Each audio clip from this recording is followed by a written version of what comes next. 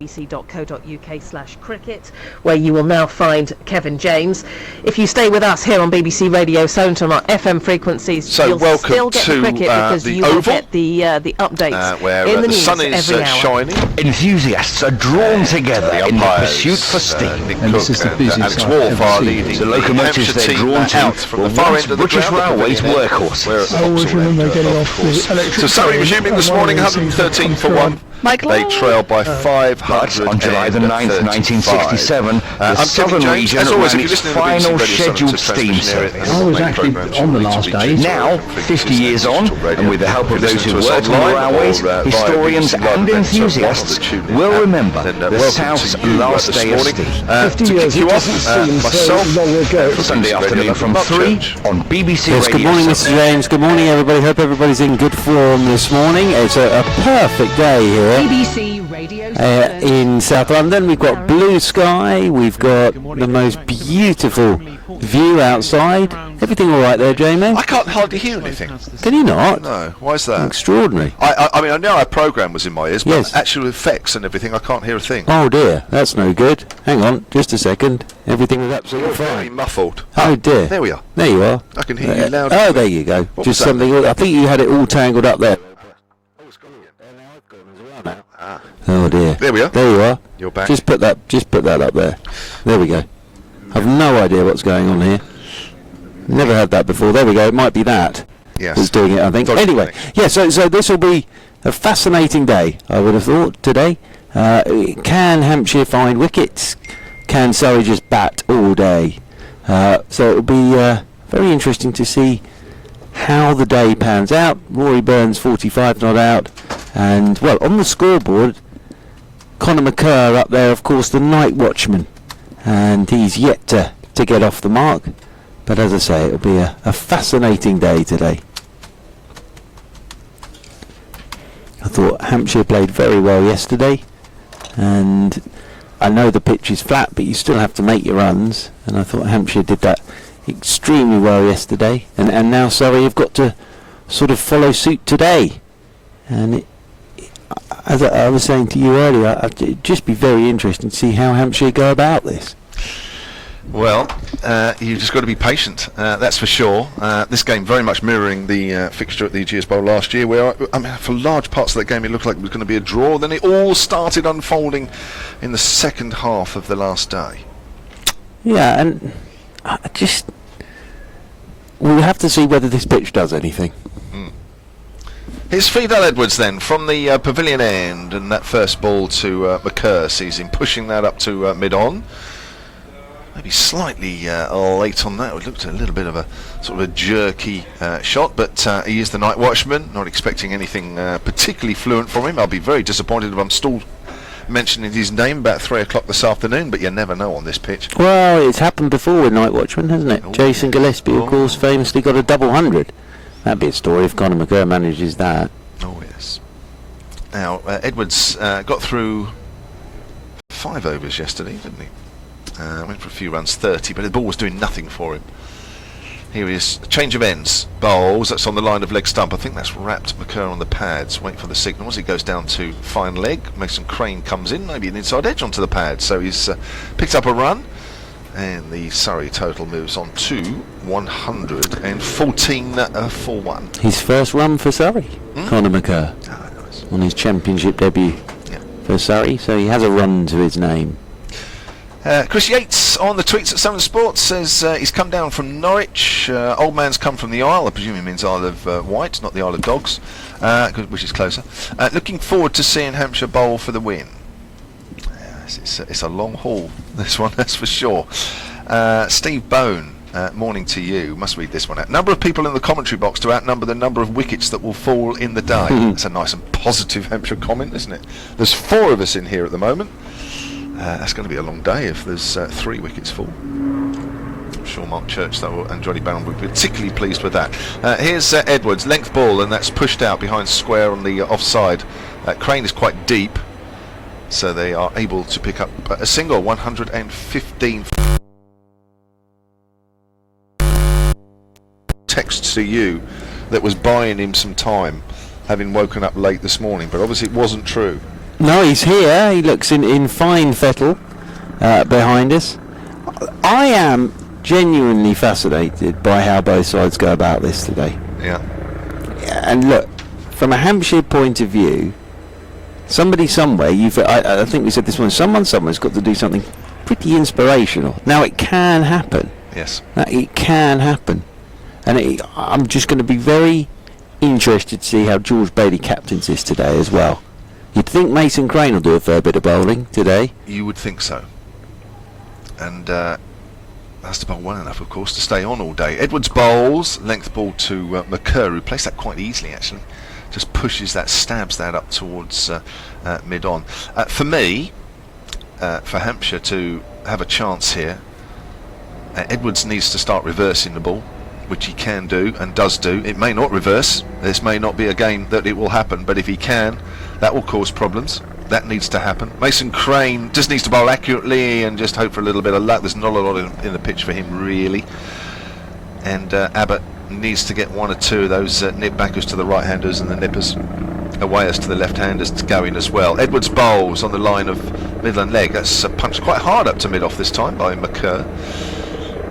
If those three things don't happen, then it's a draw. It's got a draw written all over it, isn't it? It has. And I suppose the other thing here as well is looking after that ball in the right way. Because if you want it to reverse, you've got to look after the ball. And in the right way. So that all comes into play. But, you look at conditions and think, well, there may be a chance it will. Because it's hot enough, isn't it? And it certainly is. It's lovely, isn't it? Yeah.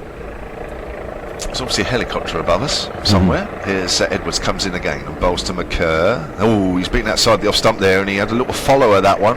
Not a great shot. I think he was expecting a short delivery, because I must admit, as Edwards was coming in, I thought he's going to let McCurr have one, just to let him know that if he wants to hang around out there, it's going to be hard work. And I think he was expecting that, and I think the fact that he wasn't in a great position, didn't play that particularly well. But hey, listen, he's a night watchman. End of the over, 115 for 1. Yeah, and for Conor McCurr, it's a bit of an opportunity here, I suppose, to got the whole day ahead of you, and it's a pretty good pitch to bat on. So as night watchman, you've got an opportunity. I want him to stay out there as long as he can, really, and leave the likes of Borthwick and Roy set on the pavilion balcony. We're going to start with Mason Crane. Yep. So that's good news, because this will be interesting. And it'll please Stuart Stamp as well. Morning to you at Silent Sport. He says 19 wickets in the day, please, chaps. Well, 19 in the day, that'll be something. Open with Mason Crane from one end. There you are, Stuart. And bowling for the day. Cool. I think he'll get a few in. I think we've already said that. What do you reckon? Yeah. As I say, he needs... Craig White last night, Hampshire's head coach, saying that they're hoping, I think was probably the way he inferred, that this wicket might just dry a bit more and take a bit more spin, but it's going to need to do it a bit more, that's for sure. Here we are then, Crane running away from us and bowls to Burns. It's shortish and it's just whipped away on the 45 on the leg side. In comes Edwards. They'll take 2, 117 for 1. That helicopter's obviously hovering above us. I think it might be of a police variety. Is it looking for you? Yeah, well, if they are, they'll be able to find me quite easily. Because I'm always in the same place here. Well, that's not strictly true. No. Because for the last few years you've been over at the pavilion. That's true. So that if their information is outdated, it could be. They could be. If it could be Barron, of course. They could be at the wrong end. Yeah. Or maybe he got escorted here with the M3 closed. That's pushed back to Crane by Burns. He's here. So very much looking forward to hearing from Johnny Barron. 20 past, of course. Johnny Barron alongside for his first stint of the day. First of many, you said this morning. Yes, this afternoon he's very busy. So Crane, it's on the line of leg stump, slightly too straight, I'm afraid. Edwards hasn't found that at all, because he was actually backing off the ball down there on the 45. He's just acknowledging the fact that he didn't see it at all. Now, I could have understood that last week with the pink ball.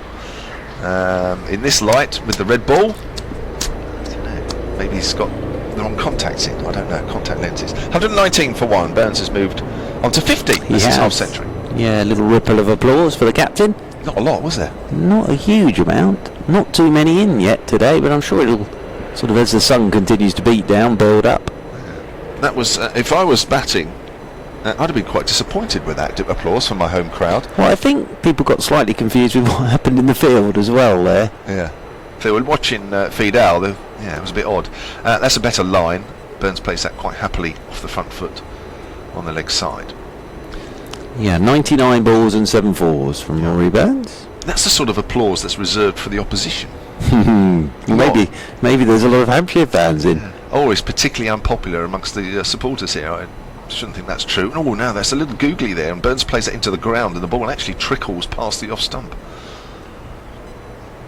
So there's a little bit there for Mason Crane, but it's not particularly quick spin, it's not bouncy spin, and it's quite easy to play in a way.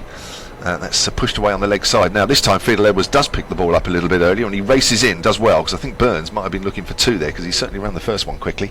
He'll keep the strike at the start of the next over. He moves on to 51. 120 for 1. Surrey have added 7 so far this morning. It's quite interesting when you talk about spin bowling, isn't it? And you say if the bowler is turning it a bit, you automatically think, oh, good news. But there's turn and there's turn. Yeah. There's turn which is fairly easy to play, and there's turn which isn't. Well, the other thing is, if there is going to be turn, it's fairly slow turn, isn't it? Yeah. Because this pitch hasn't had a huge amount of pace and bounce, so you should be able to adjust to it. It's what you don't want to see, the ball spitting out foot marks or anything like that. Yeah. But even if it's turning, if it's slow turn, you can see batsmen get on the back foot and just give themselves that extra little bit of time to play the spinning ball. Yep. It's certainly not sufficient to really get your hopes up at the moment. Oliver Welsh, morning to you at Summit Sports, says Hampshire need to get some early wickets. They certainly do. That will help. They won't want the night watchman hanging around for too long. If he's still there at lunch, that is a bit of a choker. Here comes Edwards then. Seems to be moving in a bit quicker today. Length ball to Burns, who plays that with a nice straight back to the bowler. He very much, Fiedel Edwards yesterday, looked as though he was just easing himself into the game. It was all quite deliberate, wasn't it? It wasn't attacking the crease, it wasn't really getting through his action. There was a couple of floaty half volleys up there as well for me on this pitch. I mean, especially the form that Stoneman's in at the moment. Gratefully received some of those half volleys. He didn't really have to put too much effort into them to find the gap and get it for 4. But it does look as though he's bowling with a bit more purpose today, Fiedel, certainly in these early couple of overs. Comes in and bowls again, and Burns drives on the up. Nice shot, pound the gap between cover and mid-off. Abbott's after it. It will stop just inside the rope, so Abbott will have to keep going, and they will pick up 3. Burns moves on to 54. 123 for 1. Surrey batsman not finding things too difficult in the first 10 minutes or so. Yeah, nicely played by Rory Burns. The James Bond of TV updates is here again today. He wasn't with us yesterday. Mr. David Fulton is down there on the balcony. The James Bond of TV updates. He always looks so smart, doesn't he? Looks so smart. He's just putting on his tie now, actually. He's live changing of tie. So yes, David Fulton on the balcony again today. Leighton Wicks, morning to you at Summit Sports. He says, any chance of a belated birthday wish? Day off today, relaxing in the garden, listening. Of course, happy birthday, belated birthday. Down the leg side, good diving stop, one-handed by Lewis McManus. Yeah, Fiedel Edwards will know this place pretty well, because he's obviously played Test match cricket here and one-day international cricket. Maybe, last night it was, I've enjoyed bowling at the Vauxhall end. Eased his way in that way, and now this morning it's actually, do you know what? Let me have a dart from the pavilion end. Perhaps that's his end. No, that's what I mean. Maybe that's where he's had its success before. And also, of course, he's been injured. Has had a problem with hamstrings. And I think he's, whilst Craig White saying yesterday that he's quite happy with his fitness. There's an attempted Yorker which has wrapped the pad and gone down towards fine leg. Not sure if there's an inside edge onto that. I think it's going to be signalled leg byes actually. Went for the leg stump Yorker there, Fiedel Edwards. Not far away. McCurr not quite getting the bat down in time. 124 for 1, a little bit too outside of leg stump. No bouncer yet from Fiedel Edwards.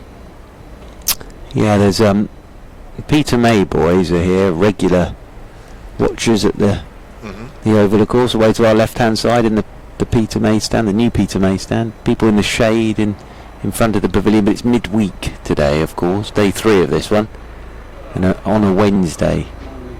But I'm pretty sure sort of after tea time, whatever's happening in the game, a few more will come in through the gates on a day like today. You'd have thought so. Round the wicket, Edwards to left-hander. Burns beaten outside the off stump. Good delivery, legs, good length. Burns not really in a great position to play that. Well, just as the way that McManus took it as well, I think it didn't bounce as much as he was expecting. Because McManus has sort of taken that with the long barrier. And we had a couple yesterday as well that just batsmen ended up going down and having a little look at the pitch. Yeah. Police are still searching for you, Churchy. It's still above us. I hope it's nothing on a serious note. I hope it isn't anything too serious. Edwards staying round the wicket to Burns. A little bit more leg stump, and that's flicked away. Very fine. It's gone quickly, and that's 4 runs. Wrong line there from Edwards to end that over. 128 for 1 now. Surrey in their first innings. They trail Hampshire by 520. Yes, well, that's for anyone bread and butter, really. Round the wicket and on your hip as a left-hander. Going to tuck that away all day. So, yeah, that's whistled off down to the boundary rope for 4. And Burns on to 58. Steady start from Burns and McCurr this morning. Umpires are in conversation about something at the moment. And Mason Crane getting ready to bowl his second over of the day. Well, there doesn't seem to be too much going off the straight there for Edwards, the first couple of overs. I noticed George Bailey having a chat with him. Yeah, I wonder as well whether there is the tactic on a pitch like this. It'd be hard work, but somebody, I'm thinking of somebody like Wagner at Essex and was at Lancashire last year, who can come in on anything and start trying to knock people's heads off. Yeah. So that would be another option, wouldn't it, really? It's hard work, mind. Yeah. Very hard work. Well, you would expect Edwards to be doing that, actually. Now, that's beaten the outside edge. That's turned a little bit to McCurr. Nice delivery there. Lovely bit of bowling, wasn't it? Bit of bounce as well. I'm just wondering if a fully fit Fidel Edwards would do that. And even in a way, even now he's easing himself into his body. I mean, it's a long day, not just today, a long day tomorrow, and I'm just wondering that he has to be a bit careful as well. Oh, he's wrapped on the pad. That's going to be LBW. Yes, he's gone. McCurr came straight across his stumps. It just straightened on him a little bit. He was trying to whip it away on the leg side, and that looked plumb from the moment that it hit him on the pad. Hampshire pick up their second wicket of the innings, their first wicket today. It's the night watchman. McCurr is gone. It's 128 for 2. Yeah, and Conor McCurr there will be disappointed, but he's just played straight round it, really, and it was out. You could see it from here. And the night watchman goes in the 4th over of the morning, and 128 for 2. Of course, the wicket to go last night was Mark Stoneman. That was to Sean Irvine bowling his off breaks. But that'll be the start that Hampshire were looking for. And Mason Crane has the wicket, and 128 for 2. Yeah. Well, that's good, because you don't want a night watchman hanging around. Doesn't matter how flat the pitch is, how easy it is to play. You just don't want them hanging around, because they just sap your energy the longer they're around, and you just start to think, oh, this is not going to happen. This is not going to happen. So that's good. It's a wicket. I know it's not one of the top order, but it's something out of the way. Somebody you don't really want to be in the way. Yeah, and I think no blame attached to Conor McCurr there at all. No. He is a night watchman, but I suppose for him he'll be disappointed because on a good pitch, on your debut for Surrey, an opportunity, but that's gone now. Yep. And Mason Crane has his wicket, and Scott Borthwick is marching out to the middle to join Rory Burns. Yeah, it's you could argue that he's just done his job, hasn't he, really? His job was to stay there last night. Whatever happens this morning is a bonus. Borthwick averaging 37 this season in the championship for Surrey, just under 400 runs. Not as many as he would have wanted so far. He's looked good all season, but just a 100 so far for Scott Borthwick against Lancashire.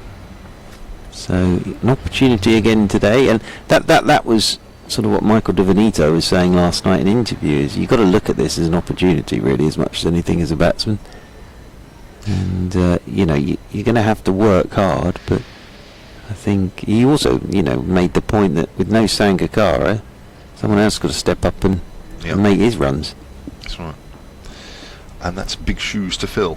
Here's Crane stays over the wicket to Borthwick, just a little bit middle and leg, so Borthwick's able to just turn that away on the leg side quite easily to Vince at mid-wicket. Because the follow-on's 499, isn't it? Yes. So that's a lot of runs. Still a long way to go, isn't it? They might not even get the follow-on figure tonight. Yeah, absolutely. Crane bowls, again it's sort of middle and leggish, and Borthwick able to turn that away towards mid-wicket again. This time it's short mid-wicket. That looks like Bailey there, actually, shining the ball profusely again. He's at short mid-wicket, on the drive really. Allows Vince at mid-wicket just to go a few yards deeper. Crane bowls, that's a good line, but quite full. It's just worked to Bailey again at short mid-wicket. Well, I'm enjoying this from Mason Crane. And this is not to put any pressure on the young man at all, but if he could do something spectacular on here, yeah, then yeah, that would be impressive. It would, wouldn't it? Bowls, and that's a good line as well, but doesn't really do too much as Borthwick watchfully off the back foot plays that back down the pitch. Crane fields off his own bowling. End of the over. Surrey 128 for 2. Yes, and Mason Crane has the wicket. Conor McCurg on LBW for 1, and Rory Burns marches down, and the customary fist pump between the two batsmen. That's sort of coming into everyday life now. I had it the other day where I met someone and I wandered across to shake them by the hand and they fist pumped me. I didn't know what was going on. And that was just your missus. Exactly, yes. Yes, well yes, that wouldn't surprise me actually. But yes, no, it was a sort of I went with the hand shake. Yes. They went with the fist pump. Yeah. So it was a bit embarrassing really, because we were almost playing paper, scissors, stones by the end, you know. It was I know, it's quite weird. If you get it wrong as well, it's quite a bit embarrassing. It is very embarrassing, yes. Or if you wave at someone and they don't acknowledge you. That's always yes. Yeah. Here's Edwards then round the wicket to Burns. There is a leg slip in there now. Length ball. Burns plays that out to the covers. Vince comes in quickly. Stuart Stamp at Silent Sports says only 18 to go now. Yeah, we're counting them down. It's a bit like watching the minutes on the clock, isn't it? Yes, it is. It just takes forever. Leighton Wicks, who's we've already wished him a belated happy birthday. Happy birthday. Yeah, we've done that once. Yeah, there's another one.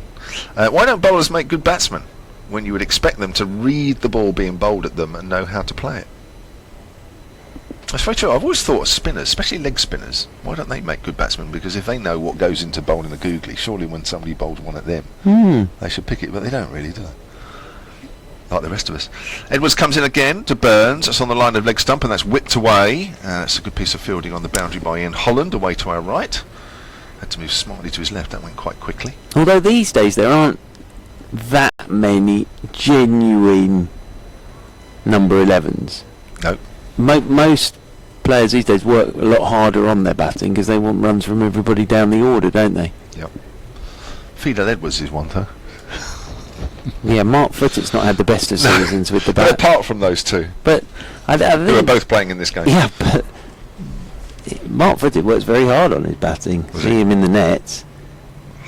But I think most sort of so-called bowlers these days contribute with the bat, don't they? They do. They want them to down the order. I've always felt with the quicker bowlers, and there are one or two exceptions on that as well, of course, as he's over the wicket, that's outside off stump, Burns leaves alone.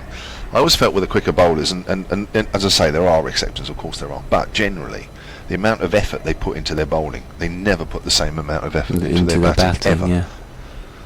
Oh. Edwards is being looked at again with his follow-through.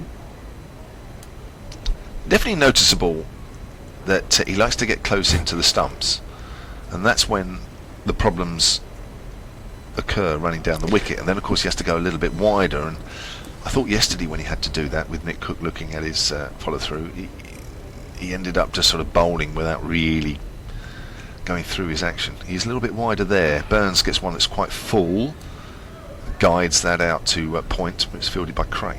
I wondered whether that might have been another reason why he started from the pavilion end, because obviously Nick Cook was all over him from the Vauxhall end, but now umpire Wolf has walked out and had a little look as well. Do you think he's hoping that the umpires wouldn't have spoken to each other, forgotten, just not talked since overnight, the end of play? Just completely forgotten overnight. 3 slips for Hampshire. There's nobody in the gully, nobody down at third man. Edwards stays over the wicket. Again, he's slightly wider there, and he's trying to drive on the up there. Borthwick doesn't really time that, gets off the bottom of the bat. I think I kept a bit low actually. Goes up towards mid-off. Borthwick yet to get off the mark, 129 for 2. 23 minutes play this morning. Surrey have added 16 for the loss of McCurr, the overnight night watchman. Yeah, and even with the wicket of Conor McCurr, haven't been too many alarms yet, really, have there? No. All looks pretty much as we've been watching, or you've been watching for 2 days, me watching for 1. Here comes Edwards again and bowls. That's outside the off stump. Good length, but Borthwick leaves that one alone. End of the over. He hasn't bowled a bouncer yet at all, Fidel Edwards. I think it's time that we heard from Mr. Johnny Barron, because I'm looking at my rotor. It's the same one as yesterday. Barron hasn't even looked at it yet, but he's due on at 20 past, Johnny Barron. Thank you very much indeed, Mr. James. We're on next 11. Yes, it's all written. No, hang on. 12. Right. We've gone past 11 already. 12 o'clock. Next, KJ and KH. Yeah, so, Johnny Barron is making his way seamlessly into the commentary box, and he's wearing a very strange pair of sunglasses. And Mason Crane, it is down below us, getting ready to come in over the wicket to the left-handed Rory Burns from the Vauxhall end. Over the wicket he comes, and forward goes Burns, pushes this one down into the leg side, and there is no run. Good morning to you, Johnny Barron. Mark Church, a very, very good morning to you. And what a glorious day we have here in South London. How marvellous. You've been drinking. Over the wicket comes Mason Crane, forward goes Burns, pushes this one down into the leg side, and there's no run. Well, it would have been a bit dicey on the A3 if I had. Even for you that was enthusiastic. Wow. This morning. It's midsummer, it's glorious, it's Wimbledon week, there's cricket in front of us. What more do you want? Mason Crane is in. Forward goes Burns, pushes this one back up the pitch, and there is no run. All went well last night then? Got through it. Excellent. Got through it. Anybody who wasn't listening on BBC Radio London, BBC Radio Solent yesterday, Johnny Barron was on stage last night in Greenwich as Mason Crane is in over the wicket to Rory Burns, who uses the feet, tucks this one up towards mid-on. Sean Irvine comes around to do the fielding, and there is no run. Just remind us you were on stage with last night. Well, when I say with, we got Alexander O'Neill, Excellent. the soul legend. Can we call him legend? I don't know, but you were introducing him. Icon. Mason Crane is in, forward goes Burns, nudges this one leg side, rolls in there towards mid-wicket, and there is no run. 129 for 2. Must have been a long evening though, because you've gone very early with a throat lozenge this morning. Mason Crane is over the wicket to Burns, quicker, and Burns pushes out into the offside, and there is no run. Tidy over that from Mason Crane. End of it, 129 for 2. Well, it's a longish day, isn't it? Sort of coming up here for a wonderful day's commentary, and then navigating, thanks to you, of course, across town to Greenwich, a few links, and then navigating back to Waterloo on the train back home, and then driving in this morning. Driving. But then a bit of trouble on the A3. A bit of trouble on the I A3. believe. Not the greatest. From what you said. Not the greatest road at the best of times, but it was closed this morning, which is a bit disappointing. Oh dear. But we still got in here for the scheduled start time. So well done, Barron. Yeah, all good. Well done, you. Excellent to see you as always. And yes, we're here for what could be a fascinating day here, especially actually from t'other end, isn't it? The Mason Crane factor. Well, yes, I think he could be a key today. As over the wicket comes Fidel Edwards to Borthwick, who drives nicely. Does Scott Borthwick out into the covers, and there is no run. Thoughts? Yes. So the real weapon in the first innings for him will be the googly against all left-handers. If this pitch starts to deteriorate and break up, then actually your regular leg spinner will be a threat in the second.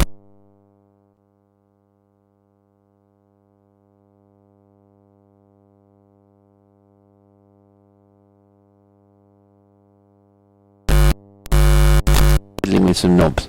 As over the wicket, Fidel Edwards to Borthwick, who allows this one to go. Outside is off stump, and into the gloves it goes of McManus, moving away to his left-hand side. Brian Cowley of the Surrey Stats Group is behind us. Brian listening in today.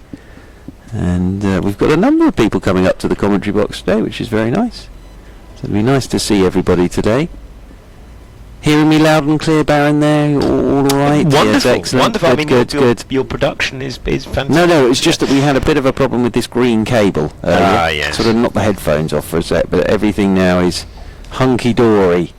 Technical term, as Fidel Edwards is in over the wicket to Borthwick, lets this one go outside his off stump. On a good length, McManus moves away to his left-hand side. So if you're just joining us this morning for the first time, good morning to you. And so we have lost a wicket. The night watchman has gone. Conor McCurr, LBW, to Mason Crane for 1. Burns 59. Borthwick is yet to get off the mark. As Borthwick twiddles the bat in his hand, settles over his bat once more. 3 slips in there. Irvine, Rousseau and Adams all waiting expectantly as Fidel Edwards is in over the wicket, and that's coming back a touch at Borthwick, who's off the mark as he pushes forward. Thick inside edge. He'll get a couple down towards long leg. So a little bit of something there for Fidel Edwards, who stands pondering and then wandered slowly back to the top of his mark. But just a little bit of shape back in, I think, there to the left-handed Borthwick, who wanders off towards square leg to have a think about everything, and will then settle himself down over his bat once more. It's backward point, there's the cover, there's the mid-off, mid-on, there's a square leg, and then there is the long leg. But it's a glorious day today. Nice temperature today, warming up, they're saying, as the day goes on.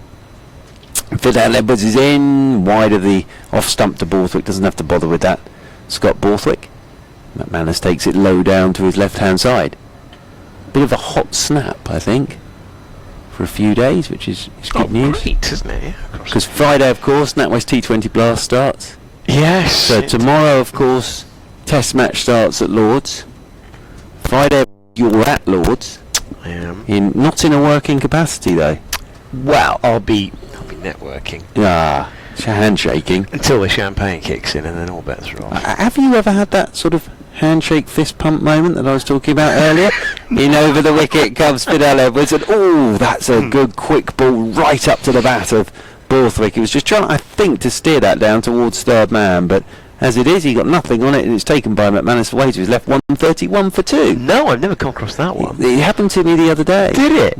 I was saying to Kevin James, went to shake hands. Yeah. They went with fist pump. And as I said earlier, you weren't listening, obviously. I ended up playing paper, scissors, stones. Yes. But I didn't know what to do. I would struggle with that. Although the eldest, there's all sorts of handshakes going on. Right. Can't really keep up with them. No. 131 for 2. Involving sort of a combination of sort of high fives and paper, scissors, Yes. sorts. But I suppose at Lords it'll be a firm handshake, won't I it? think so, yes. And Yes, well, basically I'm sat with a load of lawyers. Excellent. Very good. Well, that's handy for you. Well, it isn't is. Yes. Just in case I get a lot into of any more trouble. Exactly. You can think ahead, actually. As over the wicket is Mason Crane from the Vauxhall end, and in behind a short one goes Rory Burns, pushes this back up the pitch, and there's no run. I've been invited, I think, because of my sort of, because of day 2 at Grace Road, 2006. Kind What, of to entertain? To entertain. Well, I mean, just to be a sort of vague kind of cricket operative. Really? Yeah. In over the wicket comes Mason Crane, driving. Out into the offside is Burns, rolls out there towards extra cover, and there's no run. Slip, and a leg slip. 2 men back on the sweep. Mid-wicket, mid-on, mid-off, extra cover. And then a man sweeping on the cover boundary rope for the leg-spinning Mason Crane, who's in. It's a very tidy start from Mason Crane this morning. It's a nice shot from Rory Burns. And Fidel Edwards has used the boot to do the fielding. And they'll pick up a single. Burns moves on to 60. 132 for 2. Do they not normally use sort of an ex-international? Of course. Yes. Oh, I'm not giving a chat, but it's just. Oh. Yeah. Here's Johnny works in the game kind of scenario. break it up. Works in the game. Well, that might be, picks up a bit of mileage. Oh, very good. If that. How are they going to describe you? As in, over the wicket comes Mason Crane. Forward is Borthwick. Pushes this one straight back up the pitch, and there's no run. Or presenter, broadcaster, Very that kind of good. territory. Like that. Yeah, excellent. I mean, surely the last 10 years on air hasn't gone to seed, has it? Well, Mason Crane is over the wicket, and in behind this one goes Borthwick. Punches this one out towards cover, and there is no run. Most times, of course, the balloon is deflated quite early on. Where you go, oh yeah, you want Test match special, and you go, no. Well, but you can say you sometimes break onto network. Yeah, yes, it just about. Over the wicket comes Mason Crane. Forward goes Borthwick. Pushes this one into the offside, and there's no run. Exciting bit of news for me though. Look who's started following me. Is there something I should know about, Baron? Have I told you about this? Hello, what are you doing there? I've kept it quiet. Have you? 132 for 2. Highlights? No, this is exciting. Where's this come from?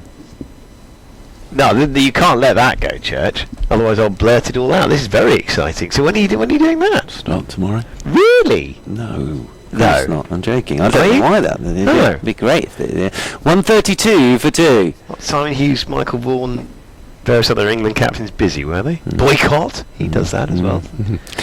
Chat out in the middle between Burns and Borthwick.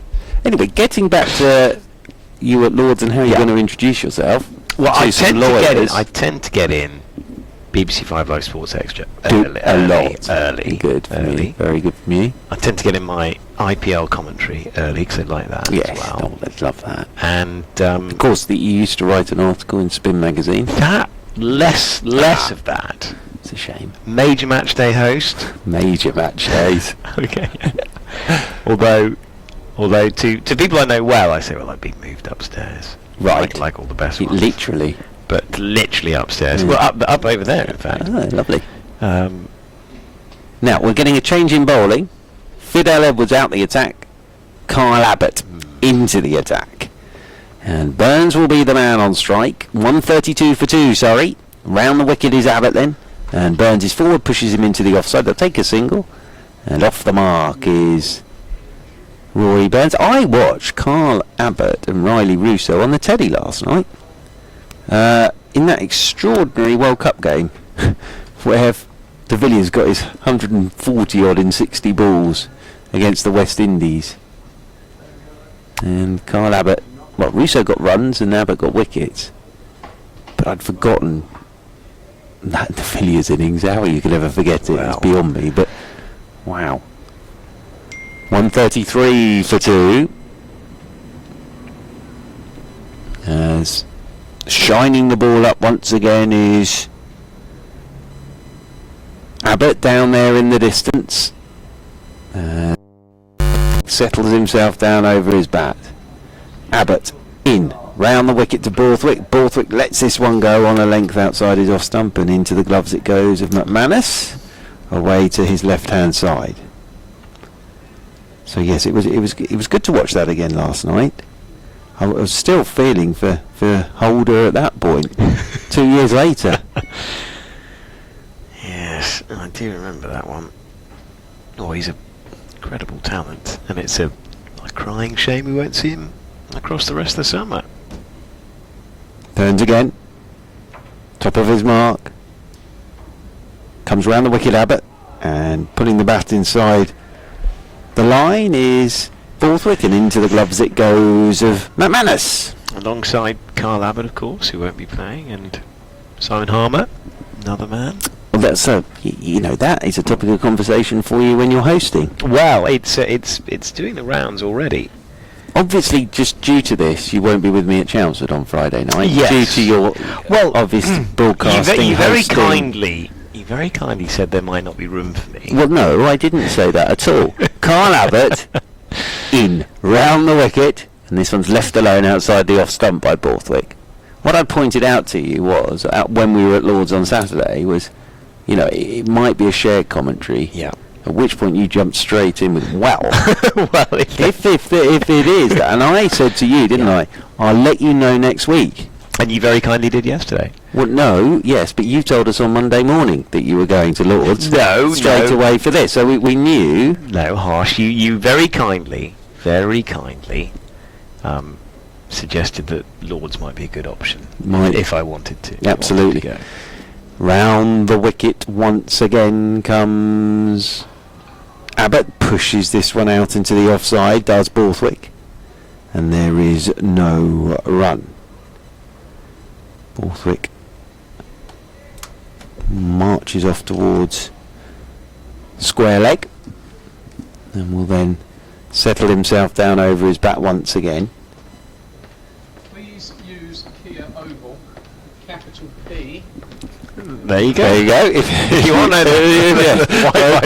No, Barrett, no. Good old Mr. Fulton. Yes. What else are we going to get from him? Round the wicket once more goes Abbott, pulling the bat inside the line. Here's Borthwick, and that's taken by McManus away to his left. End of the over, 133 for 2. Burns 61. Borthwick has 2. And as I say, it's been a very good start this from Hampshire this morning. No great alarms, even with the wicket of Conor McCurr. But it's been tight stuff from Hampshire this morning. And that's the other way to go about this. On a flat one is dry out runs and make the opposition bat as long as they have to just to get to the follow-on. Yeah. Of 499. So, quick discussion point on the subject of Carl Abbott and also Simon Harmer. Yes. It's interesting. People often, look at a perilous state that county cricket is supposed to be in, and yet county cricket boards can afford to offer security to cricketers of international standard, as opposed to them taking contracts with their home nations. It can't be in that bad a state, can it? Mason Crane into Rory Burns, who tucks this one out towards deep backward square. They'll pick up a single, one more to the total, 134 for 2. If you like Hampshire have done and Essex, can offer that level of security, arguably, as opposed to playing for one of the leading test nations, can't be that much trouble mucking around in the Shires. Well. 134 for 2. Mr. Kevin Howes isn't next door, he's joining you in that. Oh, marvellous. So, yes. Over the wicket comes Mason Crane. Forward, Borthwick nudges this one straight into short leg, and there's no run. This isn't going off to play for one of these rich franchises. This is county cricket affecting the international landscape. Borthwick settles over his bat once more as Mason Crane is over the wicket to him. Quicker this time, punched by Borthwick straight out towards extra cover, and there's no run. Well, it's something you can discuss with Mr. Howes. Also, just ask his permission about using the monocle on Friday when you're hosting in the box. BBC Radio 5 Live Sports Extras. Driving once more is Borthwick out towards extra cover, and there's no run. Hi, Johnny Barron, BBC Radio 5 Live Sports Extras, Johnny Barron. Very own. You may have heard me on games such as Day 4. Surrey versus Yorkshire, Day 2. You there for that one? Or had you gone home?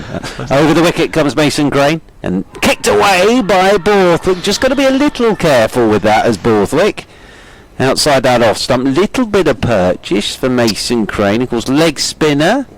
Turning back into the left hander, just got to be a little careful. It's obviously got to do a fair bit, but just got to be a tiny bit careful there as Scott Borthwick. And Mason Crane, that just gets it into the back of the umpire's mind, doesn't it? Oh, it does. Because if he keeps going there, and the thing is, you take sort of pitching outside the off stump out of the equation, don't you? For a start, height, well. Over the wicket is Mason Crane once more, and forward goes Borthwick. Good stuff again from Mason Crane. Very tight start this morning from Hampshire. 136 for 2, Surrey. But back in the day, somebody like Simon Harmer and Carl Abbott would just be hauled out of their county contracts and made to play for their country. I mean, would it be a better test series with them? I suggest it would be. Over the wicket once again comes Mason Crane. Driving is the left-handed Borthwick. I'll just leave you with this thought, though. Whether both of them thought they were going to be playing Test match cricket for South Africa. Well, Carl Abbott was coming off the back of some tremendous performances. Admittedly, at the time of signing that contract for Hampshire, not easy. Simon Harmer has just, well, to some extent, I think his last Test match selection was over around about 12 months ago. But he's demonstrated what an absolutely class act and what an invaluable potential part of that attack he might be.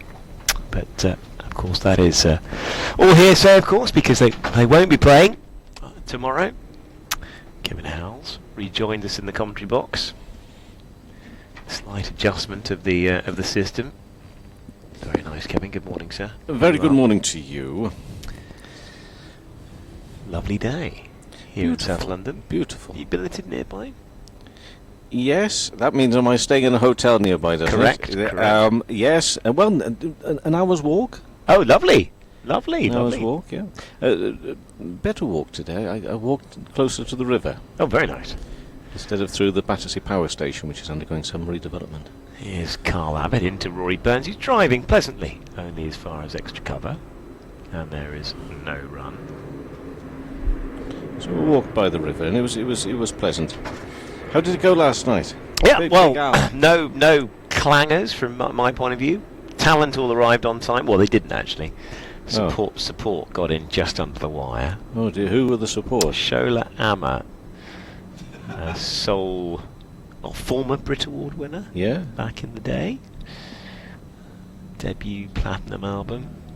All I found on the internet, by the way. Carl Abbott into Rory Burns. Edge doesn't get anywhere near first slip, to be honest. Dies completely. Gets to Sean Irvine on about the second or third bounce, which just demonstrates what a placid surface it is, Kevin Howells. It does. But back to your Shola Amaobi. Yeah, so Shola Amma, I think. Yeah, and then actually, do you know, what was his name? Alexander O'Neill, very charming. His wife, incredibly charming, came up to me and said, "You're doing a cracking job." Considering I'd only done 2 or 3 very, very short links. That's probably why she thought you were pretty good. It's usually when you go into your second paragraph. when the trouble starts. But yeah, I've got through the unscathed. I always, basically, for these things these days, it's just trying to keep the error count to a bare minimum, Kevin, as we all know. That's the key thing. And be invited back. So you wound them up, wound the crowd up? I revved them up into a frenzy of anticipation. Evening Kew Gardens. Here is Abbott again. It's pushed out just as far as backward point. Just joking. I know I'm at Greenwich. Adams there, and there's no run. No, but last year I did make that particular error. Yeah. Not quite in that not quite as simple as that context. And did they cheer? Did they give you a big cheer?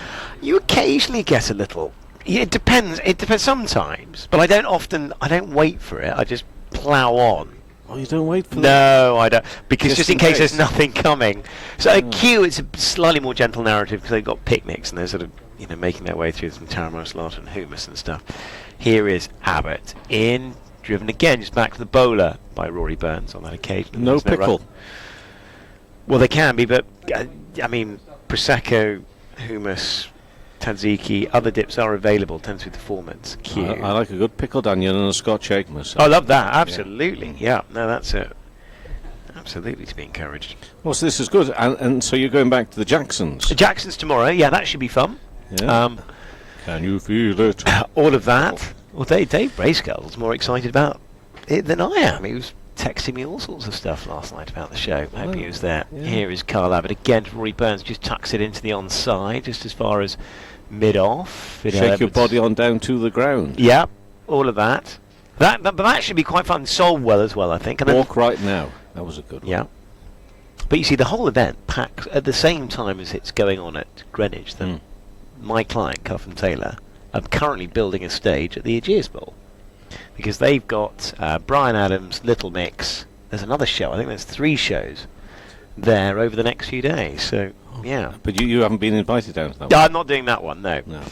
I can't anyway, sadly. Carl Abbott in again to Rory Burns, who pushes that up to mid-off. End of the over. It's still 136 for 2. A maiden on that occasion. Oh, it's very exciting. You're a real rock and roll, you are. No, I'm not. I'm definitely not. You seem so to me. Well, I've got a slightly more interesting. I've got another show after the Jacksons as well in Potter's Bar, so I've got a hack all the way across town. 2 in one night? Yeah, 2 in one night. Yeah. Wow. Yeah. Where is this? Is that an all-nighter? Well, it's not. It's a corporate rave. corporate rave. Well, no, it's a festival in a field, Wow. but organised by a corporate client, and I've got one of my fledgling acts. So a corporate rave, is that like instead of when they all get together in the service stations Yeah. and work out some barn they're going to go Yeah. to, they all get Back in together the day. in the stock exchange down on the floor and they say, hey lads, shall we all, party somewhere, and they all go onto somebody's house or something? Is that what happens? Kind of thing. Mason Crane is in and just defended by Borthwick on the leg side. and there's Let's no one- all go up Potter's Bar tonight, mate. Well, it's in a farm, and it's In a farm, basically in like a Potter's sort of Bar? mini Glastonbury. Wow. Yeah. Should So be what good. are you doing there? I've got one of my acts are playing on that night, so I'm just going to shepherd them through the process. Borthwick again plays it back. Mason Crane just dropped in a fraction shorter. pushed Anybody back I've heard of? Well, they're a little bit Or of a will do. hybrid. Will do.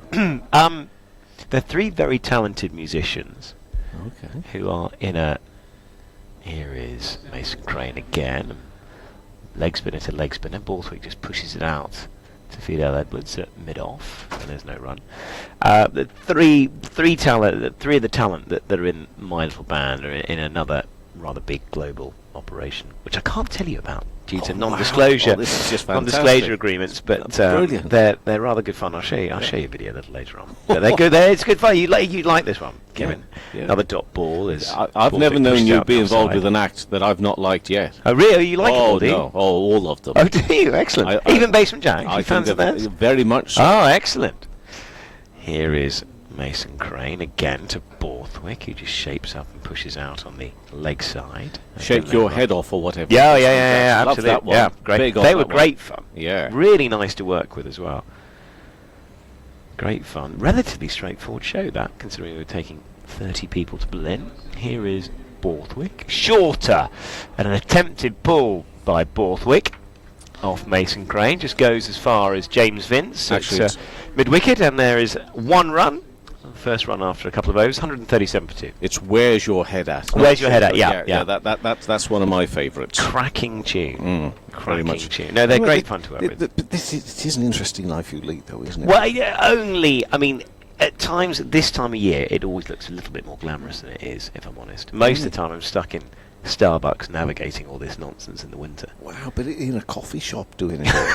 Well, it's sort of. Are you one of those people that sort of find yourself in the corner using their Wi-Fi all day long? Completely. It's that desperate. That's why I love the cricket thing, because it's like real human beings, and people are vaguely interested in what's going on. Yeah.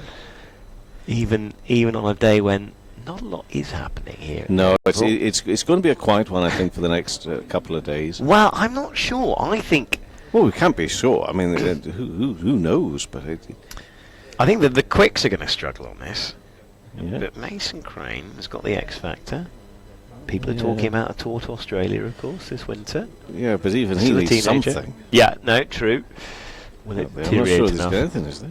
Here is Carl Abbott. Is in and beaten on the outside edge is Scott Borthwick. Good delivery, that one.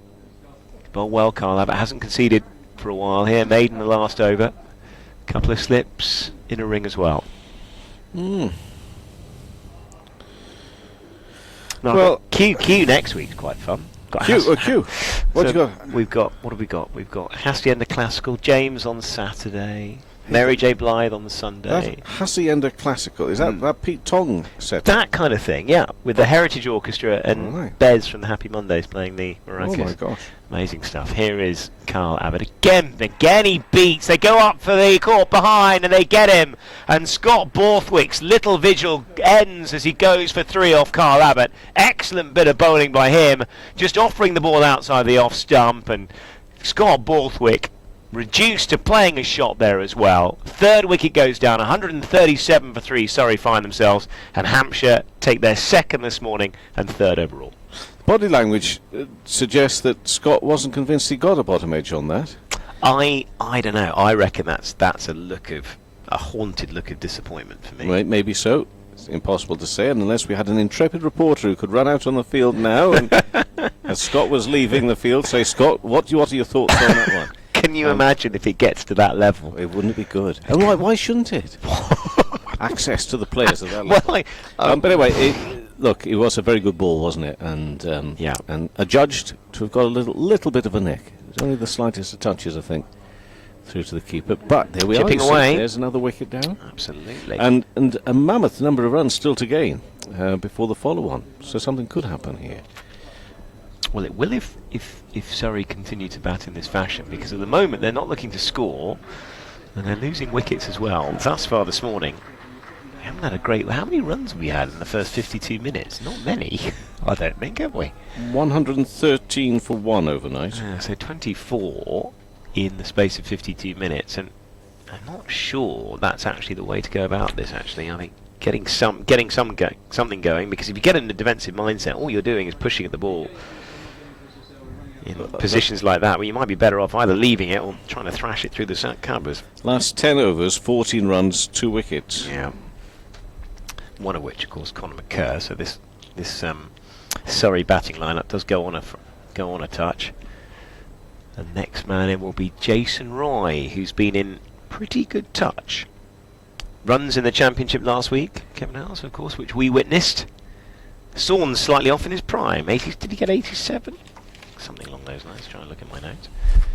But I think it'll be interesting to see how he goes this morning. First right-hander as well for Mason Crane to have a look at with his leg spin. Be interesting to see how he goes. A little bit of a funky field. Couple of mid-wickets in for Jason Roy. Otherwise, we've got a couple of slips. Sean Irvine at first. Riley Russo at second. Extra cover, point, mid-off, mid-on, fine leg is the field. Carl Abbott from the pavilion end. And the bright sunshine here in South London is in to Roy, leaves alone. It's a cracking delivery again, is it? Just outside the off stump. Good line of attack here, settled in nicely.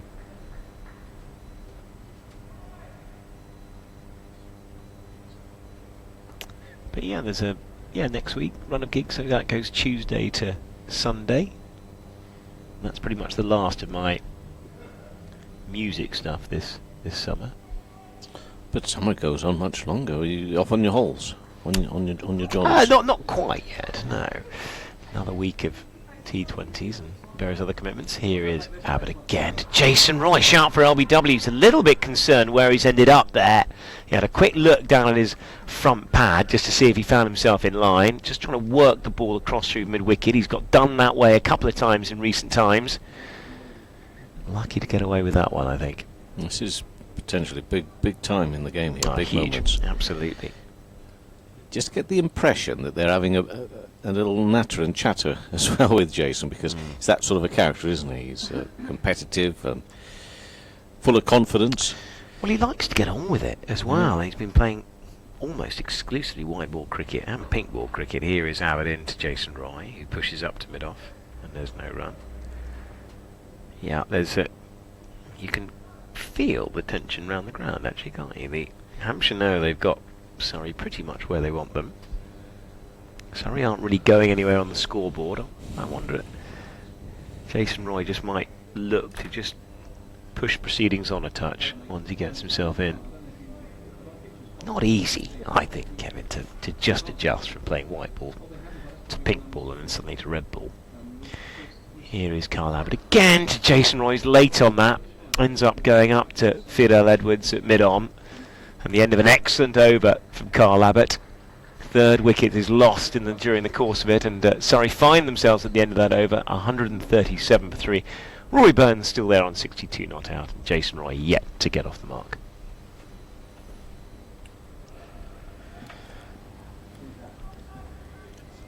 Well, I didn't really anticipate too much excitement over these next 2 days when I was walking to the ground leisurely alongside the river.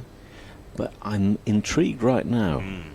Well, if they could get themselves in a mess. Moments of games where you suddenly get this feeling, hey, there could be why? But we got rid of Borthwick. I mean, there was always going to be the chance that they would take some wickets here, but I don't know. And that field is a very attacking field, wasn't it? You called it a funky field. That's fair enough as well. But he was attacking. Bailey, sort of captain, can make things happen, maybe. Here is Mason Crane to the left-handed Rory Burns. He's just easing it into the leg side off the front foot, and there's no run. The Surrey team off the back of a a disappointing weekend. No Sangakkara to bolster them. No Gareth Batty, the regular skipper, as well out there. Well, they're a vulnerable. wounded animal. Let's Maybe put it that way. vulnerable. Oh, absolutely. That's the time to play aside, isn't it? When you just lost your third consecutive Lord's final. Here is Mason Green. Shorter cut, only as far as extra cover by Rory Burns. Turn as well. It's a little bit of a dangerous shot to take against the spin. Got to be a little bit wary there.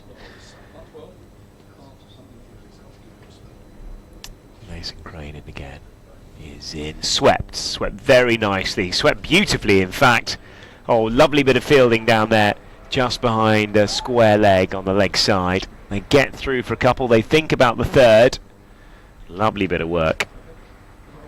And that score goes up to 137 for 3.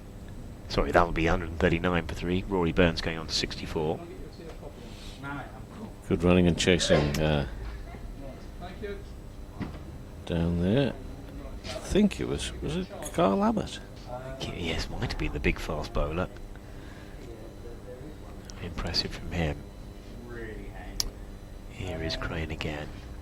Into Rory Burns, who plays it off leg stump up to mid off, and there's no run.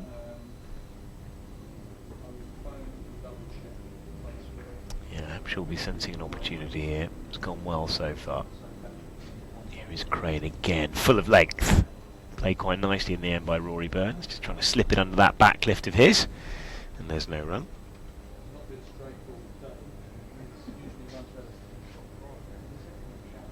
You haven't seen too many runs here so far this morning.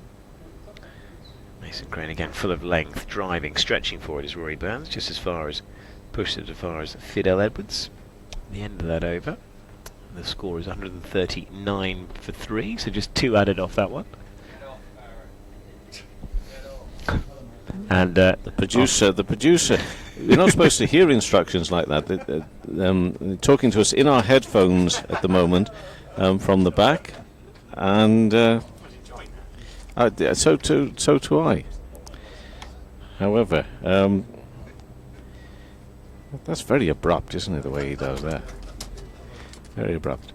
Kevin James is going to move into the seat here. Now you've got a report to do first, haven't you? Haven't I? Yeah. That could have been any one of hundreds of BBC managers up and down the country. That what? The way that was. Come on now, the lad's busy. He's working hard. He's get off. Rock and roll. That was like somebody in the crowd, wasn't it? That all those get off. Big names. Big names. Nobody's been all polite. All-nighters at Potter's Bar. Abbott bowls outside the off stump to Jason Roy. Is it me commentating and you summarising? No, the other way around. Once you've done your report, you're going to commentate. Allegedly, and you're going to come up with expert summarising. They could change from that. And that'll be for 20 minutes, according to the producer in our ears. Yeah, I tell you what, listening to that last barking instruction, I wouldn't want to get anything wrong from now on. Keep your own eye on the time, so he doesn't have to shout at you. No. Get off, James. Yeah, it's been said many times. I usually obliged when I batted. Here comes Abbott. That's whipped away nicely by Jason Roy through square leg for 4. Little bit too straight there from Abbott. Nicely played. What a way to get off the mark. 143 for 3 now, and Surrey trail by 507. You all right there? I'm good here today. Like settling in. I do hope we get a good game. Yeah, well, you're lucky. You've got an option. If you don't think there's going to be a good game here, you're off. Well, it's a big call, that, though, isn't it? However, people talking about the possibility of thunder rain and everything tomorrow. Oh, really? Oh dear, that's a shame. Nice shot there by Jason Roy. Strikes that powerfully up towards mid off, but there's no run, no gap there. And you quite rightly pointed out, if too, also abruptly this morning. I mean, it's all very well leaving a game like this tonight, and then something kicks off and happens tomorrow. Yeah.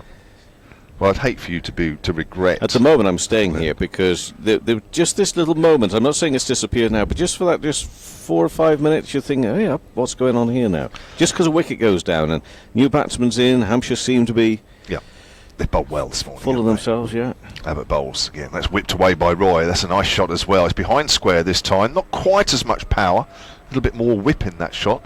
And it will be pulled up just inside the boundary by Crane. They'll pick up 3. Don't want to be bowling too straight to Jason Roy the way he's playing those shots. Abbott might just have to alter his length by an inch or so.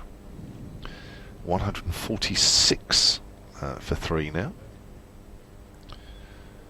Field slightly changes, of course, because we've got the left and right-handed combination. Beautiful sunshine here. A few light wispy clouds in the sky, but that's all. And Abbott coming round the wicket to Rory Burns, who's on 64. Comes in and bowls 2 slips in the gully, leaves that alone outside the off stump. It's been probing around there as Abbott this morning. Just the 1 wicket he's picked up so far. We'll be doing an update for Sunlit listeners on all frequencies on the south coast shortly, assuming we get the technicals right. Only the 1 blemish yesterday, I think, which is a pretty good day for us, actually. I should talk a bit more highly about the station, really, shouldn't I? That's a bit naughty, isn't it? I'll tell you what, I'll be having a word with you if you go back into the studio. I know. Here comes the Abbott again. Burns a familiar look towards mid-wicket. First of all, it's edged, and it's just fallen short of Irvine at first slip. Not for the first time this morning either. This time it bounced a little bit closer to him, but certainly a couple of feet at least short of reaching him on the fall. End of the over, 146. We are progressing. This kind of fund is exactly what we need to get it over the line. The other 3-decade waiting road in Eastleigh is the Chickenhall Link Road, which affects also the Tower Lane and the village of Bishopstoke. It affects Mason Crane to coming continue. from Southampton up towards Winchester. It indeed affects air quality. It means that I think he is. No, he's coming off actually. Do 12 Looks like we're going to have a change of bowling. Oh, right. Now, Sean Irvine is marking out a run up, so we are going to have a change of bowling. Finally, cricket. It's the third Mason day of Crane Hampshire's Championship match is against coming up, and Surrey. here's that Kevin update James coming up. is live at the Oval.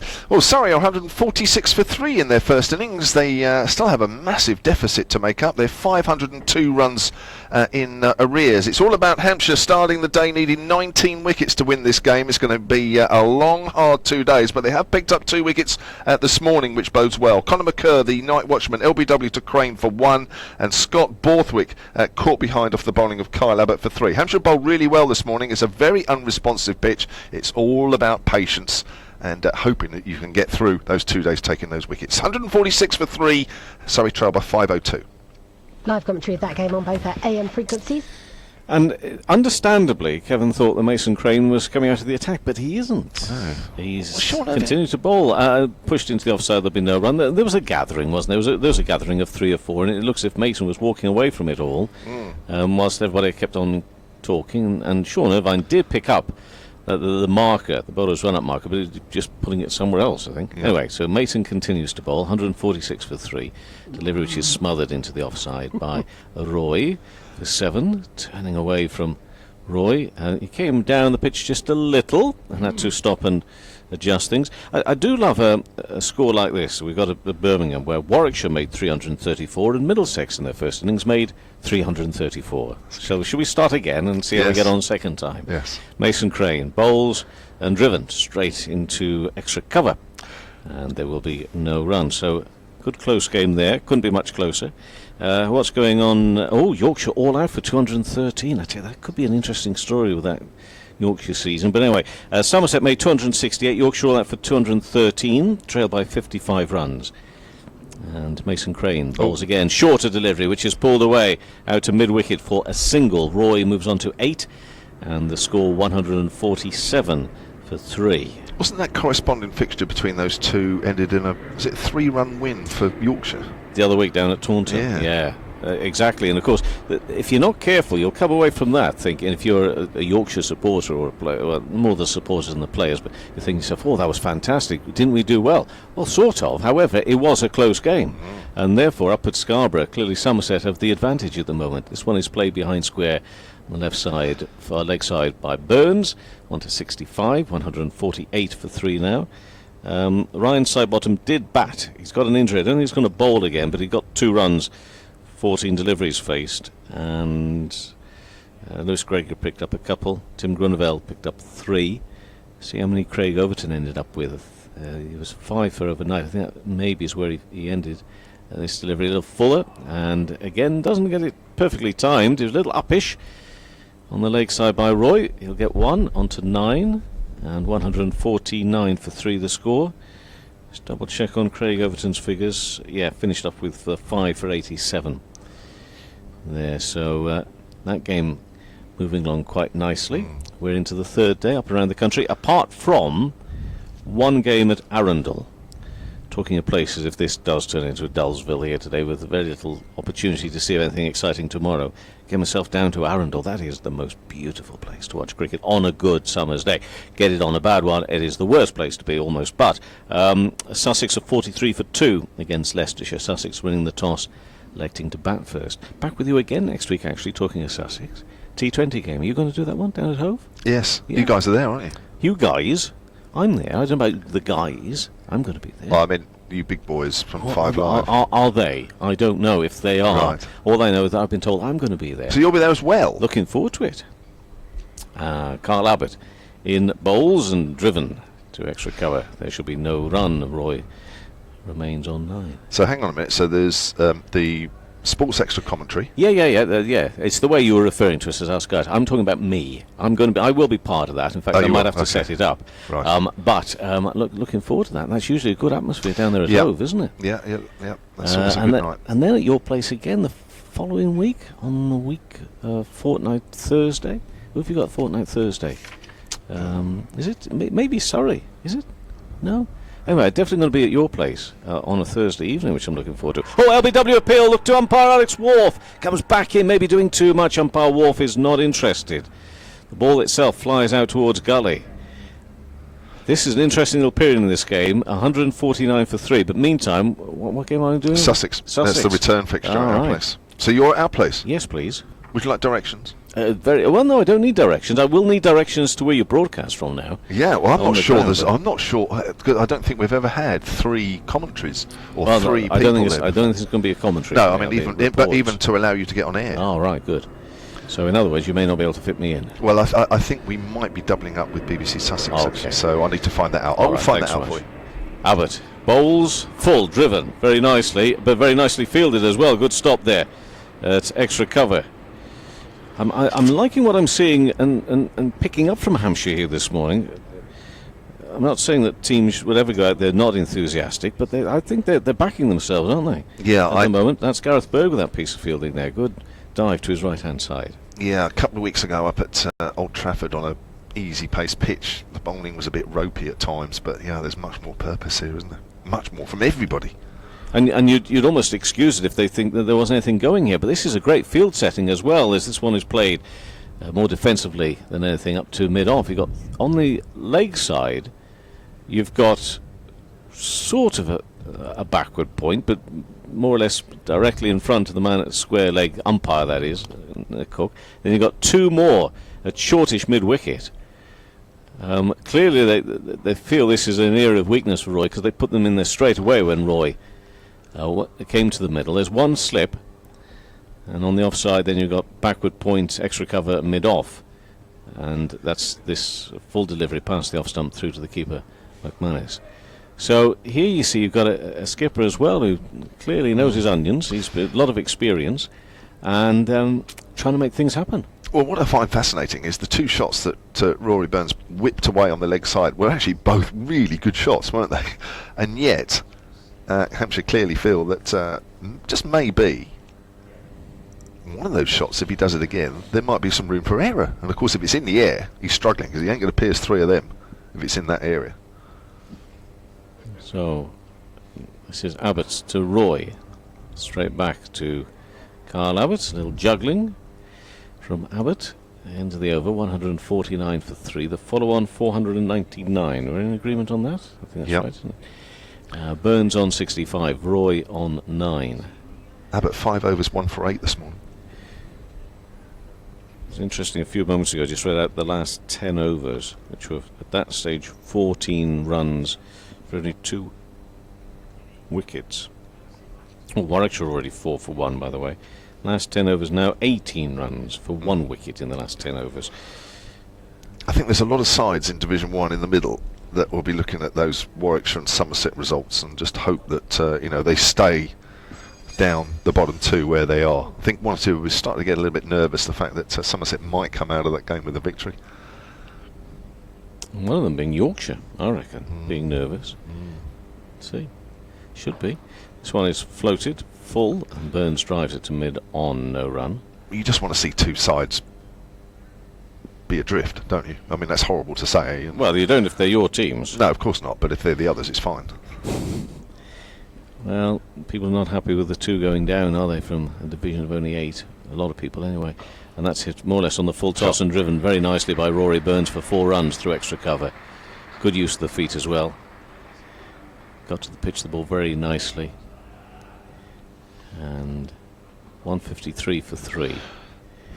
And Burns onto 69 with that boundary. Stuart Stamp on the tweets says, all my Hampshire T20 tickets dropped through the door as you were talking about them. Can't wait. It says commentary box this time, Kev. Well, it sounds like with Kevin Howes there's no room. Where? In the commentary box. Stuart wants to get up in the commentary box, but if you're there as well, it's going to be packed. This in the hotel? I've not been in that hotel yet. I'm looking forward to it. It's actually a hotel room. No, it's on the camera gantry. Oh, right. So it's like half open, half enclosed. Oh, right. So if it's a cold night, bring a coat. If it's warm, don't bring anything. No. Full. Drilled and driven straight to the fielder on the lakeside by Burns. There's nothing. There's nothing in between. It's one or the other. Right. Okay. Bit like a conservatory. Yep. And Crane again from the Vauxhall end. Full and defensively Burns plays that into the offside, no run. What else we've got to talk about in terms of scores? Because Northampton have moved to 224 for 3, trailing Kent by 477. Derbyshire second innings at Queen's Park 17 for 1, lead of 84 runs over Durham. Full and drilled along the ground but for no run to Fidel Edwards at mid-off. Don't know what the weather's like around the country, whether it's exactly like here, but yesterday there was some rain up in Yorkshire and they had called off late afternoon at Scarborough. And now across other parts of Yorkshire as well, there's a little bit of rain falling. I could tell you without looking at the weather forecast, anywhere up north it's raining, down here it's sunny. Yeah. It's easy. And Crane comes around the wicket and looking to sweep that. Escapes the attention and the left hand of the man who was there at, slip, leg slip. And go through for 3 runs in the end. Travelled a long distance, so that's the end of that over. 156 for 3. 3 runs indeed. Ben Pryor on the tweets is trying to wind us up again because I think we had a conversation about this yesterday.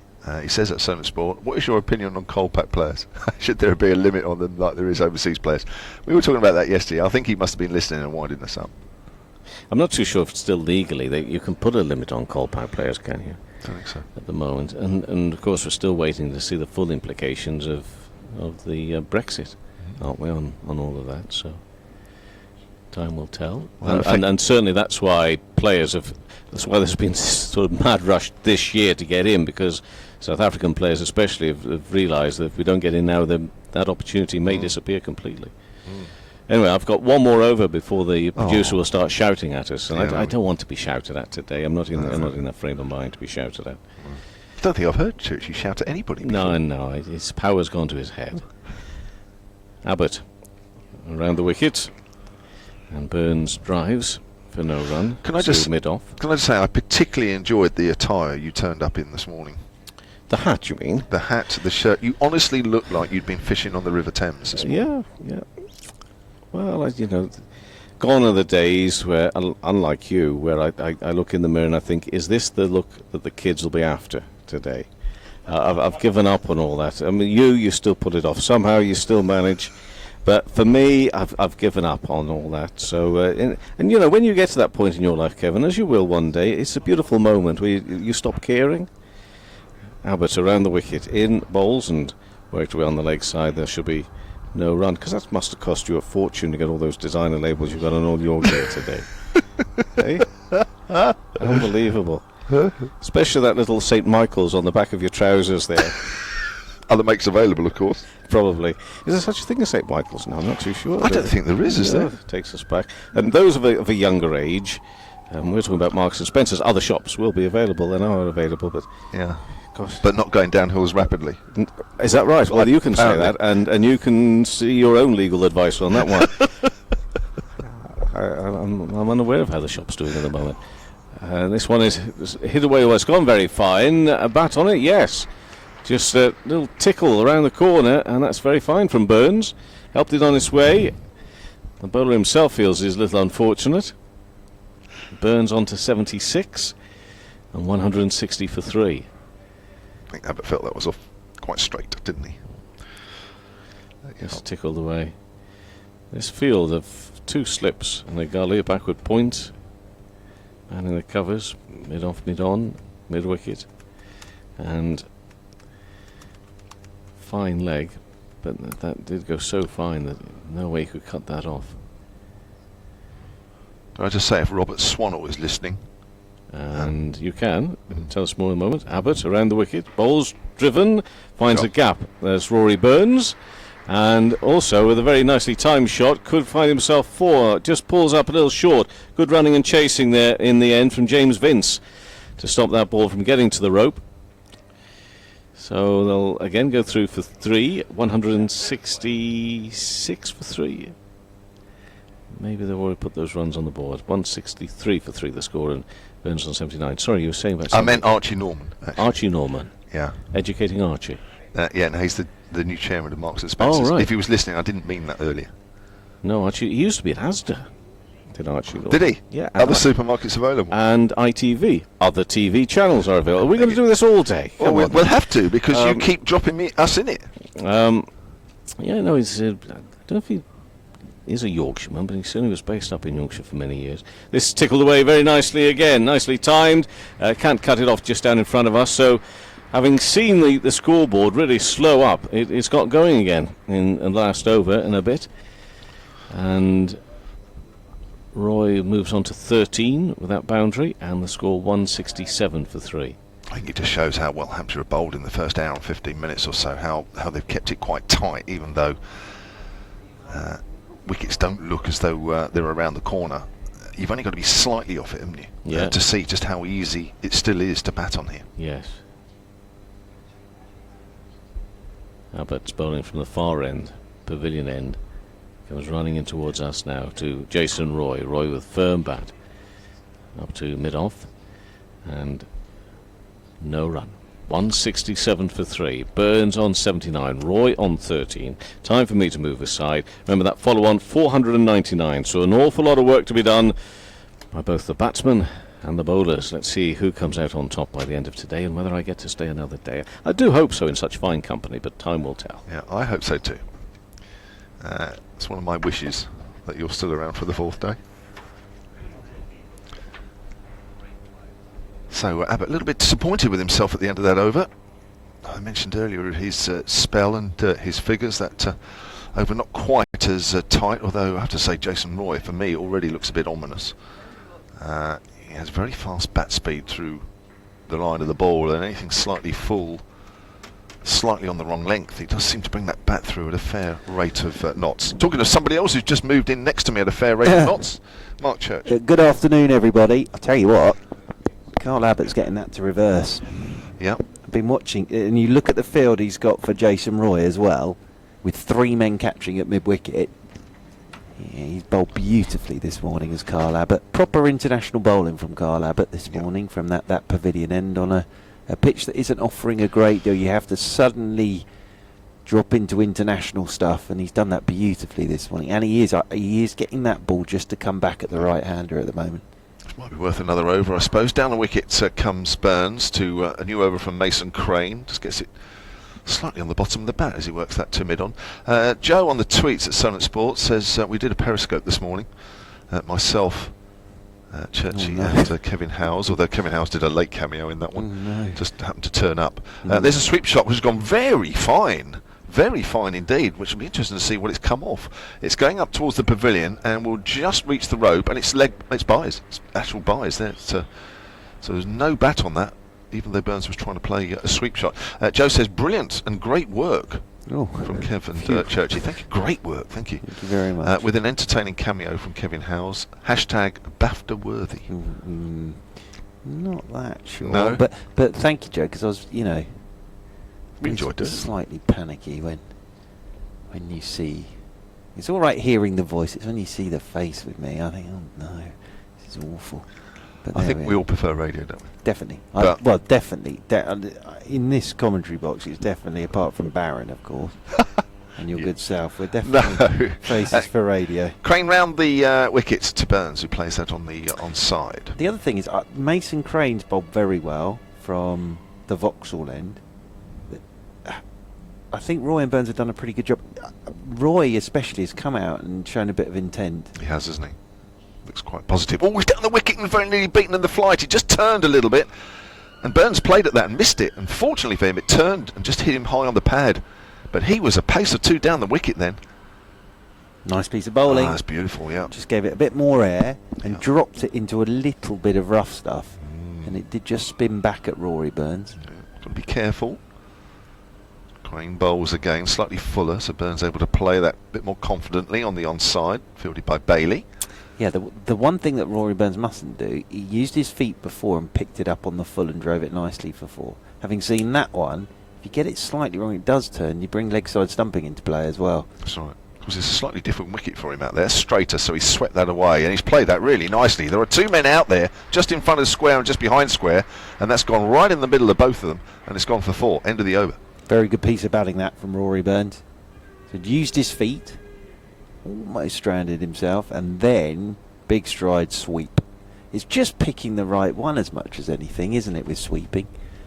175 for 3. But I said to you this morning, Mr. James, and I said on Periscope live, you did, to Joe, yes, that I was going to find today very interesting, because I always enjoy watching sides work out how they're going to go through their day.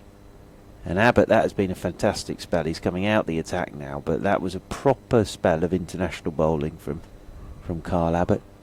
I enjoyed watching that from the back of the box, because, as I say, I think he was getting it to reverse and he was just hitting a length. And he got rid of Borthwick. He basically got Borthwick to play at a ball he didn't really want to play at. And then with Jason Roy, just getting that to come back late at Jason Roy. And as I say, they had those. I think they'll have the same here for Gareth Berg. 2 men catching in that short mid-wicket position for Jason Roy. Which again, that field set up, isn't it? That the ball is just coming back a touch in the air at the right-hander. And it takes a bit of skill, that. And it's also about looking after that ball. That's the other thing. Very important. Another aeroplane goes overhead, but it is a gorgeous day today. With the blue sky and the sun out. And I would have thought if you're sat in the stands today, well, just be careful is all I'd say. And this comes from someone who's spent far too long sitting in the sun. But it's, lucky you. It's one of those days, I'm talking about over my 43 years, but it's just one of those days where you could get caught out today, I think. Yeah.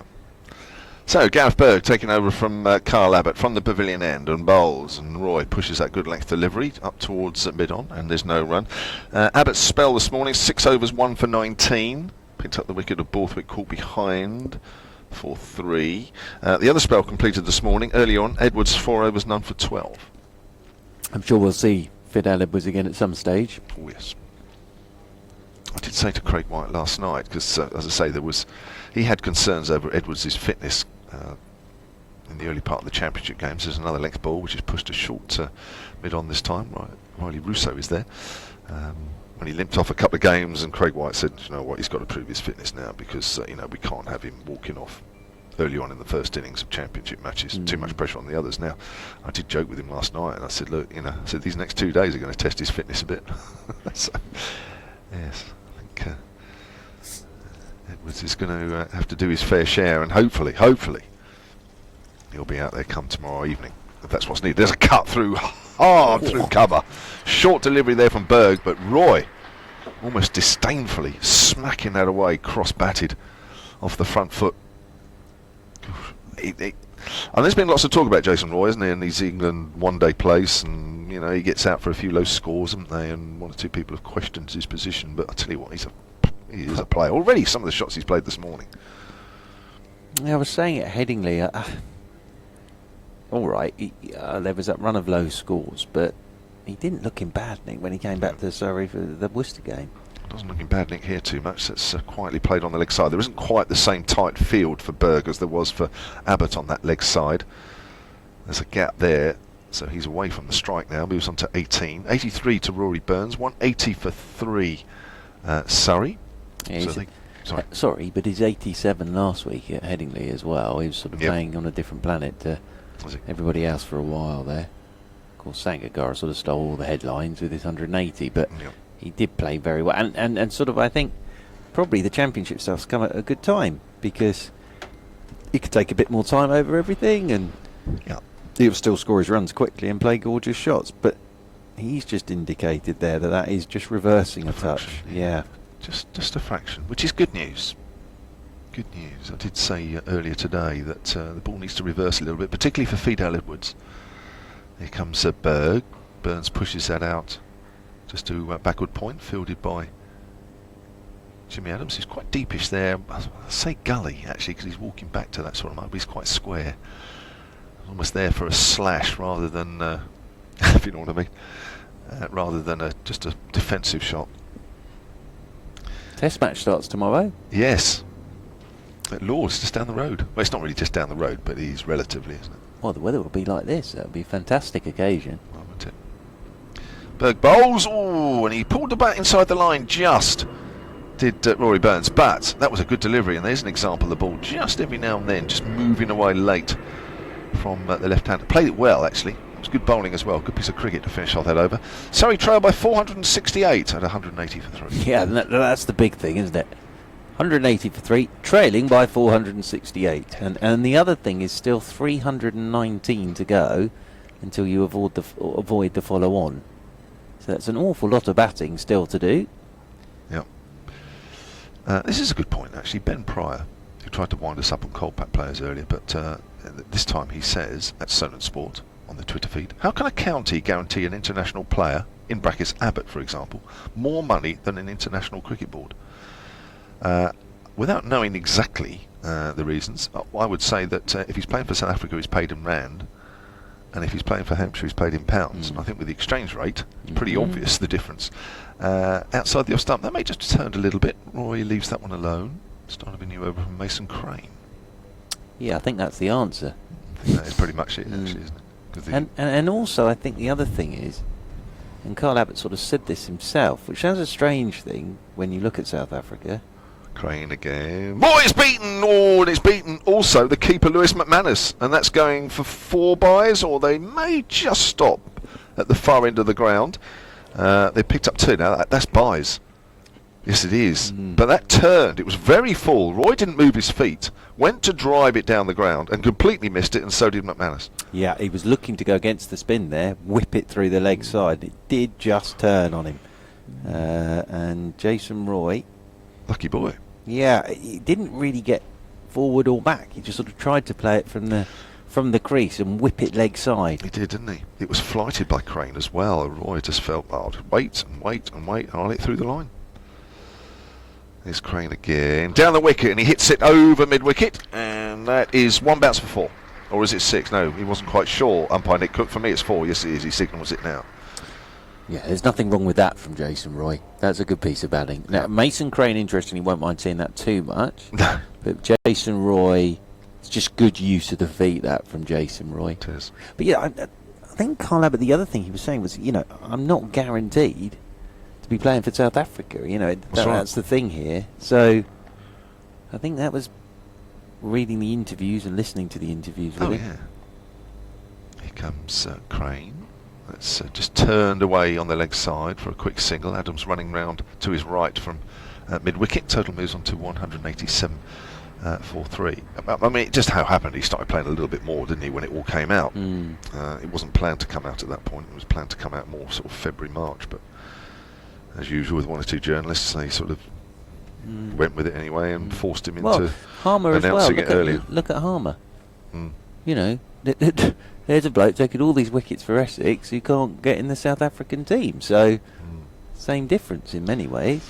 And why, you know, if you get the offer, why wouldn't you? Yeah, I think with the exchange rate, it's such a difference, isn't it? There's a reverse sweep there from Rory Burns. That's gone very quickly down to backward point. Pick up a single.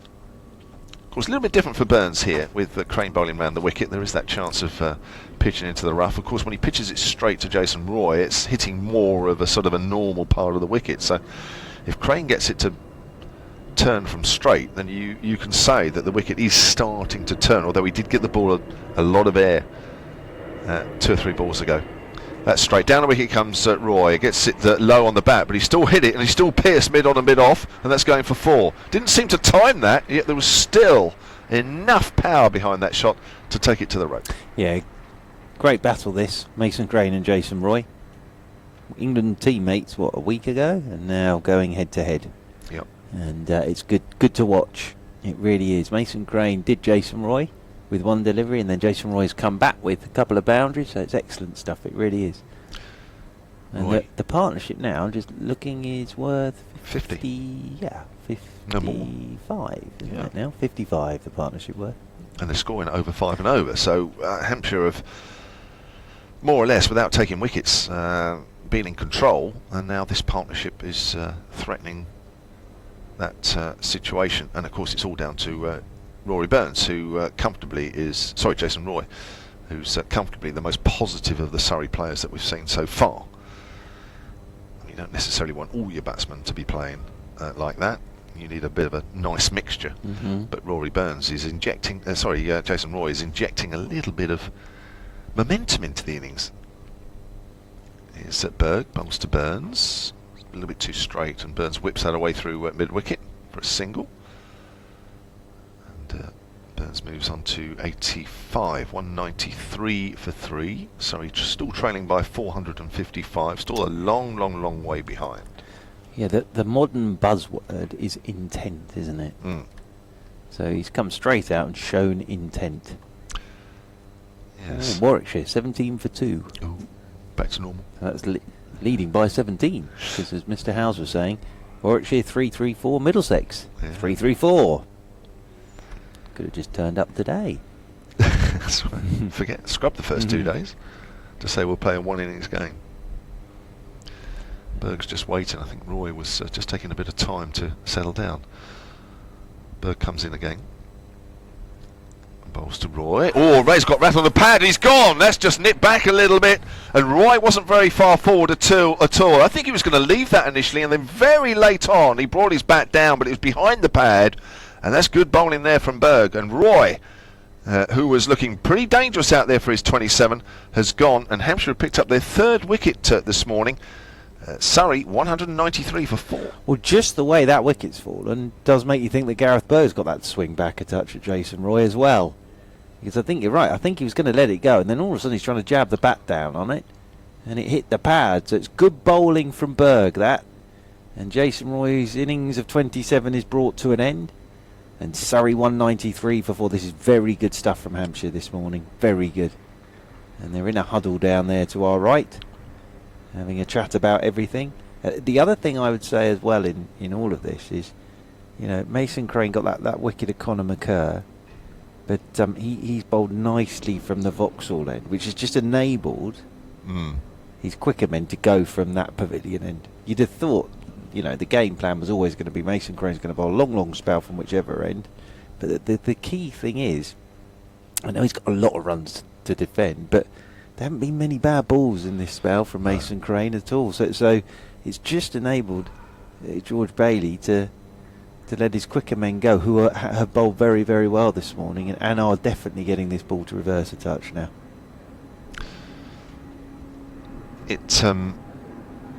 It does feel, I mean, again, talking to Craig White last night, he said, look, we're ready for 2 days in the field. You know, we are all ready. We all know what's going on. He said, if you score over 600, you have to be prepared for an awful long time in the field afterwards. and you have to say they do look as though they're all taking it very seriously, all in the knowledge that this could be hard going, but they'll be very happy. Even if it's only 3 wickets now until lunch, you'd be very happy with that on this pitch. Although, of course, they've got to do slightly better than that if they're going to win the game. But you would expect, as we get into day 4 and later on in day 4, of course, the pressure and each wicket just becomes even more valuable. Pete Garrett, sorry. If they take, the way to look at it is if they take 3 wickets a session from here on in, they'd almost be there, because another 3 this afternoon, 7 down at tea, another 3 by stumps, Surrey all out, probably following on. 3 more in the morning tomorrow, 3 more after tea, and then you're just hoping, obviously, because even I know 3 times 3 is 9, which wouldn't be enough, Mr. James. No. But I think you understand my point. I do. Thank you. You certainly need to be taking it, at least at this rate, 3 for each session for the rest of the game. Absolutely. You don't want it to be much less. No. Pete Garrett says at Solent Sport, just out of a meeting and tuned in, reference Abbott. Did he opt for a coal pack due to lack of South African opportunities or as a result of ethnicity quotas? Have I said that right? New batsman is Sibley, leaves that alone outside the off stump. Well, the decision from Abbott was taken a long time before it came out. It was just whether it got a bit more difficult because he started to play more for South Africa around the time that it was all coming out, which made the decision even more difficult. But he had made up his mind well before it came out. I hope I'm not letting on too much there. Here's Berg. That's pushed towards mid-wicket. Good length ball, and there's no run. Rich Lloyd, afternoon to you. I think that's come to you as well, Churchy. I'm just replying. Actually, oh, are you? Yes. Oh, he's just replying to you. I'll read it out anyway. Opportunity to listen during lunch here in Paris. They love a lunch, don't they? Yeah, quite right too. They love a lunch. Knowing the locals, usually about 2 hours as well. Knowing that the locals might take me through most of the afternoon session too. Come on, Hampshire. Is that what sound right? Another length ball that simply plays and angles the bat towards point, and that's fielded by Holland. Come on, opportunity to listen during lunch here in Paris, knowing the locals might take me through most of the afternoon session too. Oh right, yeah, through the lunch. That's right. Yeah. They do, don't they? A friend of mine who spends a lot of time over there has a place over there. He said that all those boards out the restaurants, where they're all like €15 menus. Apparently, a lot of people, if you work there, part of your job, and I don't know what percentage. That's quite close to the off stump, but left by Sibley. Good delivery from Birmingham. It might just have nipped back a fraction. 193 for 4. A lot of these cafes and restaurants that offer €15 all set menus or whatever, because apparently a lot of French workers get €15 a day for lunch. So I'm told. Now I don't know if that's true or not. I've got no reason to think that's not the case. So a lot of restaurants set that rate because they know that the workers will use that rate in their lunch. There. Dave Allen, big supporter of Hampshire, at Solent Sport, says the largest follow-on margin ever enforced by Hampshire is 501. Ooh. That was against Nottinghamshire in 2005. The next is 421 against Gloucestershire in 1911, and then 5 between 318 and 368. Right. There we go.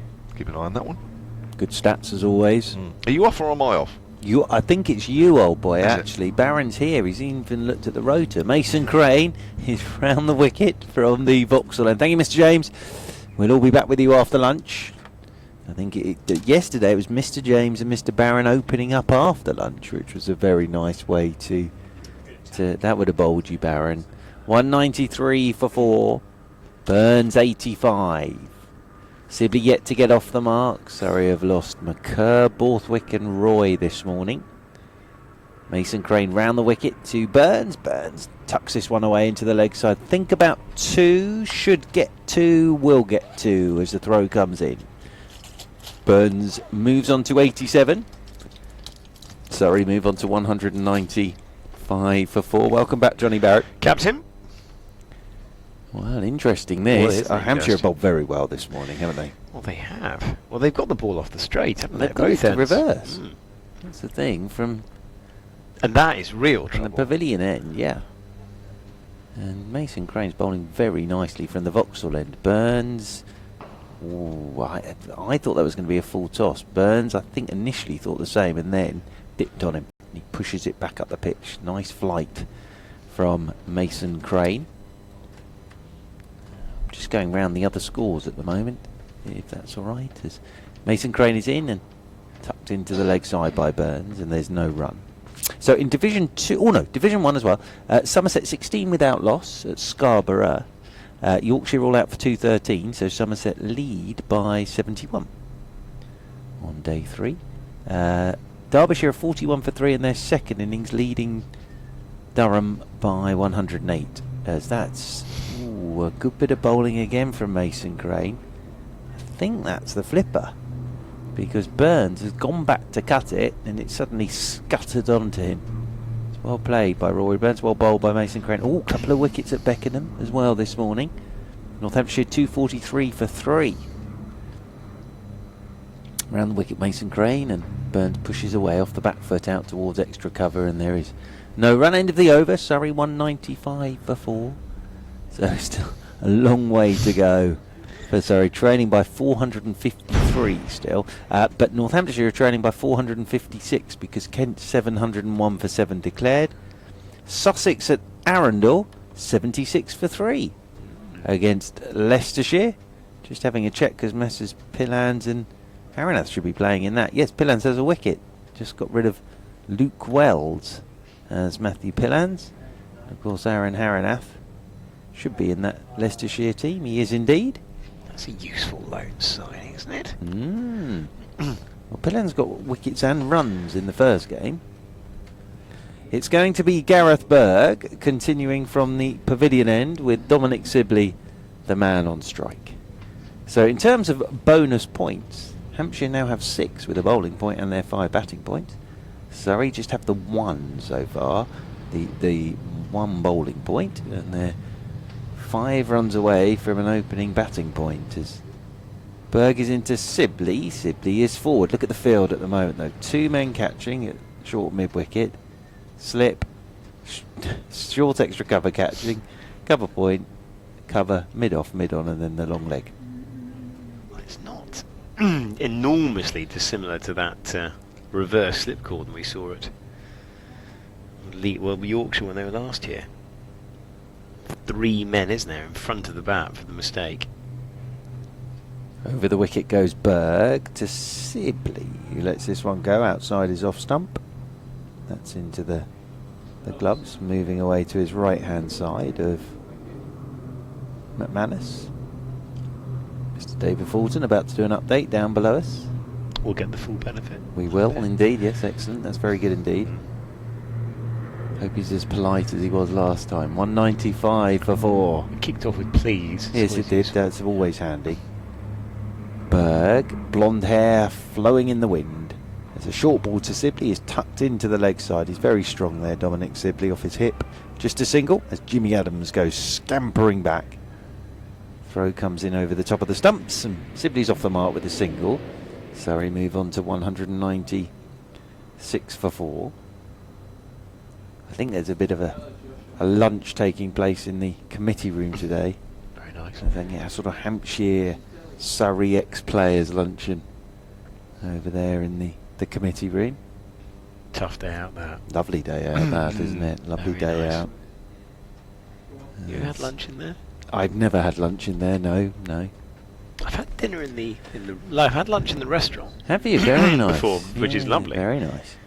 How did you get in there? As over the wicket comes Berg and pushed off the back foot by Burns. Down towards backward point, and there's no run. I think the chairman had something to do with Did that. he? Oh, yeah. Invited by the chairman for lunch, were you? Yeah. Well, at the time he was chairman of cricket, an old role that he used to have before he became chairman of the club. Right, and he hasn't invited you since then? No.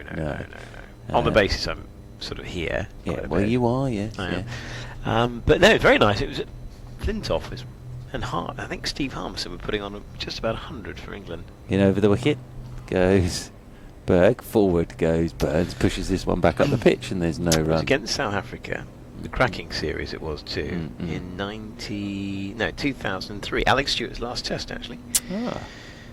Flintoff. Did he get 100? He got either 100 or 90 on. It was, and he literally What was just hit it? Was the ball that to all Tress parts. Gothic? Just Gothic, wonderful innings. 200. Yeah. Thorpe.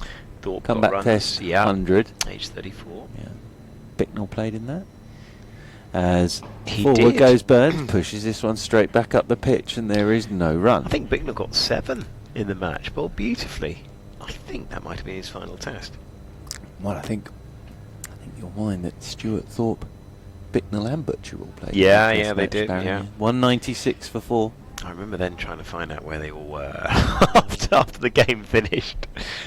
And they'd locked themselves in Were a they? room, had they? Well, not really. I think London saw a little bit of them that night. Because No. I think, did England win that to draw the tie of the series? They definitely won the test match. They won the didn't test Yes, match. yes, Having yes. conceded plenty on the first day, Oh, 300 yes, plus. Yes, yes, yes. Wonderful game of cricket that was. Smashing. Great shot. way for Alex Stewart to bow out. Absolutely. Did he get runs? Not sure. Not a huge amount, I don't think. Ed Smith's final test. Yes, yes, yeah. 196 for 4. LBW to Andrew Hall, I think. Got a run out as well. So, Oh no, yeah, that's right. And it was, didn't he nick it onto his pad or something? Something horrible. over the wicket then comes Mason Crane to Dominic Sibley. Oh. That's turned. Now that has turned. Pretty much off the straight. Lovely piece of bowling from Mason Crane. And Sibley pushed forward, and that's gone over the top of his off stump. So lovely piece of bowling that from Mason Crane. Yeah, Genuine leg break that. proper delivery immediately. Second slip. Irvine pops in at second slip as Mason Crane is in, and Sibley forward, covers up, nudges this one into the offside, and there is no run. It was against Lancashire, wasn't it, that Surrey got stuck and lost lots of wickets here as Mason Crane bounces in once more over the wicket. Quicker, flatter delivery, and pushed by Sibley down towards backward point. As round goes Carl Abbott to do the fielding. One more to the total. Yeah, 'cause the overall run rate's all right, isn't it? But that was because of I guess, of course, when Jason Roy was at the crease, one factor. And yesterday they went merrily on their way in that final session. Yes, they did. At which point you were just about the arriving DLR. at Greenwich. Oh, of course you were. Docklands Light Railway, Yeah. yes. Does a job, Did actually. you go past the London Arena? Round the wicket goes Mason Crane, pushed by Burns up towards mid-on, and there's Well, no I find run. out the London Arena no longer exists. Does it No, not? it's I'd been say- flattened. Has it? Yeah. I didn't even know that. I went for a job there. Job interview years ago. Did you? Didn't get it. Is that the day after they flattened it? No. As Mason Crane's just run through the crease here. Doesn't let go of the ball. So Burns has to wander off towards square leg. I think a few may well have heard of the story before, but as an events coordinator, Round the wicket goes Mason Crane. Burns forward, little inside edge, back up the pitch. Good stuff this from Mason Crane. And there is no run. well, one of my roles, again, this story has been told, but you may or may not have heard this. One of my roles would have been turning the venue back from an ice rink to a conference facility overnight on the Sunday. 'Cause Yes, you we used to have, do because I used to do commentaries. commentary on the London Knights. Why is that funny? Round the wicket again goes Mason Crane. Driving is Burns up to mid-off, and there's no run. End of the over, 197 for 4. What's funny about that? No, I'd love to hear your ice hockey. Live puck by puck Yeah. commentary. It was very good. Was it fun? It must have been quite fun. I had no idea what was going on. Who was your expert summarise? Did you have somebody who knew what was Oh going no, on? I was on my own. Oh. I had no one to turn to. Was this on the wireless or stuck somewhere on the... Online. Online, yeah. Chris McSorley was the coach. Was he? Yes, brother of Marty McSorley, who was a very famous enforcer in the NHL. Right. Yeah. Good American sports knowledge. That was also the time that I was doing the London Leopards and the London Towers basketball in the BBL. London Towers. The wonderfully named Randy Duck played for the London Towers. As Gareth Berg in over the wicket to Sibley, a bouncer. Sibley is just swaying inside this one. I don't see why that's amusing to you, Johnny Barron. I used to go to No, I used to go to Docklands Sundays for exclusive live commentary of the London Knights playing the Cardiff Devils. Did Barry Hearn used to own it? Was it him? Was it the hands involved? There's some promoter, I'm sure, owned it, didn't they? I can't quite remember. Over the wicket once again comes Berg. That's definitely reversed a touch at Sibley. He's tucked it into the leg side. And there are those two men lurking. Good bowling from Berg. This ball is going nicely, isn't it? Very good. Well, it was Abbott who started it. Good stuff, this from Hampshire. 197 for 4. Completely changed. Doesn't take the pitch out of proceedings, but it keeps you very, very honest. Certainly does. A bit like my ice hockey commentary. Over the wicket once more comes Berg. Oh, uppish from Sibley, just past the right hand. I think it's Russo in there. He's in that sort of silly mid-on position, and he's punched it uppishly, and Russo flung himself to his right. Ooh. If he was another pitch over from his current position, that would have gone straight to to the basket. And there, I think he's going there. No, he's not. No. Turns again, does Berg in the distance. Comes over the wicket to Sibley. Sibley lets him go on a length outside his off stump. It's good stuff from Hampshire. 3 wickets this morning. They'll be delighted with that. 197 for 4. Surrey. Burns 87. Sibley on 2. I once, when I was doing basketball, got a world exclusive from Dennis Rodman. Big brother fan. Well, actually, he'd just been in that. Yeah. As over the wicket once more comes Berg. Forward goes Sibley, and again it's just nipping back at him in the air. Little inside edge. Rolls in there towards Russo again. At silly mid-on. The interesting thing is, Hampshire actually probably don't want lunch at the moment. I know they've been out there all morning, but there's a little bit of pressure building up here on Dominic Sibley. 6 very long minutes to go till lunch. Very long. That's just listening to us. Yeah. Over the wicket is Berg, running towards us. Sibley tucks him away off leg stump. Out towards long leg. We'll get a single. 1 more to the total. 1 more to Dominic Sibley. He moves on to 2. 197 for 4. But yes, it was after Dennis Rodman had been in the house, and he came and played an exhibition game at, where was it? Alexandra Palace, I think it was. Anyway, I was there to provide live basketball commentary on ball by ball commentary on the basketball match between Dennis Rodman and which team he was in and the side that he was playing against. And I must say Rodman batted well. Won the toss. His side decided to bowl first. Get 3 points for runs in basketball. As over the wicket comes Mason Crane. This one's left alone by Sibley outside his off stump. And afterwards in the press conference, all people wanted to ask him about was obviously being in the Big Brother house. Then suddenly there was silence, and I hadn't asked anything, so I thought I'd better ask something here. Forward goes Sibley, pushes this one down to backward point, and there's no run, because obviously BBC London sports producers would realise it wasn't my voice asking the questions to Dennis Rodman. So I put my hand up, and I was pointed to by the press officer. In over the wicket goes Mason Crane, tucked to leg side by Sibley. I slightly panicked and thought, what am I going to ask Dennis Rodman, having never really watched the programme with the people in the house. So I fell back to sport. As forward goes Sibley, pushes this one out towards cover point, and there's no run. And Dennis, I said, Dennis, having played tonight, do you think you'd ever consider coming out of retirement to play again in the NBA? Like that. Thanks.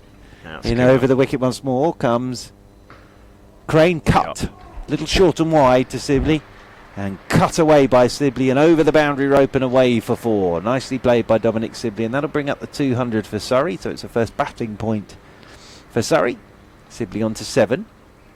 202 for 4, so a batting point for Surrey, to which Dennis Rodman replied, yes, I would. Suddenly, Pandemonium. Well, yeah, look, literally. Wow, I say pandemonium. Anyway, in the papers the next day, he made a big long answer to me.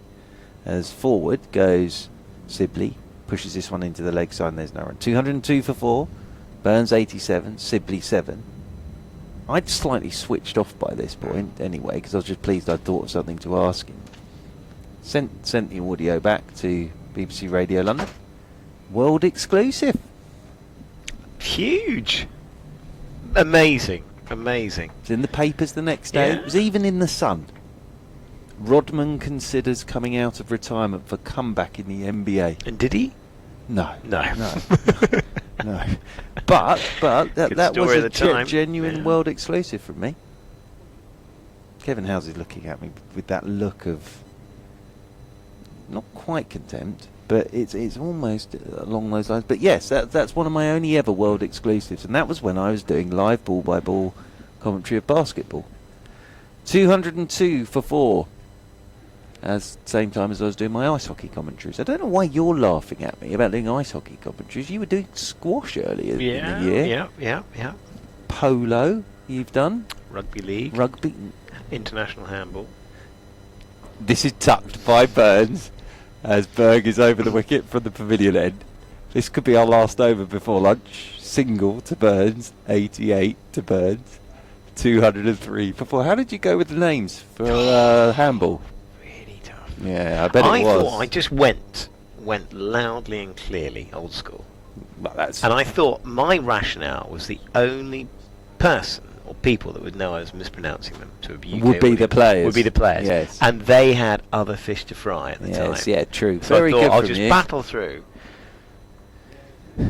How did that go? Yeah. In over the wicket comes Berg to Sibley, and a slower one, which Sibley is just checking into one of 3 men catching now at mid-wicket.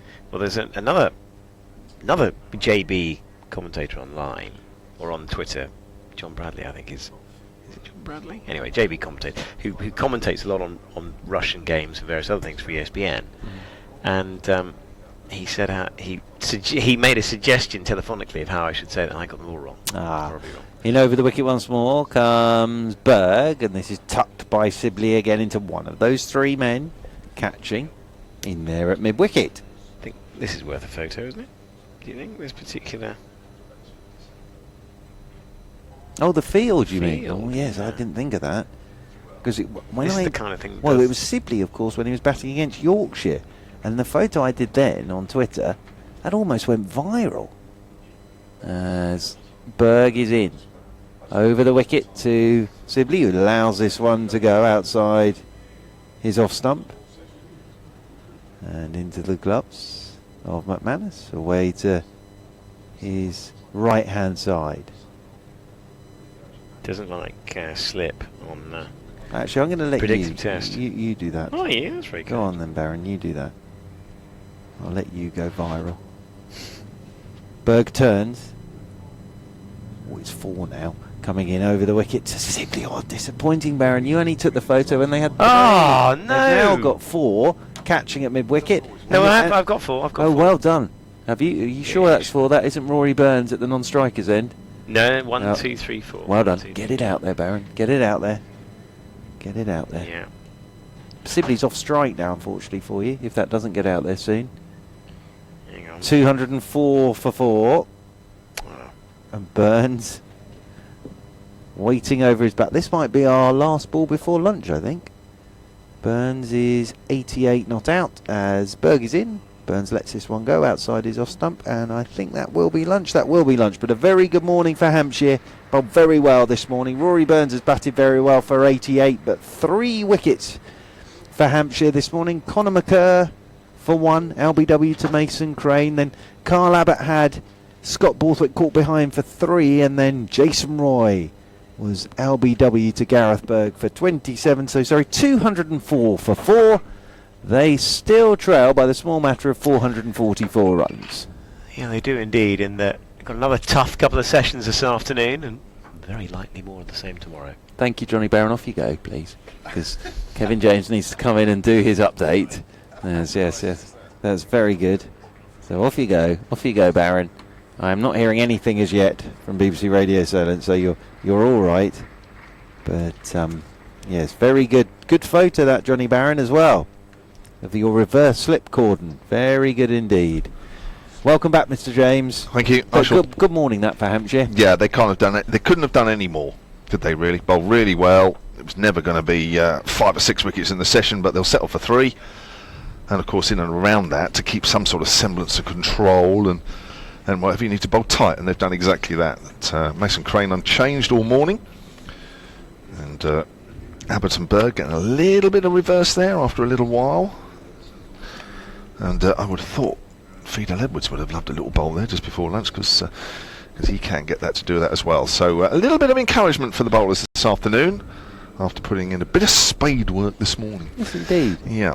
I shall talk up to the news for 20 or 30 years in Botley, and we are progressing. Which, is coming up but very this shortly. kind of fund is exactly what we need to get it over the line. The morning, other 3-decade waiting road in Eastleigh is the Chickenhall Link Road, which affects also the Tower Lane and the village of Bishopstoke. It affects traffic coming from Southampton up towards Winchester. It indeed affects air quality. It means that some people in my constituency do 12-mile journeys which take up to an hour and a half. From a Surrey point of view, of course, and on to cricket. It's lunch on the third day of Hampshire's championship match against Surrey. Kevin James is live at the Oval.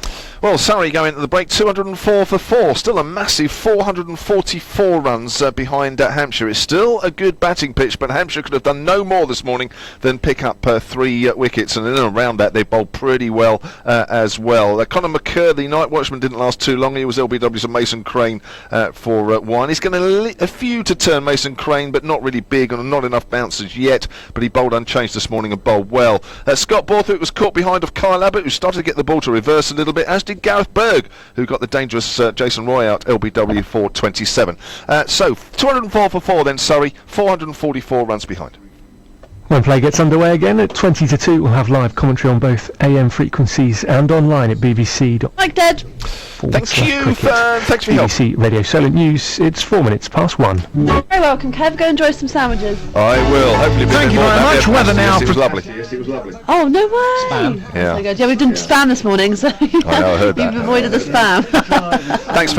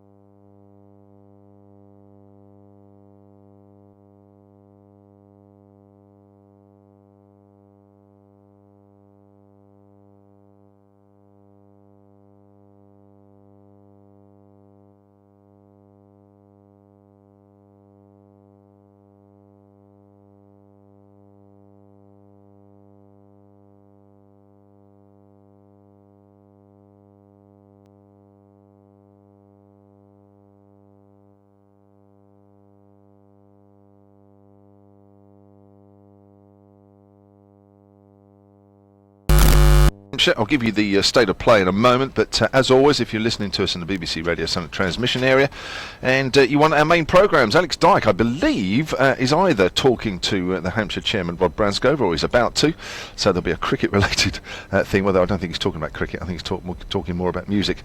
On our main programmes, you'll need to retune to FM frequencies and digital radio in Hampshire and Dorset. If you're listening to us online, or via the BBC Sport app or BBC Live Event 1 on the TuneIn app, then welcome back to us. The sun is still shining and it is still a pretty good pitch here at the Oval, with Surrey 204 for 4 in their first innings, replying of course to that huge Hampshire total over the first 2 days of 648 for 7. So Surrey trail by 444.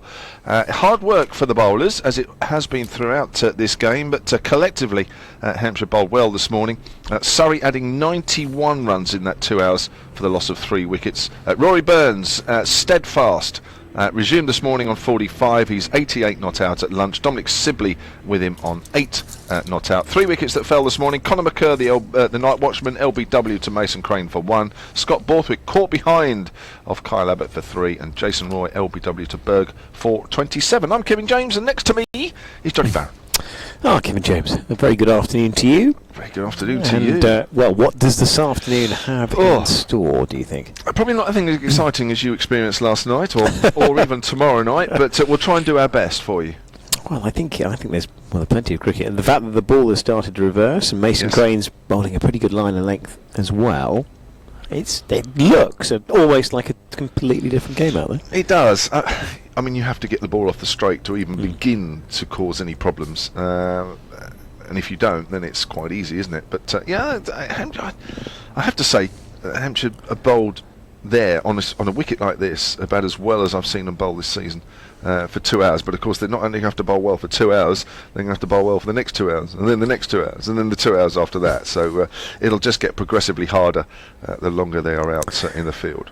Absolutely. But 3 wickets this morning, they'll be happy with that. I guess if they keep going at that rate, they'll be somewhere near, won't they? By the time we reach the final stages tomorrow evening. Close, isn't it? It'll be close. This reverse is quite interesting, isn't it? Have you ever tried it? Have you ever sort of employed it when you've bowled? I think with reverse swing, I think you need to be of a certain pace, don't you, for a start? I mean, I'm a very dibbly-dobbly. I can move the conventional ball, but to be honest, I've tried to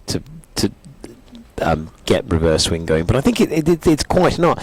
And when you were playing, it was a relatively established art by then. It was becoming that way. Yeah. Lots of bowlers could do it, but lots couldn't.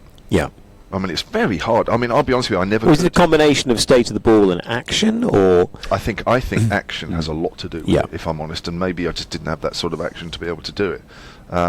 Because the chest-on boys tend to operate quite nicely with it. Well, notably Simon Jones, of course, being a fine example. Yeah. I mean, it's not just about bringing your fingers down the left-hand side behind the seam. It's bowlers can do that and maybe sort of nip it back and that sort of thing, and even then it's not guaranteed. But the reverse, of course, reverse swing is going late and dipping into the batsman quite late, and it's a very, very difficult art. I mean, I used to practice it in the nets, and could I do it? I used to get really frustrated. There's all sorts of theories about how you do it. I mean, one theory we went through was wetting the ball one side to make it heavier. Right. So you literally would sort of, put just a bit on your palm it. of your hand and try and slap the ball on one side and try and make it heavier. But, that worked for one or two guys, one or two situations, but the rest couldn't do it. I honestly thought, why on earth can I not do it? And it used to annoy me. Could Malcolm Marshall do it? Did he need to bother? To be perfectly honest? I mean, I don't ever remember sort of Malcolm, actually saying, look, he was reverse swinging it. I mean, he was so good that he could get the ball to swing away and get the ball to swing in. So he didn't necessarily have to do the reverse method. Well, all the players are out there. Fidel Edwards is the man charged with opening up after lunch from this Vauxhall end into Sibley. He plays it nicely through third man. They'll get a bit of value here, I think, off the back foot. Does Sibley? Ball races out there. They get back for a couple. They'll get back for 3 as well. And that score goes up to 207 for 4. Yeah.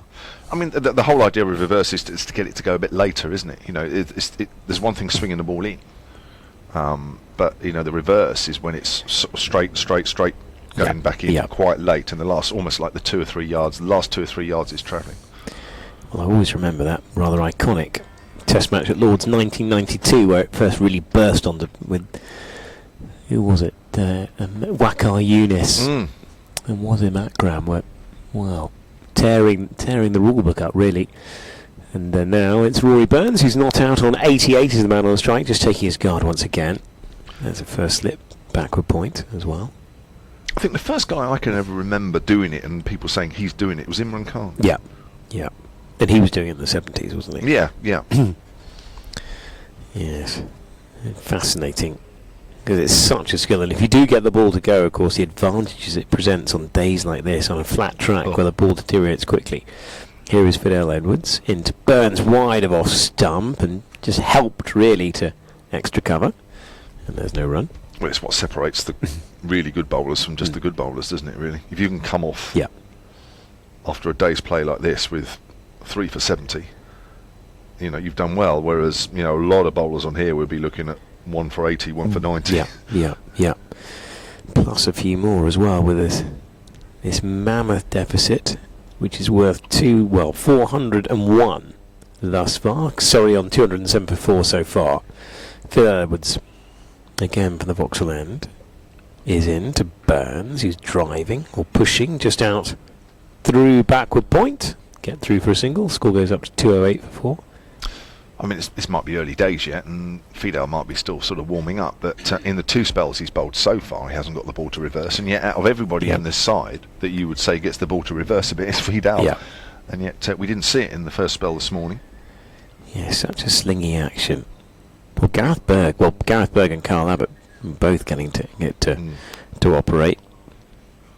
And often, of course, in English conditions, it's when you hit July, August, and a little bit of September where it starts to, where the pitches are fairly abrasive, outfields are a little lighter in colour as well. Sibley back on strike. He's got those 2 short mid wickets. Here's Fidel Edwards. Sibley pushing out on the leg side, and that'll go out to deep square leg. Get through for another single. 209 for 4. Last time I can really remember Fidel getting it to reverse was the last game of 2 seasons ago when Hampshire had to beat Nottinghamshire to give themselves a chance of staying up, which they did. Unfortunately, Sussex didn't get the points they needed, so Hampshire stayed up by 2 points. But on a flat pitch there, in similar sort of weather, he did get the ball to go, and it just made such a difference. Well, he's still pretty quick, isn't he, Fidel Edwards, to say the least? He's just hardly played any cricket in the last 2 seasons so far. Yeah, injured most of last year. Here is Fidel Edwards again into Rory Burns, who's again pushing it out, backward square to the deep point. Get through for a comfortable single. 210 for 4. See, at the moment it's pretty much straight up and down, isn't it, But then the wicket is just so good that you can let the ball come on, you can angle the bat, you can just do what you like at the moment with this sort of pace of bowling. Yeah, I think they'll be happy as well if he's bowling wide of off stump. Just use the angles presented. Then you don't have to worry about trying to hit it in front of square. It's so nice when as a batsman you can trust a wicket like this. It does look a belting surface. 2 short mid wickets in for the right-handed Dominic Sibley. Here is Edwards, and it's right up to the bat and pushed out in the offside by Sibley. And there's no run in the over. 210 for 4. Would you get your off-cutter out on a day like this? Well, this is the thing is that the very mediocre level that I operate at, I've got sort of one standard delivery, which is the ball that comes back in. It does go relatively late, but at a very genteel pace. The only wicket, of course, of note that it did take many moons ago, and I know you're bored of the story, was VVS Laxman in a charity match. And I was very pleased with. Never. Yeah. I've never heard that story before. Nobody else of any calibre has ever succumbed to it, but beat him for a lack of pace on that occasion. And then he got dropped by the Indian selectors that same day, so made the BBC website, of course. But yeah, but that's the one that goes the other way by accident. Maybe if it lands on the seam in the right direction, but did you not try and make it go away at all? I did. The problem was I found when I was going for the off cutter is that it then I then tried to practice it so hard, and I then found the one that was useful for me was difficult to get natural, so I kind of slightly gave up on it. So it'll be Carl Abbott from the pavilion end into Rory Burns. Abbott wide of the off stump, and there is a no run. A couple of short extra covers for company for Rory Burns. But it's the same dilemma that all bowlers face. Doesn't matter what level you are at. You need your sort of stock ball. You also need a ball that sort of gives you wicket taking potential. Obviously, in your case, it's the one that goes into to the right hander. There is no point in trying to bowl a variation of that if it's going to be a rubbish ball.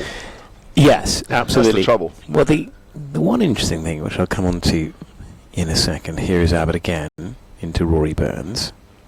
Is actually when I'd find, or people would find me at my most threatening, is when I'm in no rhythm. Because when I got it right, it would sort of arc back quite nicely. But that would be one in sort of 3 or 4 deliveries. So nobody really knew what was going on. At that point, I found myself being a little more dangerous. Well, the straight ball, if you're getting the ball to move off the straight ball then becomes quite a dangerous. Yeah, it does. And then just pushing the ball wide of the off stump, and people tend to go hell for leather. Here is Carl Abbott again into Rory Burns. He punches nicely up to extra cover. See, my natural ball obviously was coming into the right hander or away to the left, and it took me years to perfect it. It took me absolutely ages, because certainly at my pace I had to get the ball to do something, otherwise it was just a waste of time. What I really struggled with was trying into the left hander get the ball to angle in, the variation, or to get the ball to go wider to the right hander, and I just really struggled with that as well. So I just never bowled it, hardly ever. Here is Abbott again to Rory Burns. Leave alone outside the off stump. A couple of oohs and ahs. I think Abbott is getting it to shape again. Because if you bowl a couple of tight overs and then you try the different one and it's a rubbish ball and goes for 4, you've just wasted 2 or 3 overs, and you've got to start again. And in the end, it just becomes, you think, well, why am I doing this? It's just not right. And I could never do it regularly enough to really make a difference.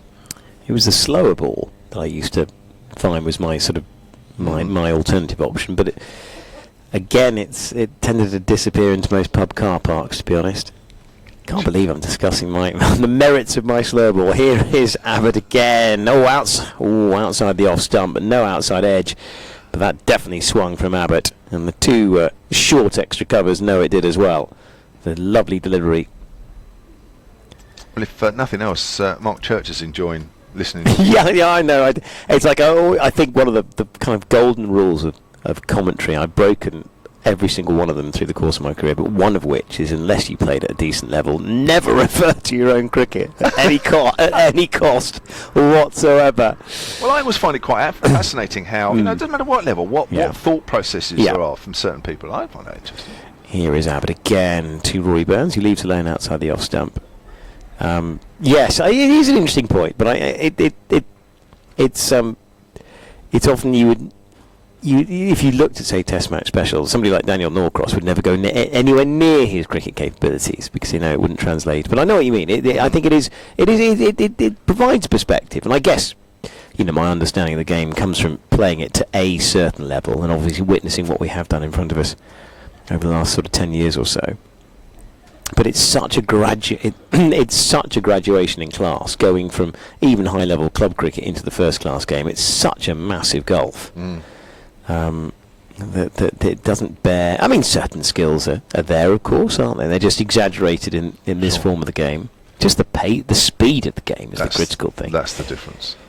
Here is Fidelio Edwards into Sibley, who pushes nicely on the leg side, beats one of the shorter mid-wickets. Goes out to the square leg boundary. They get through for a single. Well, I remember one of my very early second team games for Middlesex was against Surrey. I forget where the ground was. It wasn't here. I can't. Somewhere in Surrey, but I can't remember. And Teddy Thomas, the left-arm seamer, was bowling, and he was comfortably the quickest bowler I'd ever faced at that point. And I remember coming off after I'd batted. I can't remember if he got me out. He might not. I can't remember whatever. But I'd faced him for a while, and I remember coming off thinking, gosh, if this is professional cricket, this is going to be an awful lot of hard work. Well, that is it, isn't it? Fidelio Edwards now round the wicket to Rory Burns, just pushing out to one of the extra covers. I think James Vincent there, and there's no run. Because he was quite a decent pacer, wasn't he, left-arm seamer? Oh, yeah. Played Well, quite a bit in the first team. legend here. Yeah. Absolute legend. But I'd never seen anything like that before, at that age. I mean, I was only sort of straight out of school, really. Yeah, I mean, when on the odd occasions I've faced real pace, it's just light years away from anything else I've seen. And to be fair, they've been on very friendly surfaces. I remember Jason De La Pena being a little bit too quick for me in a club game.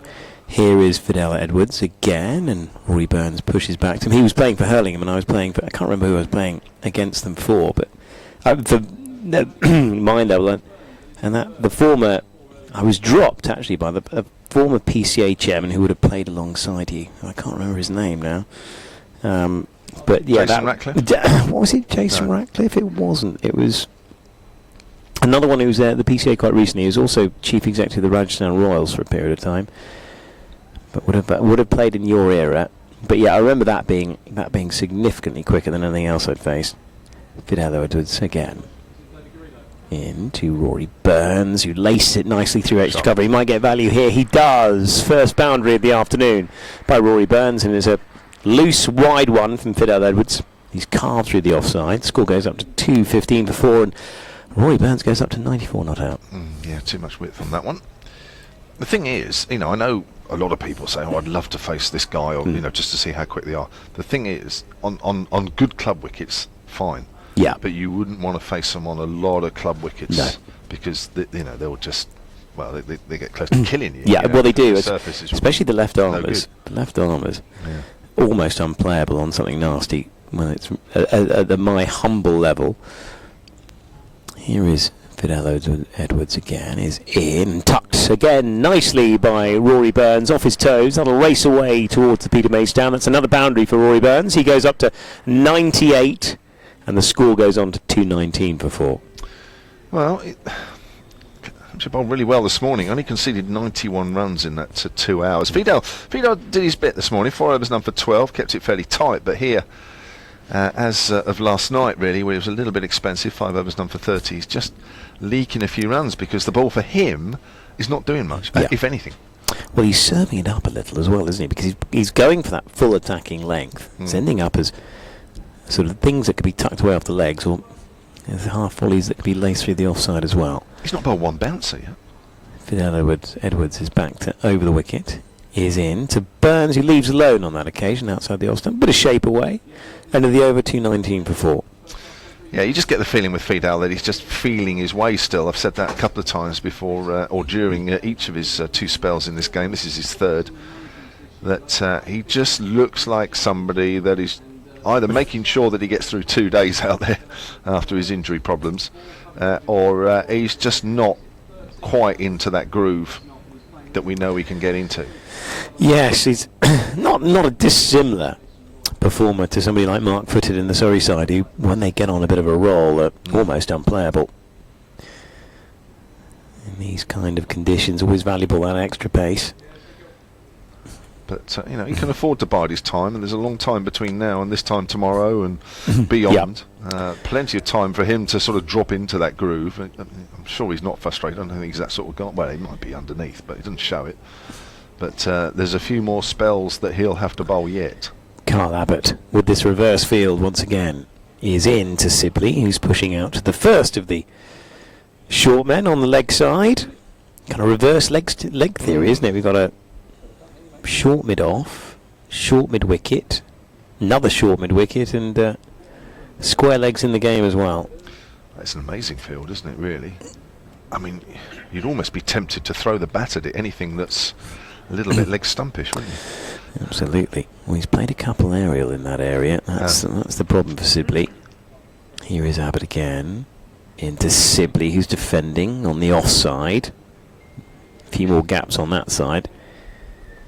It's picked up by the extra cover fielder. You've got to bowl a hell of a tight line to that field on the leg side, haven't you?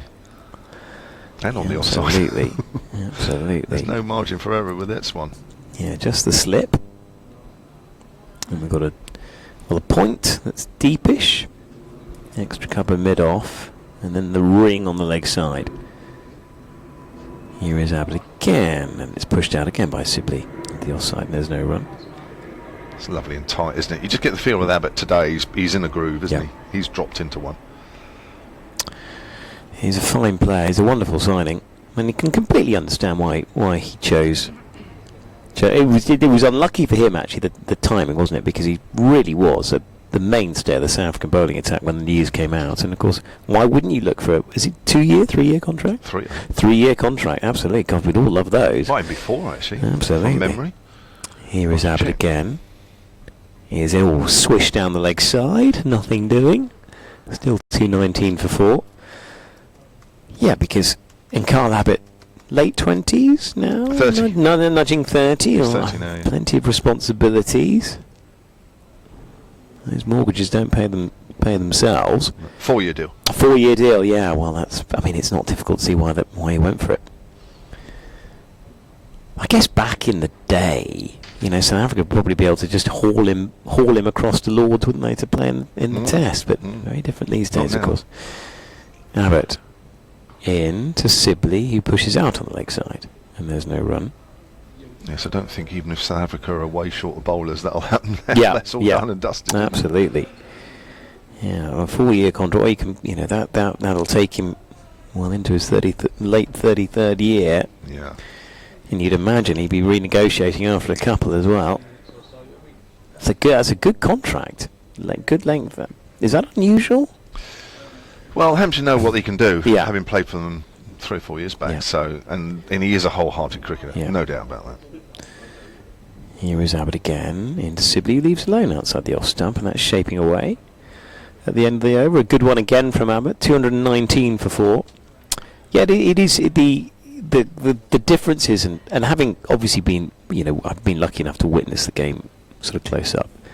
And when you get to elite club level, you consider, of course, there are plenty of players who play, for instance, for Surrey, who play in the Surrey Championship. They go back and play for their clubs at the weekend, and there's lots of overseas professionals. Likewise, the Hampshire, is it Hampshire Premier? I think. It's a very high level of cricket. It's the Southern Electric Premier. Southern Electric Premier. That's a very high level of cricket. At that end, it gives you a glimmer of what day-to-day life is like in first class, but it's still then another jump up to sort of playing twos cricket and then onto the real thing. And it's quite a journey to get there, isn't it? It is, but that's how it should be. Yeah, absolutely. Edwards is in again, and nicely played by Rory Burns on the offside.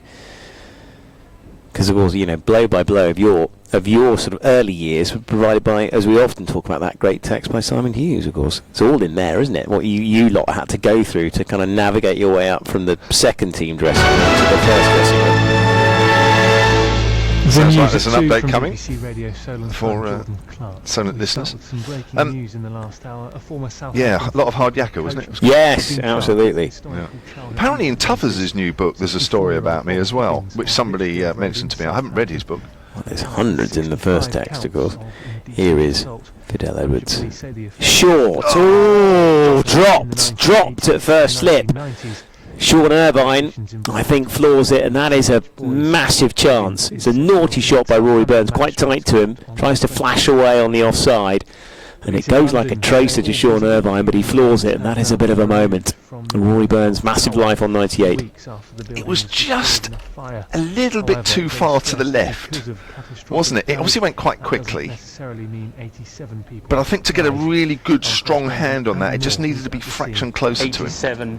Body parts, but a chance. I mean, you would hope that those would get taken more often than not. How many individuals were killed in this fire? Here is Fidel Edwards again. Saying that it will take until into Rory Burns, who's flashing away again, but a little bit more width on that occasion by Fidel Edwards, and played nicely on that occasion. And that is 100, and a very well-deserved one for Rory Burns. 3 boundaries have got him there, and that was a lovely one. Just back with a square on the offside. He goes up to 102. Excellent innings. Sorry, on to 223 for 4. Well, he does deserve that, doesn't he? Really deserve that little bit of luck as well. He's worked really hard out there. Played quite nicely as well. I make that about 185 balls. Yeah, it's still a pretty good. That's a pretty good rate, isn't it? Yeah. Roy Burns batted from the off yesterday. Captain, of course. Just listening out to see what Passing the cowards. How far away are you from the update, do you think? You never know. I think they switched me to the news quite early, so don't worry too much at the moment. It varies. Either to no warning, no warning, or too much. Exactly. What do you prefer? You prefer the flash, quick one? Something in between would be nice. It rarely comes. Here is Edwards onto the legs of Rory Burns, who tucks round the corner. Ball goes out to fine leg. They get through for a single. Score goes up to 2-2-4 for 4.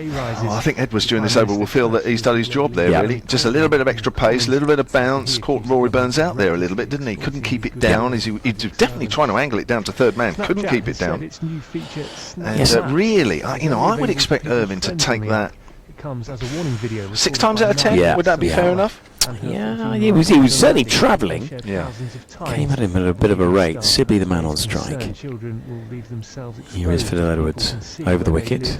Into Sibley, who's playing it nicely, very nicely, beating the 2 mid-wickets, and that will run away for 4.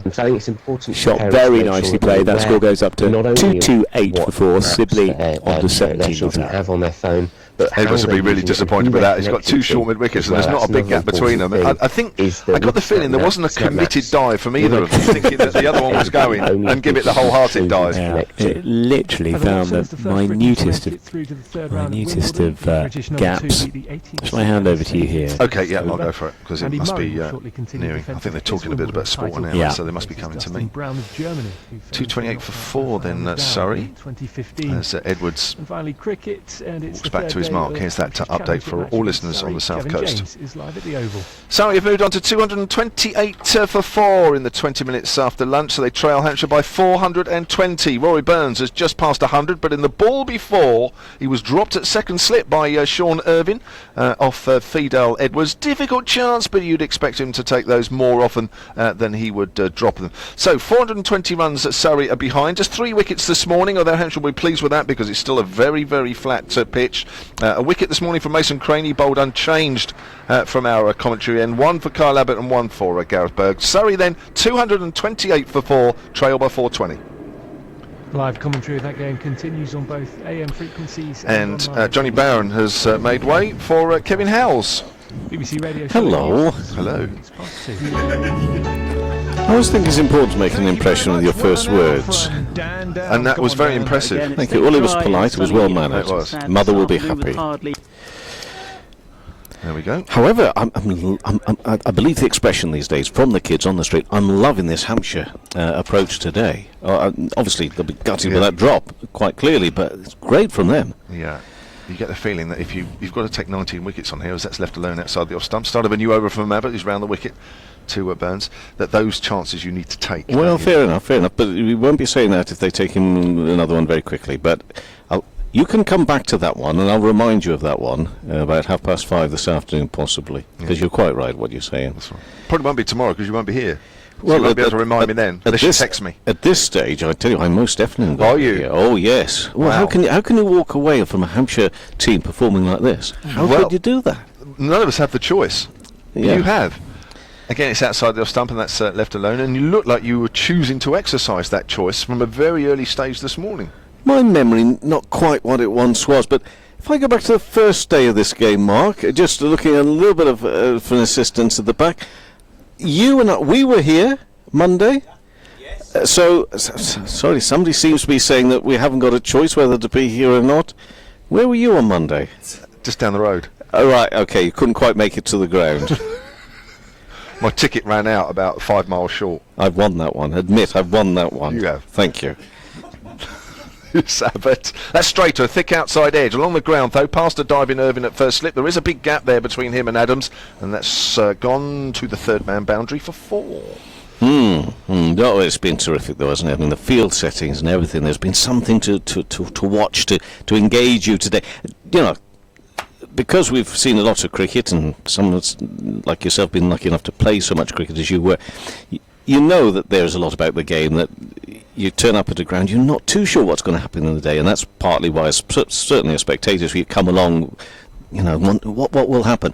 However, there are also moments when you think to yourself, well, can it really change that much? That pitch was looking very flat, an awful lot of runs. But one of the reasons that something's changed here today is purely and simply down to Hampshire's attitude. Yeah, it has been brilliant, absolutely wonderful, and I presume led by Bailey. Well, they do like him as captain, that's for sure. The team do like him. That's straight. Burns pushes that out on the offside. Stays on 107, 232 for 4. It helps, doesn't it? If you've got a captain that you're all behind and all enjoy playing under, that's actually half the battle. You've got to enjoy playing under the captain. He might be a particularly good captain, and it's different between having a good captain you enjoy playing under, or just a good captain. And I think you could, as a team. And especially with 2 days like this where you come up against, if you enjoy playing under your skipper, that actually keeps you going as much as anything. Yeah, really enjoyed it. Well done, Hampshire. Yeah, here comes Abbott. Bowls. Again, Burns is in behind that good length delivery. Just pushes that into the ground out on the offside. I mean, I really enjoy playing under Mark Nicholas. I really enjoy playing under Mike Gatting.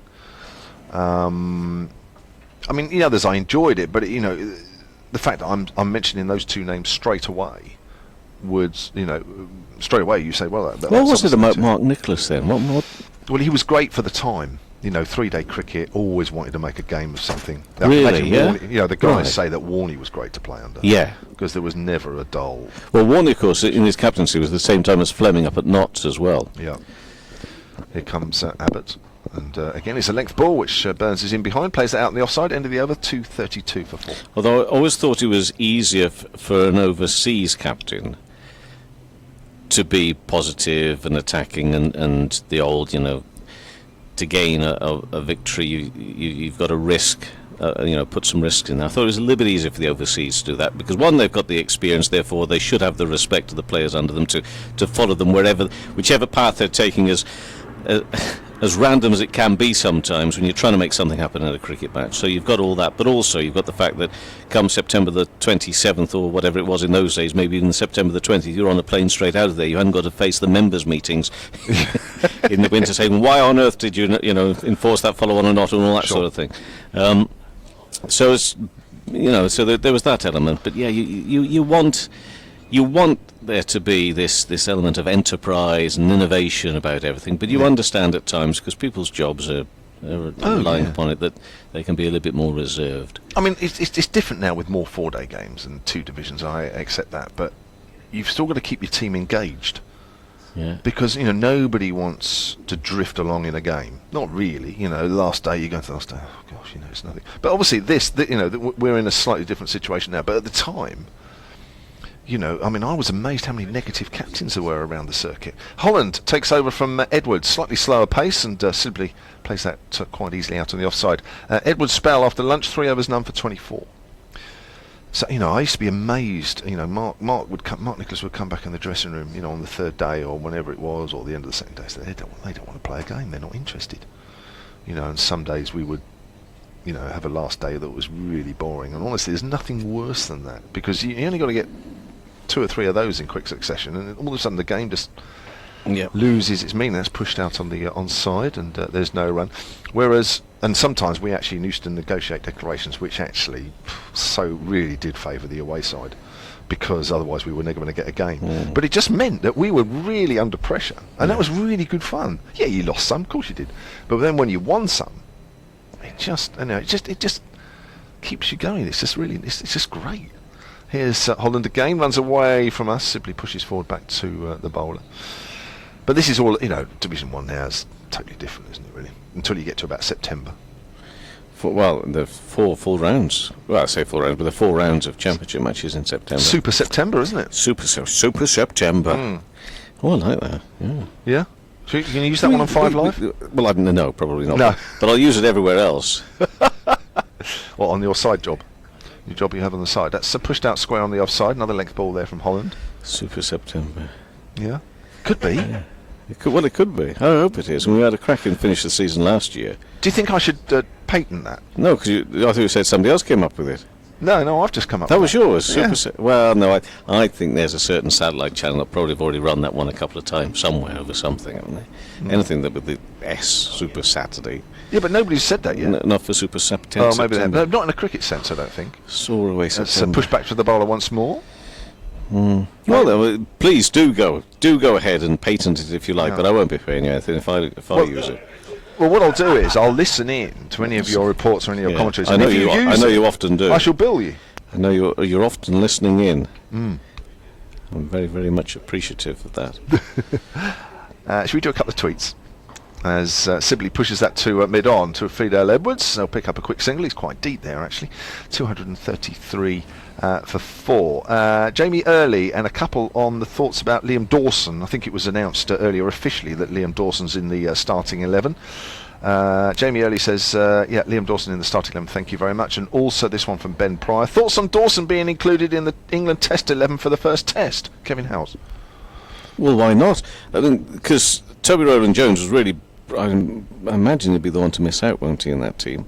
Because that's the way I saw it from the moment he was picked, Dawson. I don't know why there was all the thinking that he wouldn't. Did you really? Yeah, because I thought that Rowland-Jones was just there really because of Jake Ball's absence, but I thought they were always going to leave one of their seamers out, one of their pacemen. Yeah. I must admit, I wasn't sure, if I'm honest, because did I read somewhere that it's the first time England have employed 2 spinners since whatever? That's reason, but Lord's. Reason too. But I mean, Dawson brings you things, doesn't he? He's not just the sandwich spinner, from time to he's time. not just the spinner in there, but no, I expected him to play. Yeah, well, that's fair enough. And presumably, they like his character. They like the sort of person he is. So they want him involved and this is the new era. So if Root and maybe Bayliss, maybe the new captain likes him, he'll want him in there and getting these players settled in and feeling all part of it. I've mentioned it several times on air, but I know Trevor Bayliss is a very big fan of him. Is he? Yeah. Yep. Yeah. Well, it won't be just the fact there's a new captain, although that is an important element to it all. We've got a change at the pavilion end now. We've got Sean Irvine with his off-spin, who picked up that wicket last night, of course, and that's on the money, first up, as Sibley pushes forward out on the onside, and there is no run. Picked up Mark Stoneman last night, just before the close, with one that appeared to pitch in a bit of rough. Not quite sure whether it hit the bat. I don't think Stoneman thought he did, but he's just got hit on the pad, actually. I thought initially it was a play and miss, because Lewis McManus is slightly obscure in my view, but actually hit the pad as it goes out on the offside. So 2-3-3 for 4 here. So so back-to-back tests for Liam Dawson. Effectively, if you go right back to the winter, here's Irvine again, and again he's pushing forward. There was a bit of rough outside that off stump, so Sibley's not getting in the middle of the bat on that one either.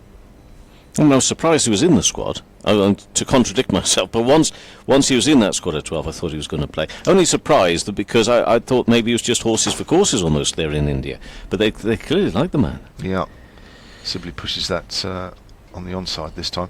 Well, it's quite interesting. One or two little things I've read and watched, but England have actually chosen 2 spinners that are not actually specialist spinners. Yes, I suppose, but will do a very good job, though. Yeah. Oh, yeah.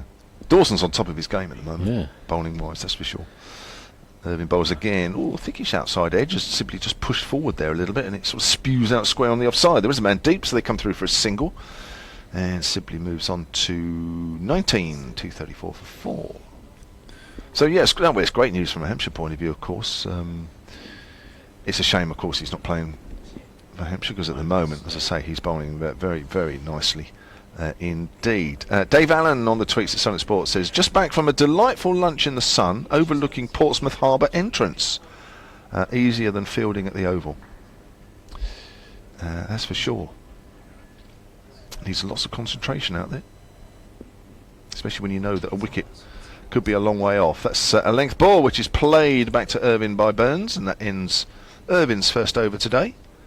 And Surrey trail now on the first innings by 4-14. Clearly that follow-on's massive in every way, really, still, in terms of work to be done to get there, but the bearing that has on the game then. Yeah. You can bat well and still be 150 away, can't you? So, good work. I mean, just go back over the early stages of that game. It required a lot of application from Adams to get his runs. I mean, Vince came in and played more fluently, you could argue, but, Jimmy played some nice shots, but that needed, graft. Yeah, it was graft. It was grafting at times, and helped create that massive first innings total. Just shows, isn't it? If you bat long, it's amazing what can happen later in the day. Length ball there from Holland as Sibley pushes out into the covers, and that's fielded by Vince. Irvin took over from Kyle Abbott, who's 3 over spell after lunch, none for 4. Complete contrast to Edwards, 3 overs, none for 24. Do you think this afternoon is quite hot today, isn't it? Do you think they might be rotating their bowling a bit this afternoon? And you've got to be careful, haven't you? Because the longer you spend out in the field, I mean, obviously we're into 68th over as well, imagine. You know, over 2 days in the field. That's flicked away in the air, but it's safe over the head of Edwards at mid-on. He was trying to play that a lot squarer. Sibley got a leading edge. Lucky boy there. Actually, in the end, it was quite a long way away from Edwards, but it was in the air for a while as well. Only by luck that it was a long way from him, because that ball was aiming mid-wicket, really, wasn't it? Yeah. That's where he was trying to loop that, and because of that, they're dropping a man deeper out there now.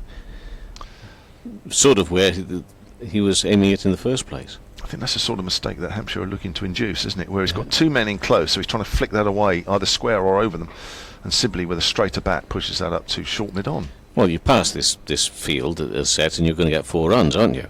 But it's trying to find a gap to do it. And if you're going to go aerial, that obviously does increase your chances of making a mistake.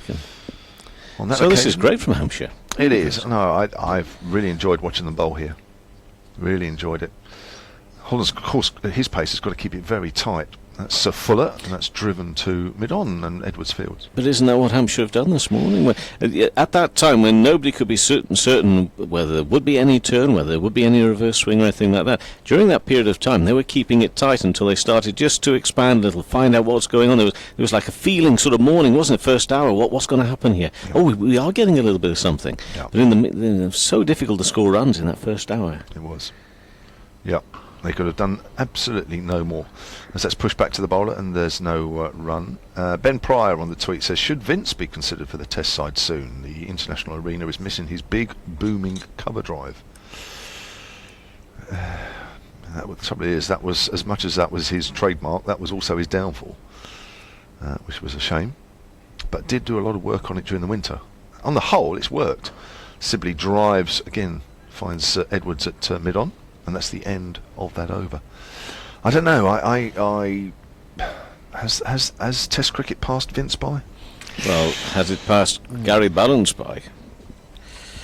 People had said so last winter, and then of course, not just because his mate Joe Root's the captain, but it does help, and not as a favour to a friend, but for the fact that he knows him well and Root trusts Ballance. He believes that Ballance has got what it takes. Yes. So for James again, people are actually saying that Ballance he should be given the whole summer to see how he's going to get on. For James, maybe he needs to be given just a little bit more time. But I can't really see how that door is shut on him. He's still no age, really, is he? 26. Yes, no age. But it is interesting, isn't it? England captains do tend to look to their own side when they're choosing players here and there. That's the start of a new over from Irvin. It's left alone outside the off stump by Burns. I can think of captains in the past that have done that, haven't they? Yeah, that's understandable, isn't it? Well, you see your player more often than anybody else, don't you? Yeah, but you understand them, don't you, as well? It's not just, it's more than just what goes out in the middle of the field, isn't it? It's character and all that sort of stuff. Played by Burns out on the offside. But you see, Ballance has scored his runs this summer in difficult positions in Hampshire, for example, and big runs, massive runs, whilst being captain. So he's got all that going on as well, all the hassle that can bring you. So his mind must be pretty set well, don't you think? He looks a very good player against us in both games. Yeah. And actually saved Yorkshire in the second game. That's pushed out on the offside, and Irvin Fields on his follow-through. A couple of quick ones, because I think I'm off in a minute. He'll shout at you. I know. I'm trying to avoid that. Paul Williams says Hampshire's second team win their first of their T20 games against Somerset today by 27 runs, and Shahid Afridi is playing in the second game. As Burns pushes forward out on the onside, and Ben Pryor says, what kind of pace is he in Holland? Is it around 70 miles per hour? He is medium pace. So I'm going to say every now and then he'll go a little bit more than that, won't he? And a little bit less with his slower ball. Yeah. Well, yeah. But he's very medium pace. He's capable of going a little bit faster than that, I would have thought. His effort ball, yeah. But I don't know who's 70 mph to sort of compare that with, really. That's swept on the leg side. Holland does the fielding on that occasion. So is he less than Ben Coe? Did you get to see much of Coe's a bit quicker for me. Yeah, because he's not lightning. No. And he's going to try and get an extra yard during the winter. Just talking about James Vince, so you're Vince, and you realise that people have got this idea of what your failings are. You go away in the winter, you try and work on it, and then come back in the summer and you think, well, I think I'm improved, but I hope that somebody spotted that I have. It's really annoying, isn't it? And especially if that tweet sort of suggests, has the time passed by, and you think, well, I'm still determined to try and prove that it hasn't. Yeah. They're difficult times. Well, he's having a decent season. Yeah. There's no doubt about that. I can give you his stats here in a minute before I disappear, before I get shouted at. That's played into the ground and fielded at short leg. Vince, up until this game, had scored, he's averaging 36, which is... That's all right. It's not bad, is it? Yeah. And of course got a big 100 in this as well. Kevin Howes will continue, and then it will be the shouty man next to him, Mark Church. You see, we should point out that the reason we're all taken aback a little by him shouting is he's not the shouty type normally. And aren't they the worst? When the non-shouty type start shouting, you start to think, oh dear, it must be us, it must be me. So hopefully he'll come in, he'll be of a decent mood. Oh my gosh, it doesn't look so. Face of thunder. 237 for 4, Burns on 108 and Sibley on 21. Is this some sort of change of character in you or what? Good afternoon. Yeah, that smile, that's not good either. That's one of the most forced smiles I've seen in a long time. I've been at the back of the box discussing this innings of Rory Burns. Holland coming around the wicket in bowls and drilled for no run up to mid-off. With Johnny Barron. Right. I've had nothing back from him. Nothing. He's waist deep in research for tomorrow the Jacksons. night, for the Jacksons tomorrow. And I very much enjoyed this innings from Rory Burns. Thus far, it's his first 100 of the summer. His first as Surrey captain. He's had a lot of sort of 90s this summer. Well, he almost had another today, didn't he? Yes. And this comes back in LBW appeal to umpire Nick Cook, not out. Fairly high. All sort of swinging, moving back in to Burns. Yeah, gave a very difficult chance, but one that you would have seen taken. We think it was at first slip. Were you going for first slip? He was sort of floating, wasn't he? Second. Between first and second. The only one there, and he flung himself. Burns was looking just to steer it down to third man. 98 at the time. He's on 108 now, and defensively plays that into the offside. Sibley, who struggled before lunch, a little bit more fluency maybe post the interval. Yeah, and these two last year, Burns got 100 at the Aegeus Bowl and Sibley got 99, I remember. But Burns, back-to-back 100s against Hampshire now. And Burns on 108 and worked away onto the leg side. And there will be no run. Dave Fulton, I mean, he's a bit like you today. He seems to be a little bit waspish and short and sharp with his people, like you're short and sharp with us at times today. If it's the heat, possibly, that's getting to you. Somebody has to keep this ship. You and Davey Fulton keeping two broadcasting organisations very much on course today. Holland bowls, defensive played by Burns into the offside, no run. Run down the scores from around the country in a few moments' time as well. There are 6 games. There should have been 7 today, really, but that one at Cheltenham, astonishing game, which 25 wickets fell on the first day, and it all wrapped up not quite as quickly as we imagined. Maybe it would have been on the second day, but it did finish well inside 2 days with a victory for Gloucestershire over Glamorgan. Holland bowls on a good full length, taken by the keeper. The end of the over, so 237 for 4, Burns on 108 and Sibley on 21. So the scores from around the country: Warwickshire 75 for 2, second innings. They lead by 75 runs. How can that be, you may say? Well, because they were both out for exactly the same scores in the first innings. 334. I love that little quirkiness. Yes, it makes it easy, doesn't it? Easier. Nothing's easy about this job, and never tell anybody so, Mark. Somerset 54 for 1, second innings. A lead of 109 runs over Yorkshire. Sean Irvine to continue bowling here at the Oval, after I've told you that Sussex are 161 for 5 against Leicestershire. And Irvine now to Sibley. Full. Push straight back up to Irvine for no run. Derbyshire, 95 for 4. Lead Durham by 162. That game at Queen's Park, Chesterfield. Zimbabwean Irvine now turns just on a few paces approach and a few paces down the pitch to him as well, but can't get the timing of it right. Maybe dragged it down a little to Sibley. Couldn't clear away. They're very difficult to find any space out there. You've got a forward short leg who's not particularly square, just a little bit to his left. And then you've got another three fielders a little deeper there on the leg side, and that one he allows through to Sibley, through to the keeper. And then staying on the leg side, we've got down here at long leg as well. The offside field, you've got a backward point, slip backward point, extra cover mid-off. The Sibley 21 not out. The follow-on 499, and Irvine in, bowls, and just squeezes this one, turns it with the use of the wrists around the corner down towards long leg for 1. Sibley's on to 22. Surrey 238 for 4. Follow on of 499. And there was one score missed out there, which is Northants 295 for 4. Trail Kent by 406 runs. And around the wicket in bowls and defensively played into the offside by Burns. I called Dominic Burns. Who's Dominic Burns? Can you help me out on that one?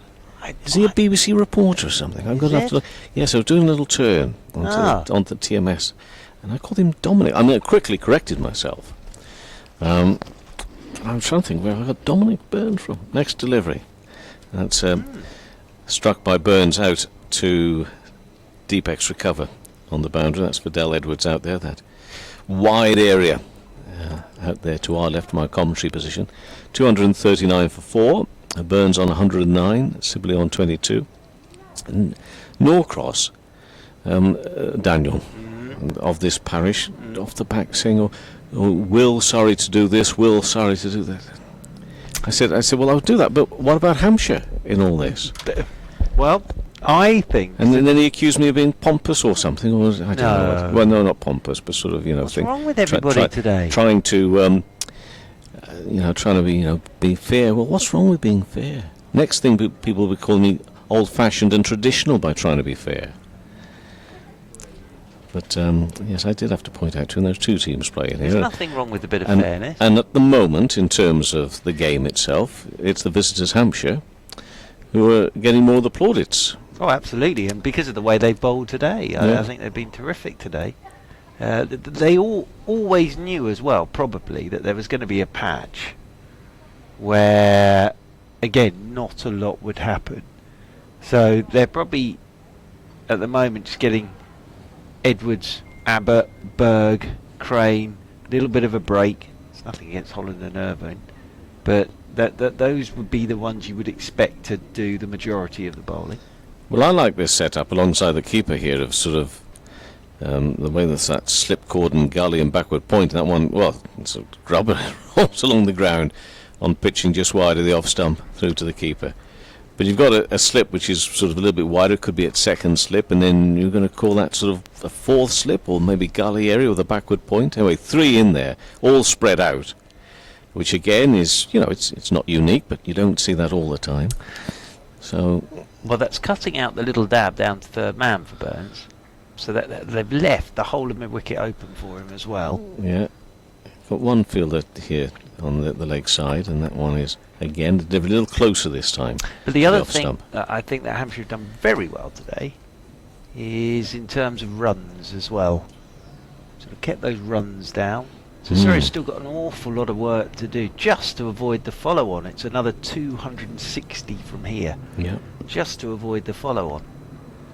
And Burns and Sibley, partnership beginning to form between these two. And Holland bowls and bat on it this time to one of those fielders in the gully area. Burns, 28 runs from the last 10 overs. Burns just rehearsing, trying to play that a bit squarer now.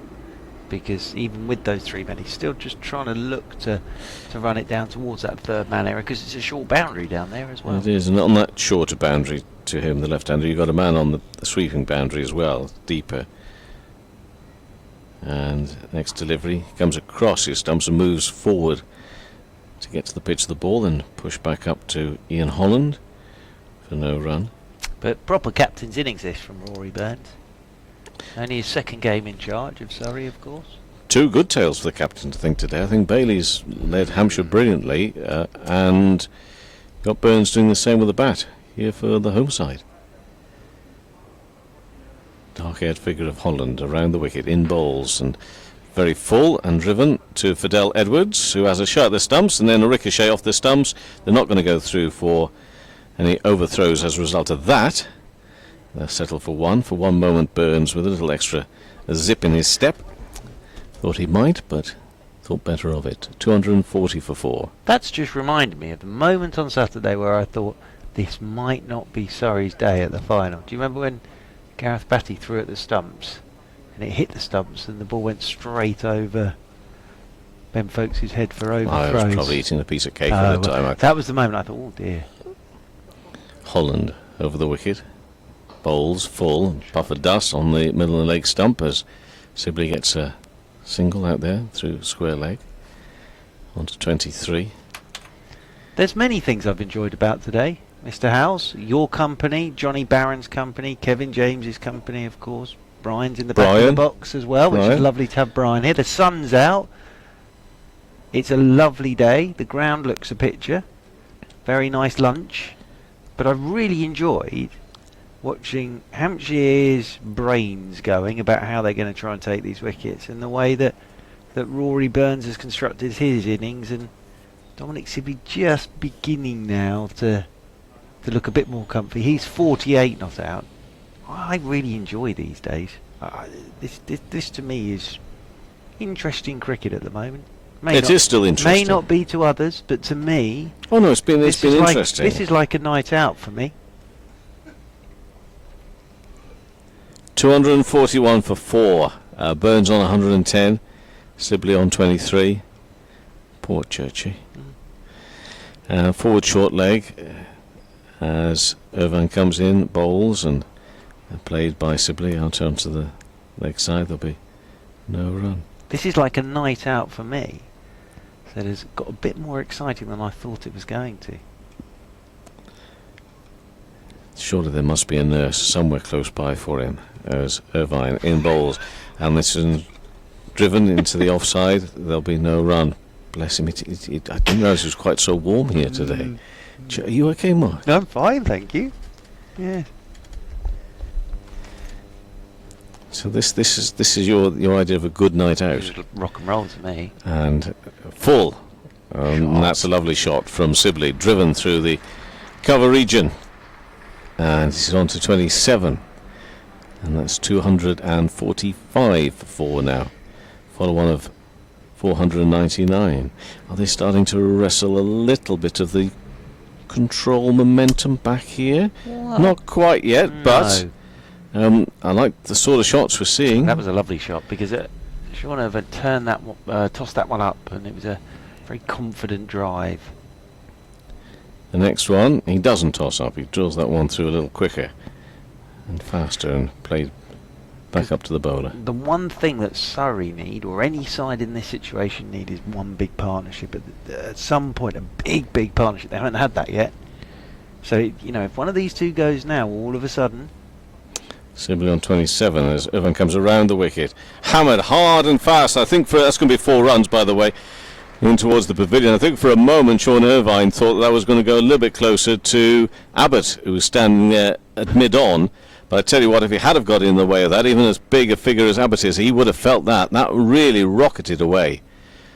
A boundary to take Surrey to 249 for 4, and Sibley on to 31. Yes, good bit of batting from Dominic Sibley. Struck that very hard. And he's just not going to let Sean Irvine bowl to him.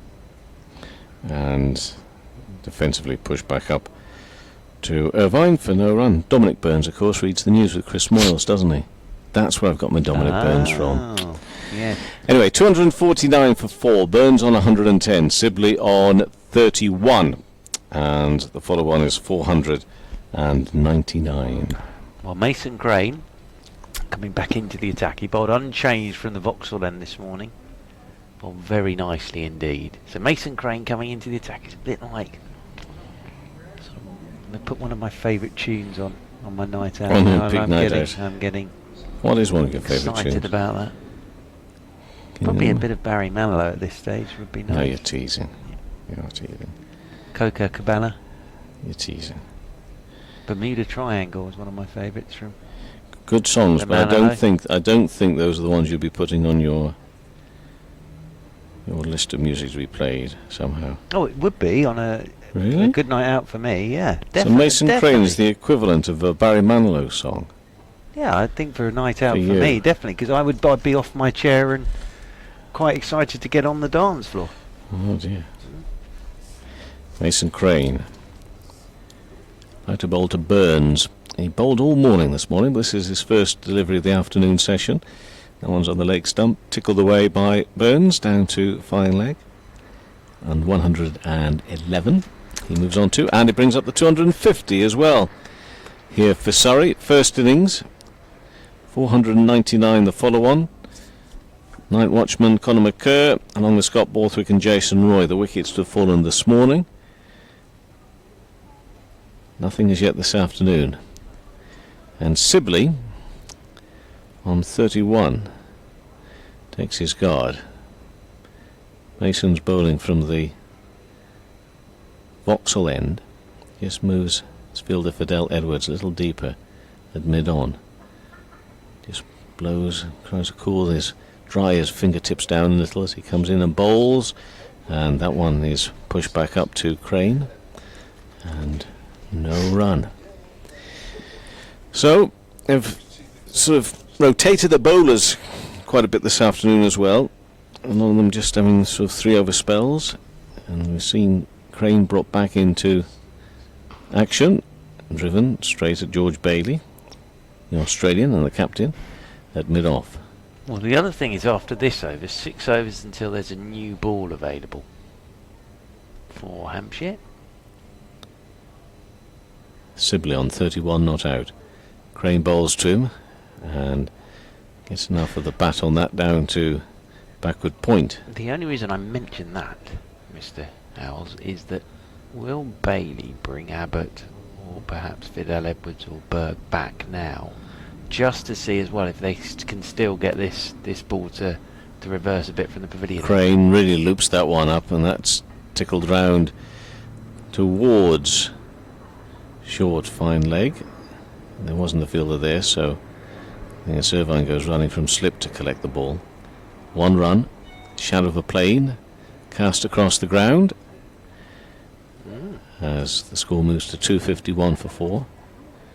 It's an email I wasn't expecting. Thanks for that.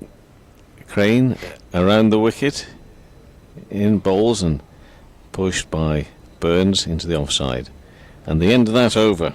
Alas, I shall never get to find out what was on that email. Well, actually, it might be. It was an offer of a meal for 2. So I maybe when Johnny, we're at a game. Johnny's your man for that. Yeah, but he doesn't tend to really travel far, does he? Although he did come to Headingley. He went to Leeds. Yes, he did. 251 for 4. Burns on 111, Sibley on 32. Johnny Barron will come and take up your kind invitation for a meal for 2, and you will continue to commentate it, yes. Yes, I will. This is where my exciting evening out takes another turn, as Kevin Howes leaves, which I'm sad about. My evening out, Johnny Barron arrives, and this is where I'm not quite sure how this evening's going to turn out now, as Johnny Barron settles himself in away to our left hand side. Now then, as Sean Irvine continues from the pavilion end, coming round the wicket to Dominic Sibley, who's turning this one into the leg side. They'll pick up a single, 1 more to the total. Sound of a throat lozenge and a phone. Johnny Barron. That's not Barron's phone, I don't think. 252 for 4. Surrey. Oh no.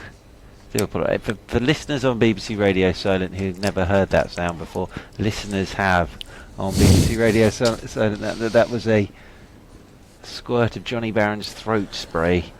Forward goes Burns, turns this one into the leg side, and there's no run. entertainer's secret, Well, as it's known. Something along those lines. Liquid gold, as well, it's known as, to keep the barren voice Intact. fine fettle.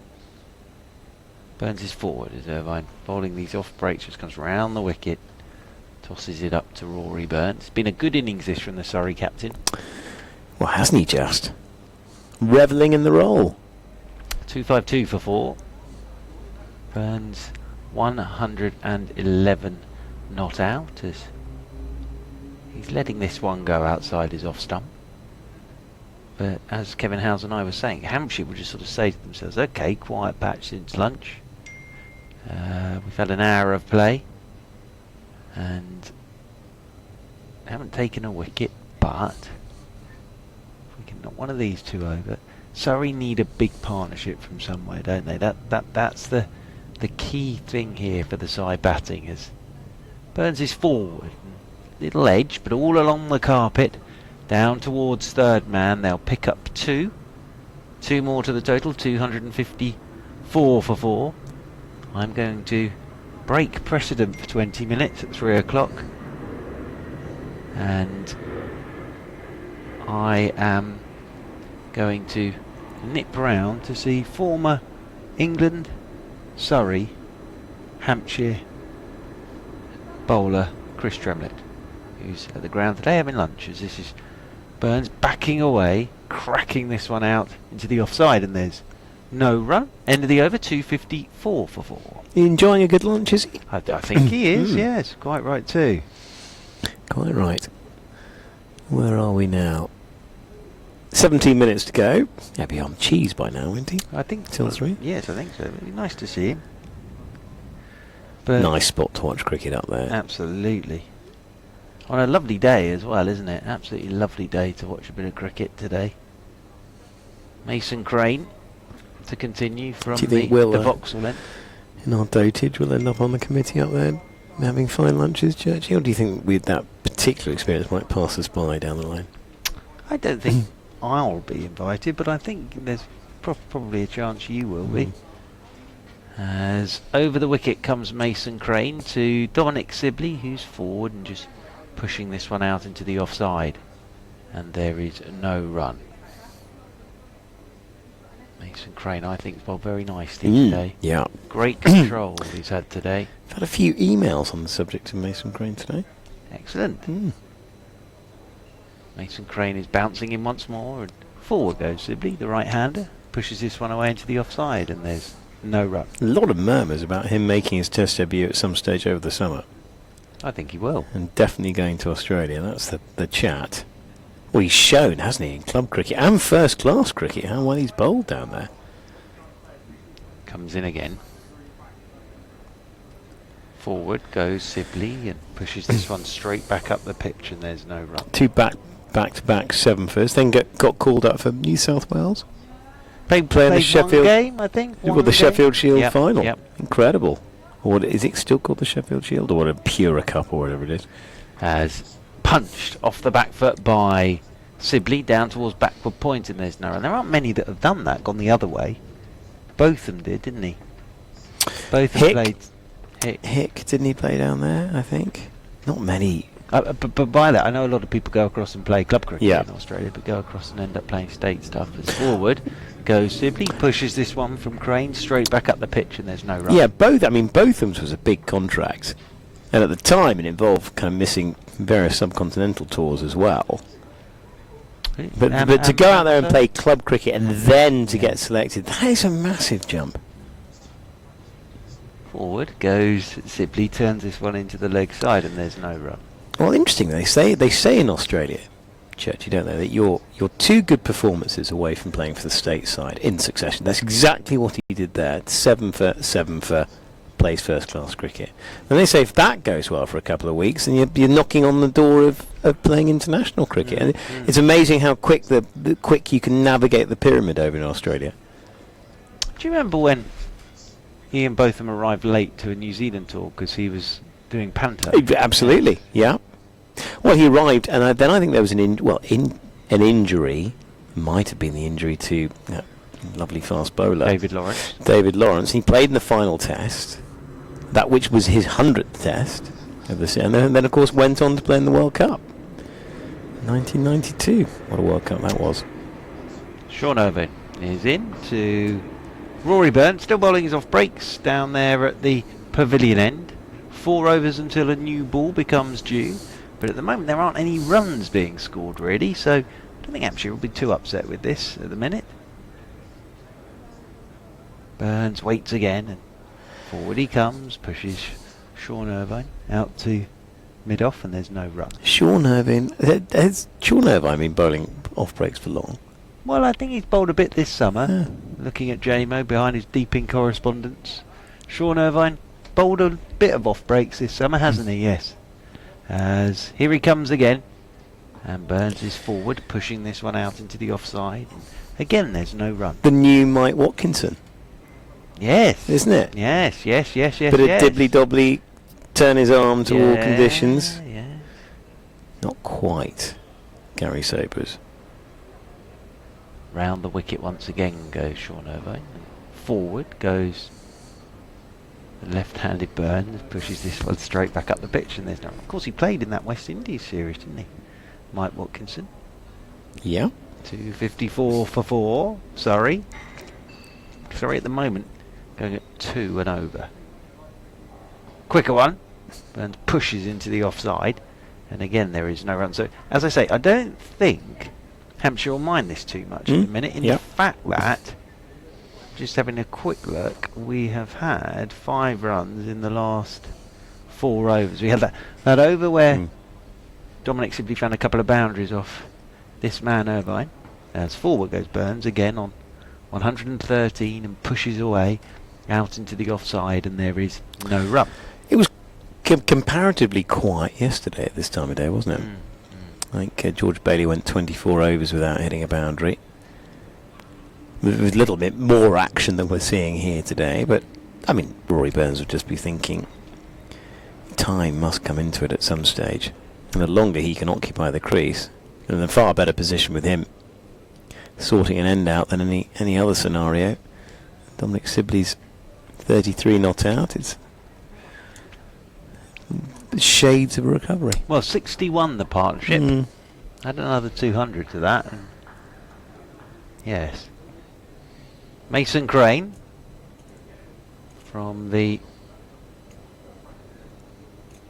Vauxhall end continues, and this is pushed by Sibley solidly straight back up the pitch. He's now into his 26th over. 25 maidens, 25 overs, 5 maidens, 1 for 75. Decent. 73, apologies to Mr. Crane. In once more, tosses this one up and off the stumps. Sibley turns up towards mid-on and there's no run. I have absolutely no doubt he'll play Test match cricket before the end of this summer. Mason Crane. Yeah, absolutely. 254 for 4. Liam Dawson will play tomorrow. I think what he achieved in the winter is incredible. Just to go out there with your own bat and find yourself playing state cricket. Extraordinary, really. He's in once more. Sweeping. Sibley almost bowled him round his legs there. There was a puff of dust. And it hit the pads of McManus and looped away into the leg side. And there is no run. Yes, England have named their 11 for tomorrow already. Toby Rowland-Jones misses out. Second year in a row. Bounces in once more. Over the wicket goes Mason Crane. This is chopped by Sibley straight out towards cover. And again, there's no run. Well, I hope he gets an opportunity this summer, Toby Rowland-Jones, because England would be insane not to give him a go. Forward goes Sibley. A little bit of drift on that one from Mason Crane. Because people talk about, the pacemen, the Mark Woods of this world, they go 87 plus 90, etc. Stuart Broad operates around 80 mph, doesn't he? 81, 82 is exactly the same territory as Rowland-Jones. Sweeping Sibley's taking that off the stumps. It's a good shot. I can see why there's hands on heads, because he's taken that off the stumps and swept it in front of square, but that's whistled away for 4 runs. Sibley's on to 37. Surrey move on to 258 for 4. Nice shot, but I think the only way you're going to find out with Toby Rowland-Jones is to give him a run in the Test side, and he's deserved that opportunity by being the standout player in county cricket across the last 5-6 years. Yeah, so he's got the best strike rate of anybody, hasn't he, over that period? Oh, he's a very good bowler, is Toby Roland Jones. So yes, it'll be Jennings and Cook. I'm trying to remember what it is now. Balance at 3. Joe Root, who's got a cold, at 4. I don't know why we needed to know that. Bairstow. Yeah. 5. Who bats at 6 for England these days? Stokes. Have I missed a batsman out? Stokes will be at 6. Moeen Ali. 7. Dawson 8. Then Broad, Wood, Anderson. Yeah. Irvine. Round the wicket he comes to Burns. He pushes this one out into the offside, and there is no run. So we've had now that first boundary. So there are our first runs for a couple of overs there from Dominic Sibley as Sean Irvine's in. Tosses this one up. It's a full toss. Burns misses out. He just pushes it straight back down the pitch to Irvine. Yes, had some correspondence from Rob Perry, who thinks that Folkes should be batting in that side. Folkes should be keeping in that side. Bairstow shifted down the order. This is his rationale. Short ball cracked off the back foot by Burns. He'll get a run. Will Rory Burns. One more to the total. Burns moves on to 114. Surrey move on to 259 for 4. Which I think is an ambitious call.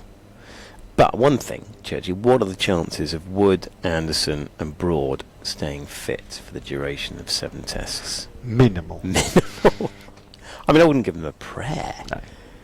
What's the chance of all 3 of them making the plane to Australia? Better if they don't play all 7 tests this summer. Forward goes Sibley, pushes this one out into the offside, and there's no run. I don't think you get that much money on all 3 of them making it through the summer and the winter. Plunkett would be my one. Yeah. He. I'm sure he'll feature at some stage, won't he? I'm thinking more. Is he injured? For Ashes. No, he's bowling at the moment at Scarborough. Round the wicket again is Irvine. That one's kept a bit low on Sibley. Skipped onto him. Did well to get bat on that. Did Sibley tucks it into the leg side, and there's no run. I guess Plunkett is the nearest to Wood. Wood's the most consistent quick we've got, isn't he?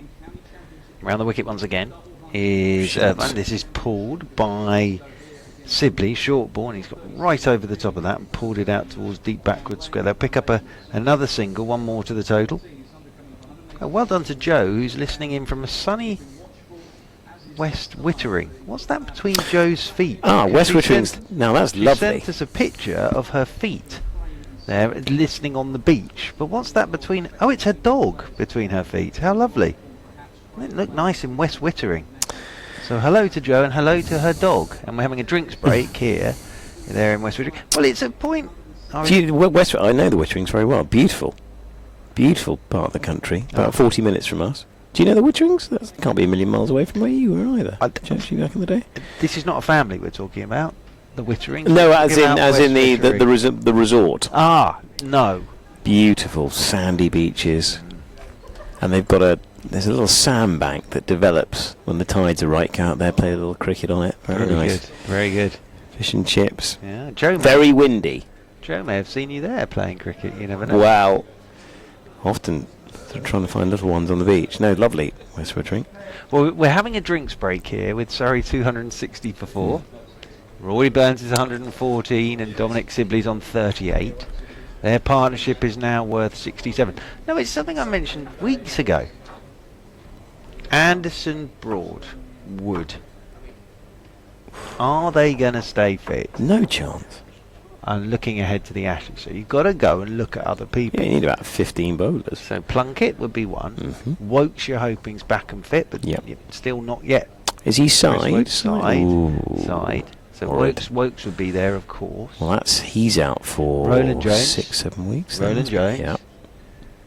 Then we're talking about Mason Crane, aren't we? Yeah. There's a spinner. Dawson, of course. Dawson's man in possession. Yeah. And good luck to him tomorrow, because he should. You know, I did say all along, did I not, Baron? You'll back me up on this. Well, he was in the last Test team. Admittedly, that's down in India. Slightly different. Well, it'd be dry at Lord's, won't it? Yeah, lovely weather, absolutely. Well, he plays, doesn't he? He does. Bat anywhere in the order. Yeah, no. He's down on this card, isn't he? Good luck to you. He's opening in this game. Yeah, I was going to say. It'd be very interesting. Oh, There are so many opportunities for fast bowlers. You've got then outside of that lot, Stephen Finn, Jake Ball, of course. But you're going to need probably to get through the summer. I reckon you're going to need about eight quicks. Well, Jake Ball's 8 injured. quicks will play. Yeah, he's out. Well, I'm not saying for the Ashes, but he's injured at the moment. But I hope Stephen Finn gets another opportunity. It's not just a quirky decision to have him in the Lord's squad because that's his home test, which it slightly was last year, wasn't it? That was the only squad he featured in. Yeah. That was the only squad he featured in, I think. 260 for 4. Of course, he's made his one-day debut.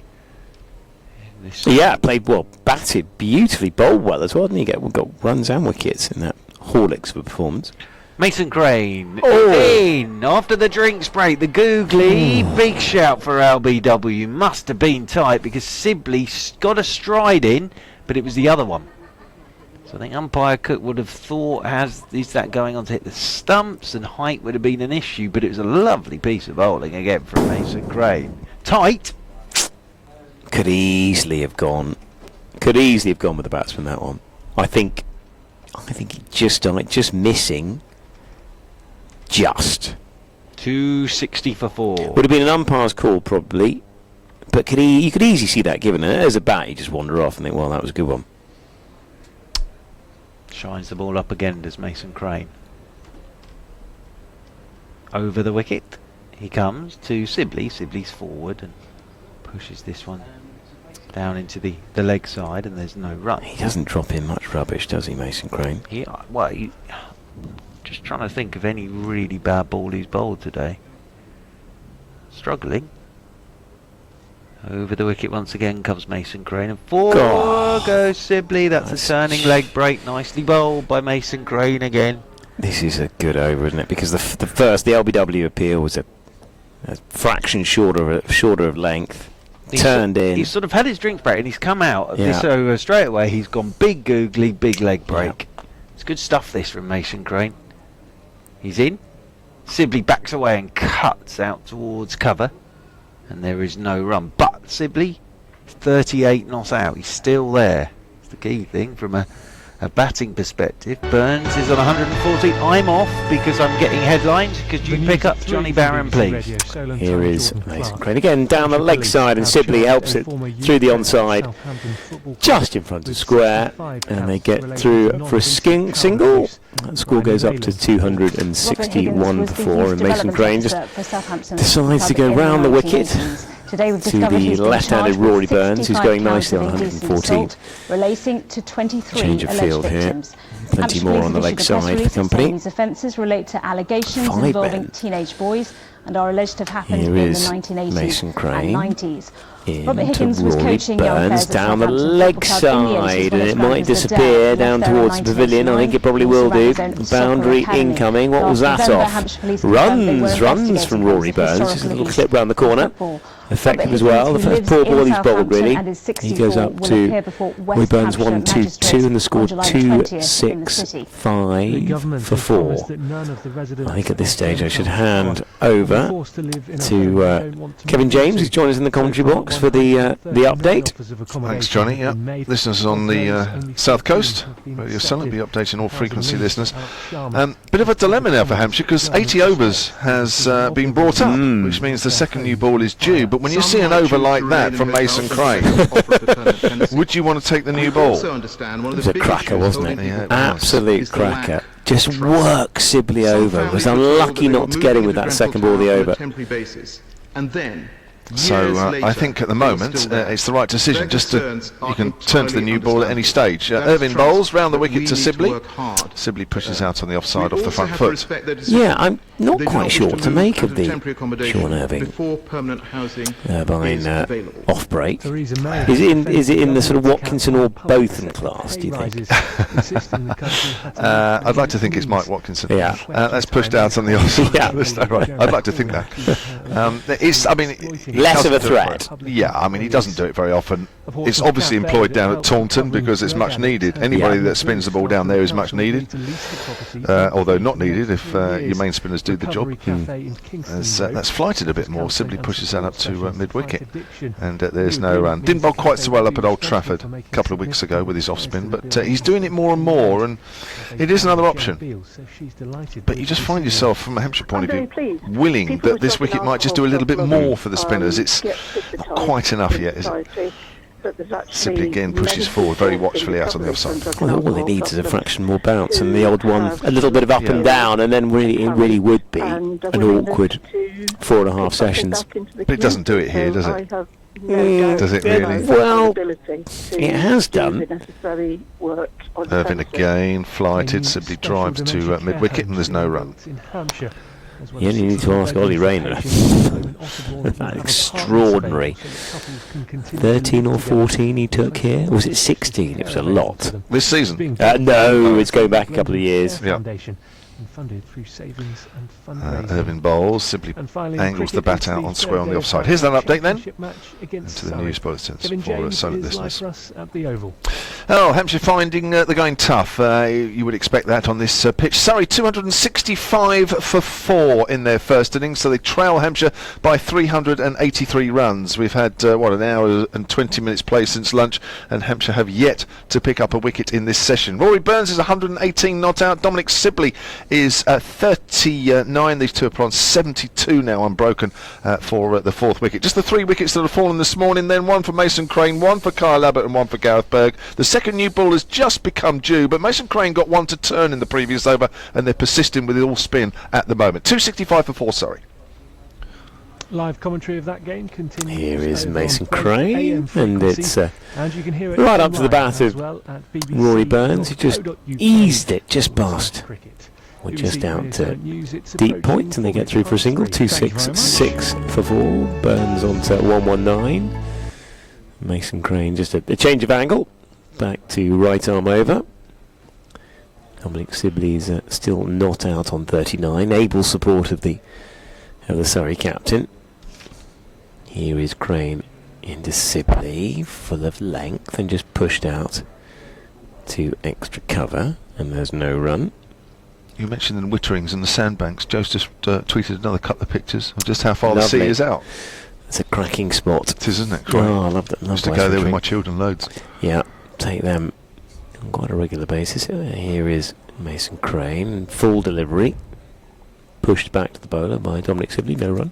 I think it's no exaggeration to say that when the sea goes out at its furthest, it's what, a good mile? Oh, it's miles. More than that, isn't it? It's not quite Western-super-Mare where it seems to go out for the entire estuary. Here is Crane, clipped nicely by Dominic Sibley, just down to behind square, just by the scoreboard. They get through for a single. 267, sorry, for a 4. Stuart Samp says that Joe's just down the road from where he is, near West Wittering. Yeah, very nice. There's East Wittering, of course. Here is Crane again to Rory Burns from round the wicket. Push back to the bowler, no run. We should say other beaches available. Other beaches are available. Because it is on National Trust land. You have to pay to get in. Well, I think is it privately owned? Or is it not? I think it's privately owned, yes. Still have to pay to get in there. Crane, a little shorter, flatter, hit up to mid-on by Rory Burns. That's a great little business. Sorry, that's a great little business there, because you don't have to go to the beach either, do you? You can just park up and there's a load of grassland. Oh, it's lovely. Absolutely. So you don't actually have to go on the beach if you don't want it. No, indeed, and fish and chips available, various other foodstuffs. Yeah, it's very nice. No, I do like the Witterings. At this point, I have to say that both myself and Johnny are ambassadors for West Wittering. Yes, yeah. No, it's about 40 minutes away from us. 50, maybe an hour, really. Especially on a busy day, it takes days to try and get in there. That's the only problem. Is if it's warm and sunny in the summer holidays, there are piles of people trying to get in. Sean Irvine to continue around the wicket. Over the wicket, I should say, into clipped nicely by Dominic Sibley into the onside. Sorry, he is over. Off spin, of course, from Sean Irvine. 268 for 4. Sibley down to 41. Roy Burns man on strike. Alvaro on the tweets. Alvaro at Sound Sport says Wittering and Barron go well together. God, yeah. No, it does. It does indeed. Rory Burns back on strike. Got the two men in at short extra cover. Sean Irvine to continue. He's in to Burns. Oh, there is a turn there. Yeah, There's a turn there. Wide at the off stump to Rory Burns, but it does go. Encouraging. Yeah. It's just nice to see the odd one go a little bit. Well, a bit more than the norm. I'm just willing it to sort of break up. Yeah, it looks pretty good from here, but we are a while away. Here is Irvine again. It's worked nicely through to extra cover by Rory Burns up to Fidel Edwards, who just jogs in off the rope. They get through for a single. I just wonder when Hampshire might take this second new ball. At the moment they're over 8. They're just one behind at the moment. They were 2 a little while ago, but you just know with the new ball, and once you get the seamers on, and I mean Abbott's not the quickest, but certainly Fidel Edwards isn't in terms of over 8s. Here is Sean Irvine again. Flattish delivery. Dominic Sibley pushes back, no run. You just know that Hampshire will get behind again. I suppose they have to take that into consideration. But I think at the moment, with so much time left in the game still, it's definitely worth. If it's a hunch to keep the spinners on, it's definitely worth doing so. I mean, I think, sorry to be honest, they're grinding out the sessions here, but they're doing all right, these two, aren't they? They haven't had a wicket lost in the session thus far. Here is Irvine again. Push back on the back foot, another pretty flattish delivery by Sibley. No run. Ben Pryor says, Johnny Barron for TMS soon? Question mark, he says. He's a sublime commentator. Oh, God. I don't think so. Here is Sean Irvine up to the bat outside. I think Dominic Sibley threatened to play at that. Go shoot the keeper. No run, and the score is 2-6-9 for 4 at the end of the over. And Richard Isaacs, afternoon to you, Richard. Sun Sport does scoring for a certain paid TV station. Listening while scoring Army versus the Navy Development 11 at the US ground in Portsmouth. Played a few games there. Yeah, likewise. Yeah, with Jim Cunningham too. He says, lovely day for it. It certainly is. I'm sure most of the south of England it's bathed in sunshine, and as is per the norm, any further north than that it'll be useless. Yes. I played against the Navy and the Marines down there. Both competitive bunches from memory. Mm-hmm. Got runs on one occasion and nothing on the other. Right. How did you find the wicket down there? I think it's played all right, as I remember. What were your thoughts of it? It was certainly a little bit quicker and bouncier than some we used to play on. Yeah, here is Crane again into Rory Burns. He just tucks it round the corner. Malcolm Marsh used to get some outrageous carry I bet he at times. did. Yeah. But a good wicket to bat on, yeah. It became a bit iffy later in its life. I remember bowling there and getting hit all round the park, both by the Marines and by the Royal Navy. Here is Mason Crane again. It's pushed down the ground. Phil Edwards. And there's no run by Rory Burns. Always felt you could guarantee an argument in the spectators somewhere along the line towards the end of any one day. Crane again, a bit of width and capitalised on Rory Burns. He gets a lovely boundary through extra cover. He goes up to 1-2-4, 2-7-3 for 4 now.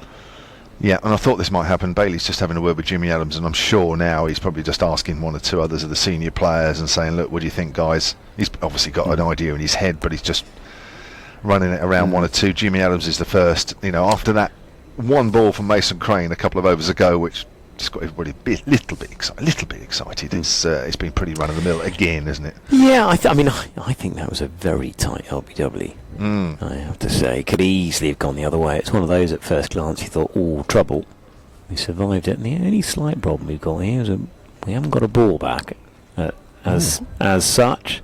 Got at least 2 of the playing staff in the seats. They come up with. They have. Well, Fidel Edwards is quite a long way away from where the ball was actually picked up, so I don't know where he was looking. Well, I know where he was looking. The ball was. Well, you get blocks, don't you? It was completely the other side of the block. Might have ricocheted. That's the only thing I can.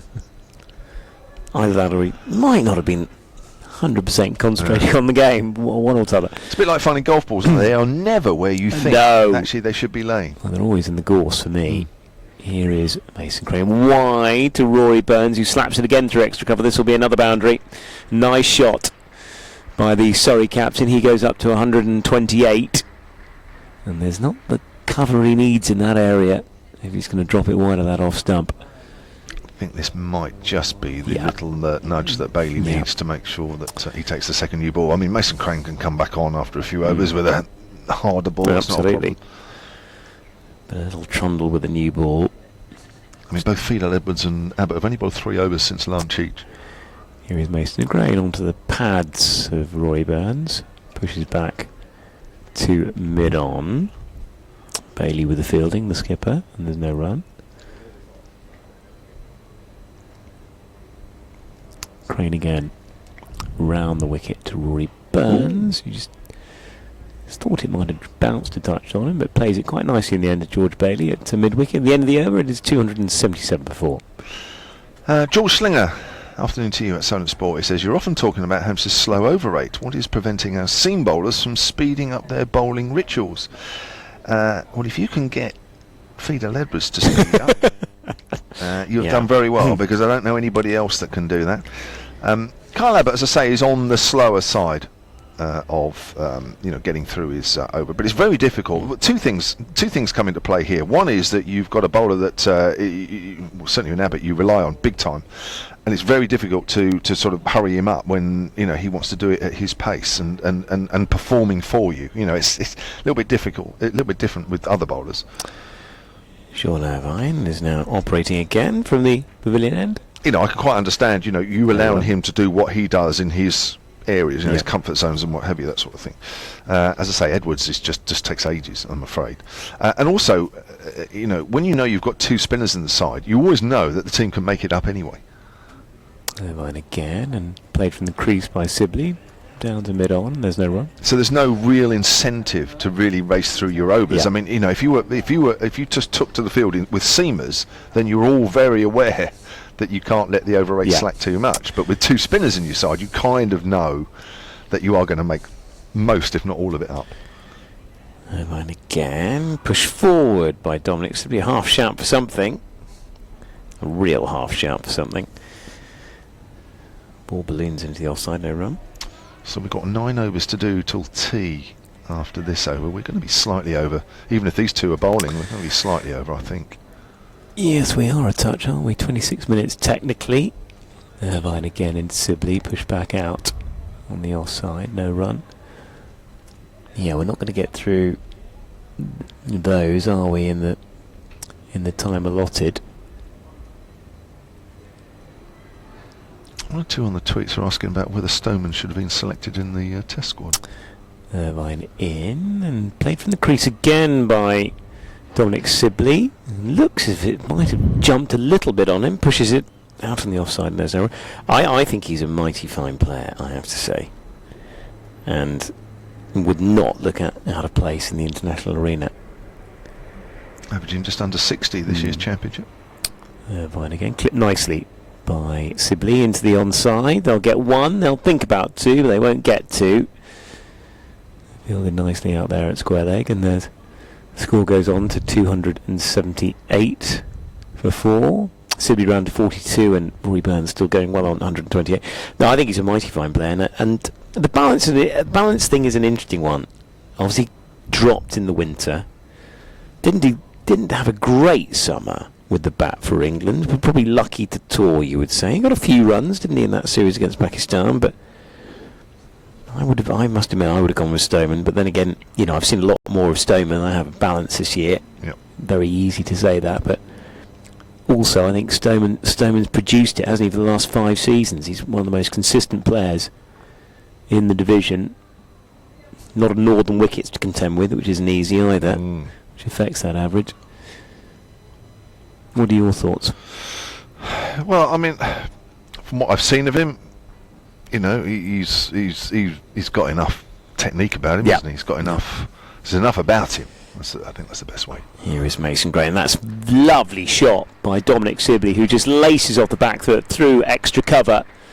Another boundary to him. He goes up to 46, not out. That score on to 282. Mason Gray just tarring a touch. There's been a few naughty ones in the last couple of overs. Yeah. But he's 30. Yeah, I don't think that should go against him. The only difficulty coming into the game late, of course, if you get dropped, is a long way back, isn't it? That's one of the problems. But I think Jonathan Trott was 29, rising 30. He managed to sort of garner a good 5-year career out of it. I mean, Stoneman, I think he's got a very, very easy on the eye, simple technique, simple method. Yep. Doesn't look as if a lot can go wrong. Mason Crane again. Into Sibley. Oh, I think an inside edge onto pad. That didn't bounce. And that's a lovely delivery. Is that the googly? Yeah, it is. The other one that comes back into Dominic Sibley. It's a beautiful bit of bowling. Lucky for Sibley, he got something on it in the end. I don't think he picked that either. No, not at all. He hasn't picked. That's the second he hasn't picked. From the hand. It's a lovely bit of work. Mason Crane again. Into Sibley, he pushes forward, a little bit more watchful on that occasion, and there's no run. That's the danger of somebody who's got a solid ball that goes in the other direction. Not all leg spinners have it these days, do they? Right. That's a good one as well. Oh gosh, that was so close. It's been 2 or 3 now. They've been so close. Mason Crane again, shorter from Sibley, who plays it again from the crease, like a man who's a little uncertain with which way it's going. He's trying to play him off the track, doesn't he? At every opportunity. Anything slightly short, he's getting back, and just because the pitch is not particularly quick, he gets time. Here is Crane again, who pushes forward on the offside, and there's no run at the end of this over. Kevin Howells will be coming into bat, so to speak. Steve Winter, before you go, says, can you ask Mr. Barron if there's a cricketing question today? I'm afraid we haven't really got one anymore. Mason Crane again, squeezed out on the offside by Dominic Sibley, and that is the end of the over. And I'll depart the commentary box, and Kevin Howells will come and join Kevin James. Thank you, Johnny Barron. So Steve Winter, there you go. There's no more Johnny Barron cricketing questions of the day. I must admit, even I look forward to those. Quite disappointing, really. Now, Ben Pryor says, what are your thoughts on Sibley, having seen him make quite a few runs against Hampshire in the last couple of matches? I think I saw him score some runs in the T20 game last year. Kevin Howells, BBC 5 Live, back with us. Hello, Kevin. Hello, Kevin. Good. It's Sean Irvine. That's another good start. I have to say, they're memorable starts. Every time you're back on commentary, I must write these down. As Irvine bowls, it's flighted, and that's driven into the gap between 2 men on the drive at extra cover. Bisected them beautifully. Won't go all the way to the rope. There's a big chase there for Fidel Edwards, running around from deep cover. And the batsman will take 3, and Burns moves on to now 131, and the Surrey total to 285 for 4. So I better get a book out for some of this. It might help me climb the rung of the BBC commentary ladder. On good starts. Yeah. Well, good manners to begin with. Yes. Introduce yourself. Yes. Say a warm welcome to you all. Now there's a short delivery which is cut past point by Sibley, and that's 4 runs. 289 for 4 now, Surrey. I do think Bailey might be thinking about the second new ball, and that's Sibley's 50. That's a good round of applause, isn't it? Unlike Burns, when he got 50 this morning, there was hardly anything. Slow to wake up. Well, they obviously were. Partnership between these two is now worth 96. I think my maths is correct. It's 90 odd anyway. Here's Irvine from the pavilion end again, and Sibley drives up to mid-on. They'll take an easy single there because Abbott is quite deep. Sibley 51, 290 for 4. Yeah, 97 these two are put on now. Any other commentary tips for me that might help me? No. No, nothing. No, you've pretty much got the perfect game here already. It's cut. It's a backward point and there's no run. Oh dear. I can see why we don't work together that often now. It could be a case also of no coaching is better than bad coaching. Yeah, there is that as well. Yeah. And you can tend to, sometimes with coaching, listen to too many different people. So you never know whether you're coming or going. That's a drive to Vince, who's one of those two men on the drive on the offside. Were you one to give advice to younger people? I feel I'm not qualified to do that. I'm not talking about, I mean as a player. Oh, as a player? Well, no current player asks me.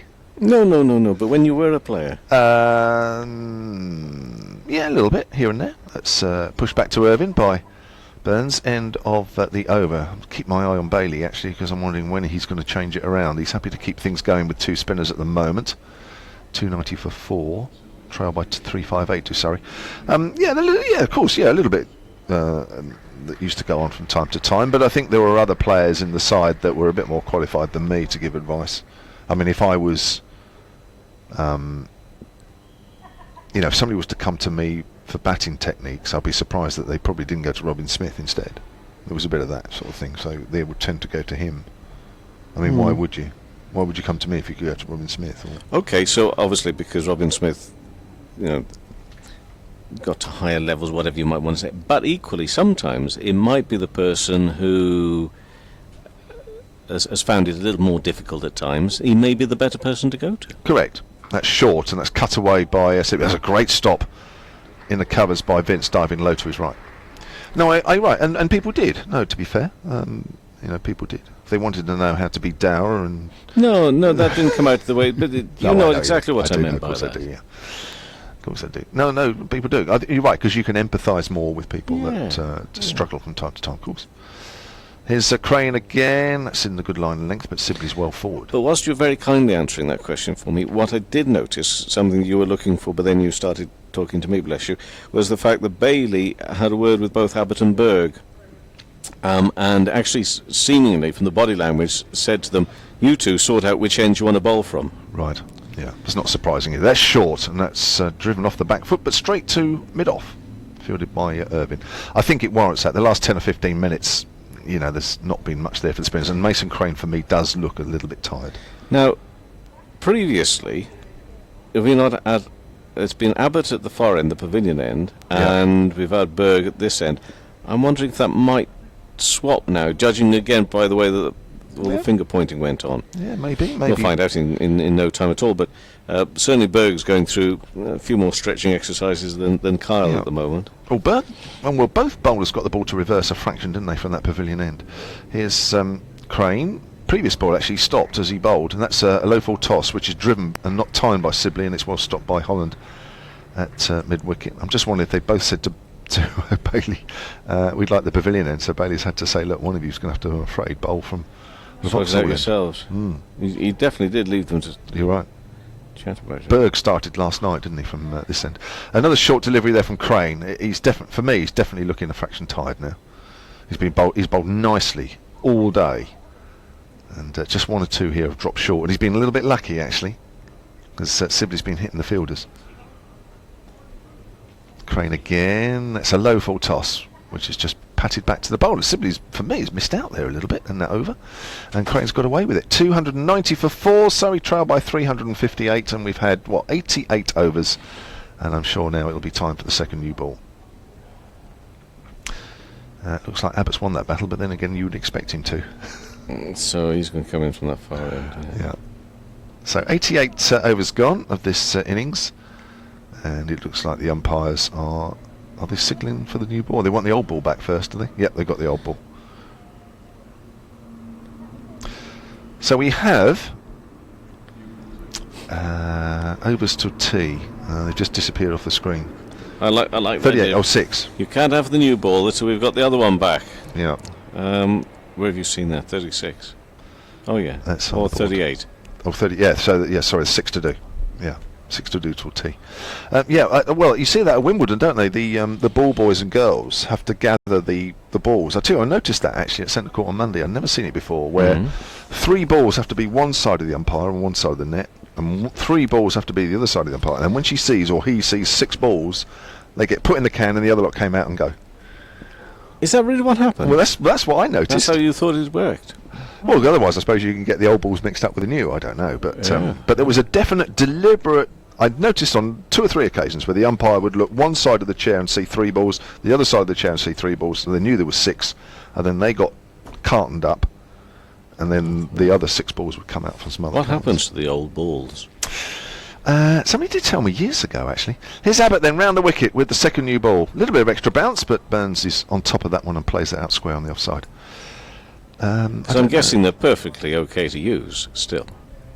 Yeah, I would have thought they go somewhere where they're made use of, aren't they? By clubs, by charities, I don't know. Somebody did tell me years ago what happened to the but I can't remember. There'd be a few of them, wouldn't there? Oh, aye. New balls, please. Great sound of Wimbledon, isn't it? Leather on willow cricket.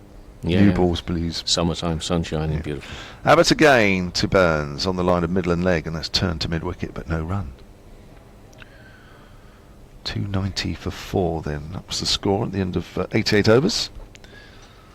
And Burns is still there, 131 not out. So a little bit of a go before tea for a few overs, and a little bit of a break, and come back out again. Needing to break up the partnership that Surrey really needed. They needed this pair, but they need a little bit more as well, I'm afraid, from a Surrey point of view. 499 still a long way off. It is, isn't it? It's a marathon, this game, isn't it? It's played into the ground and into the gully, where it's fielded by Adams. Both Fidel Edwards and Abbott bowled 3 over spells straight after lunch, obviously held back for this second new ball. But Berg, of course, will open. One assumes will bowl the next over from this Vauxhall end. Sunshine's still out here, as it has been all day. Abbott 2 slips in the galley then. Comes into bowls to Burns, who again looks to mid-wicket, first of up, and he's trying to whip that away down the leg side. Good diving stop from McManus. Diving to his right. Have you decided yet what you're doing tomorrow? Has the game's gone a bit quiet again? No, I haven't. No. Must be nice to have. What do you think I should do? I think you should. There's an invitation to tell me to I would want go to say away. that, yeah. I need to say it as well. Yeah, exactly. Ben Pryor on the tweets at Sun Sports says, "Why isn't Abbott bowling more?" Well, you've got to remember that he's one of the most used bowlers in the country at the moment, and you don't use your prize assets too often. Again, it's down the leg side. And taken by McManus. He's been the best bowler in this innings so far, and yet he's only bowled 15 overs. You've got to remember that Hampshire are gearing themselves to be in the field for just over 2 days, if you include last night's 30 overs. That is an awful long time to be in the field. And if you'll remember, regular Hampshire fans, that when they're in the field an awful long time against Yorkshire, I know it didn't help Fidel Edwards walked off in that game.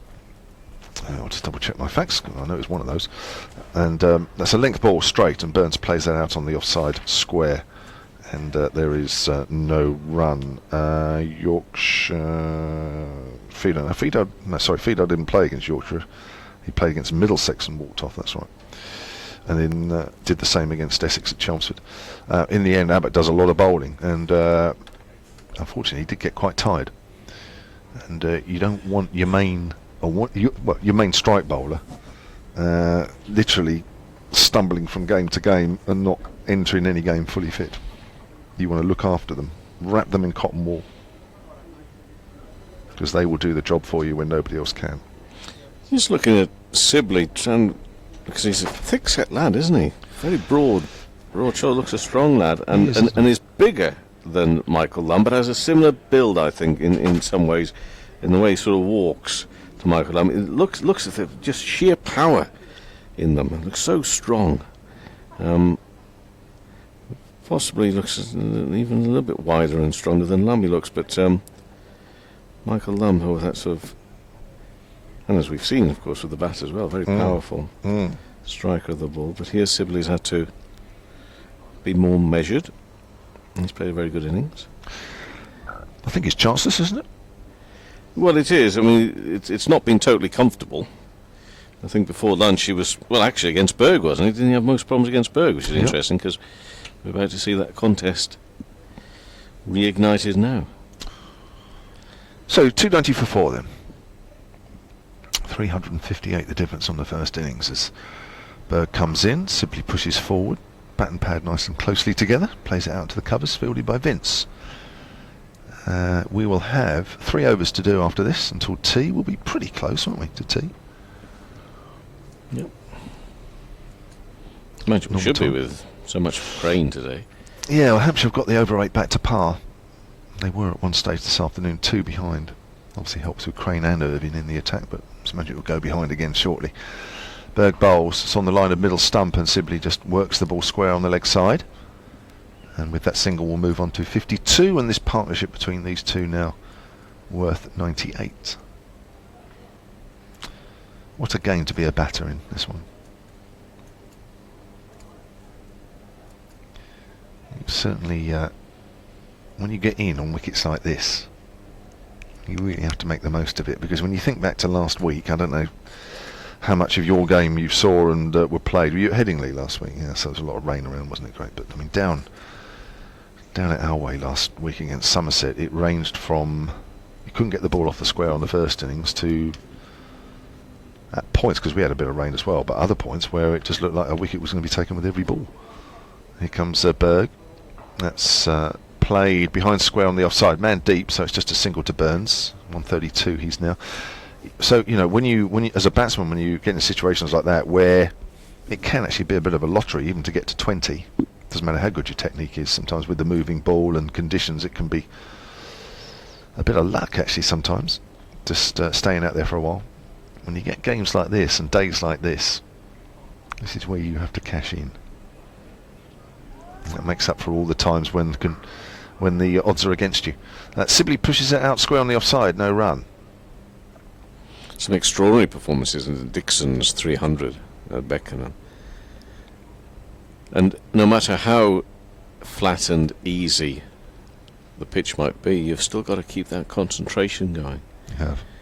And that for me is something to admire in batsmen. Definitely. Definitely. Here's Berg. Sibley just plays that late and angles the bat down to third man. That's going to give you 4 runs. Perfectly deliberate. Just allowed the ball to come onto him. And that's the 100 partnership up between Sibley and Burns. And the total moves on to 296 for 4. I mean, that's the other thing as well, isn't it? Sometimes where you just get such flat pitches. I can't remember back at Beckenham other than I think the first year of the T20 competition where Hampshire played Kent there. They might have played another game the following year, I can't remember, but it's a long time ago. I just can't remember Beckenham what sort of wicket it was really. Obviously it's a very good one. But as a batsman, sometimes you get on wickets like that and you get a little bit too blasé. Here's Berg, bowls it short and it's pulled away by Sibley. Down to the man at quite squarish fine leg. I think that's Abbott down there. And I think that is the end of the over. Yes, it is. Sibley will keep the strike. He's on 57, 297 for 4. Surrey trail by 351. Just to look at that score, so Northant's up to 387 for 4. Yeah. So there's less wickets in that game than here, isn't it? Oh no, same. No, it's actually, the same. The same. I think there was one down last night. Yeah. So we kind of feel their pain down there as well from a bowling point of view. Is Beckenham a built-up area? Not necessarily. No, not really. I'm just wondering when you say we feel their pain. I'm just wondering, as nice as the Oval is, as exciting and vibrant a city as London is, perhaps Beckenham would be a little bit more sedate. Maybe. A bit more, I honestly don't know. Well, yeah, it's from what I remember of it, it's quite a nice ground, really. I mean, I know Kent are trying to make it as their second ground, aren't they? Or they might have done some work there since the last time I was there. It was very much an open sort of club ground. All right. Really. Here's Abbott from the pavilion end. Sibley drives thick outside edge along the ground, fielded by Adams, who's in that deepish gully position, which he's been doing quite a bit today. I think I remember it being a hot day. Maybe it was the first one. Andrew Simons, the Australian batsman, played for Kent one year in the T20. Got loads of runs actually. Wasim Akram played for Hampshire that year, and actually Simons got loads of runs at Beckenham. Oh, you're going back there then, aren't you? Well, that's the first year of the T20, I think 2003, wasn't it? Yeah, of course, yeah. I mean, I remembered that for that innings. Here comes Abbott. Sibley drives on the up. Good stop at mid-on, though. So I guess even then, the wicket was pretty flat, pretty good.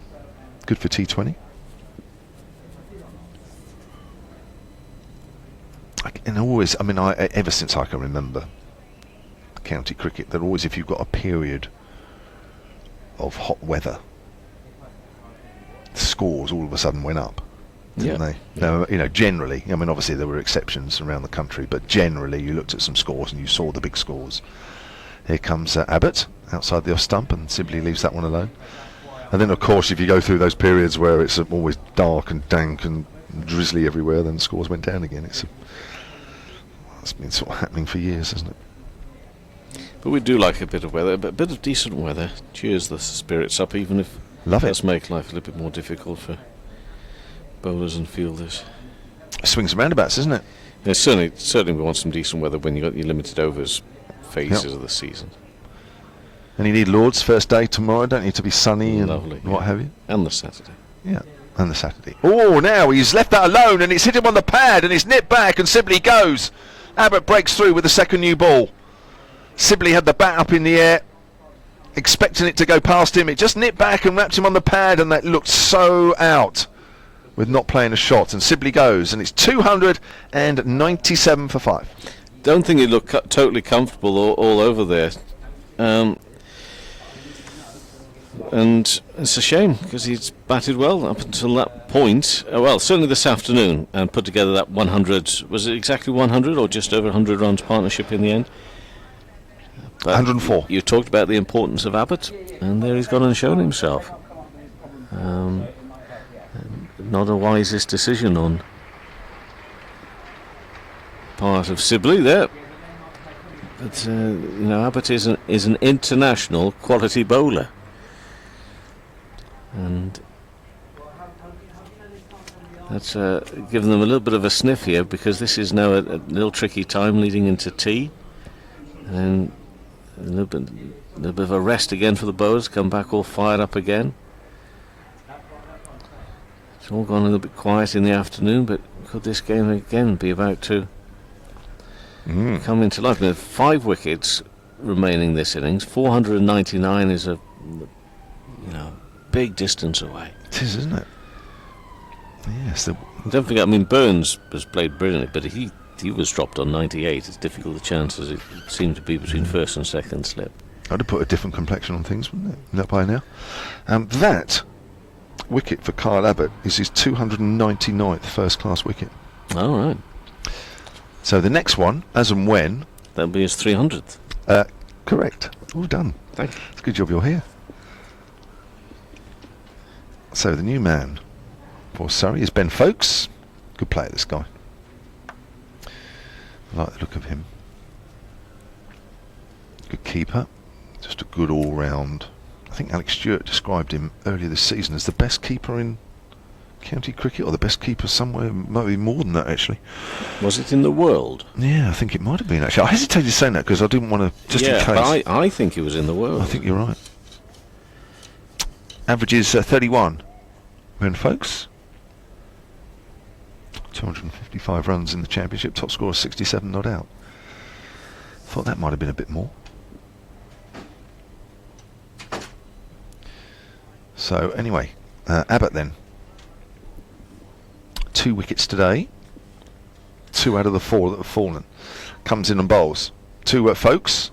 And Folkes gets one that bounces a little bit and tries to work there on the leg side. Just gets a bit high on him and takes the bottom hand off the bat and gets hit probably somewhere on the hip, I think. Or maybe on the glove. Ball just bounced out in front of him. Yeah, he's a class. High class is... they used to call Martin Bicknell high class, didn't they? I used to get fed up with that. He used to get me out for fun, Martin Bicknell here. Well, anywhere else where we were playing Surrey. Alex Stewart behind the stumps. He used to go, well bowled high class all the time. You go, oh gosh. Here comes Abbott. Bowls, there's a short delivery. This time he plays it a little better. Works there around towards fine leg. Goes down to Fidel Edwards. Folkes off the mark. 298 for 5. Surrey still have a big deficit here. 350 now. And that's the end of Abbott's over. And Abbott has 2 for 34 from his 17 overs.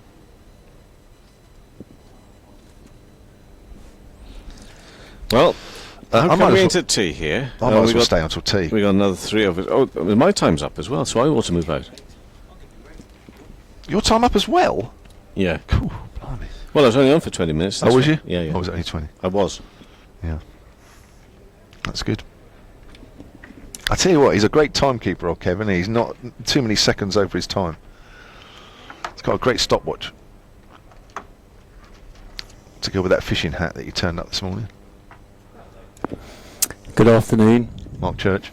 How are we all? Very well. I will stay for tea. I'm quite Marvellous. happy to do my extra bit because I've got to look after the silent listeners. Barron's there if you need him though. He's three champing overs at the bit. Yeah, there's 3 overs till break anyway. I've got to make sure that our lot back in the studio know what's going on. Yeah, good bowling from Abbott. Again, it's that whole thing about international class, really. Gareth Berg coming in from the Vauxhall end over the wicket to Folkes, and Folkes is in behind this one, pushes it into the offside, and there's no run. Good innings from Dom Sibley, 57. I actually sat, it was quite fun actually, sat for 20 odd minutes down there to our right in the OCS stand and watched from sort of square on. Mm-hmm. Interesting actually, especially with the new ball, to see Abbott bowling, and yeah, it was interesting watching from there as Berg is over the wicket to Folkes, who covers up, pushes this one back up the pitch, and there's no run. But a very fine innings this from Rory Burns at the moment of 132. But the one thing, we've had 100 partnerships so far of 104. And the 100 partnership for the first wicket last night. So 200 partnerships so far, but sorry, still need 201 to avoid the follow-on. As forward goes Folkes and pushes this one straight back up the pitch. Berg will do the fielding off his own bowling, and there is no run. It says 2 things, doesn't it? First of all, how well Hampshire batted, but secondly, it doesn't matter how well you bat in reply and how good a session you have, how good a period of play you can have. In an instant, with 1 wicket that falls, all of a sudden it puts pressure back on. And it's that whole scoreboard thing, isn't it? As Berg is in and forward goes Folkes, thickish inside edge.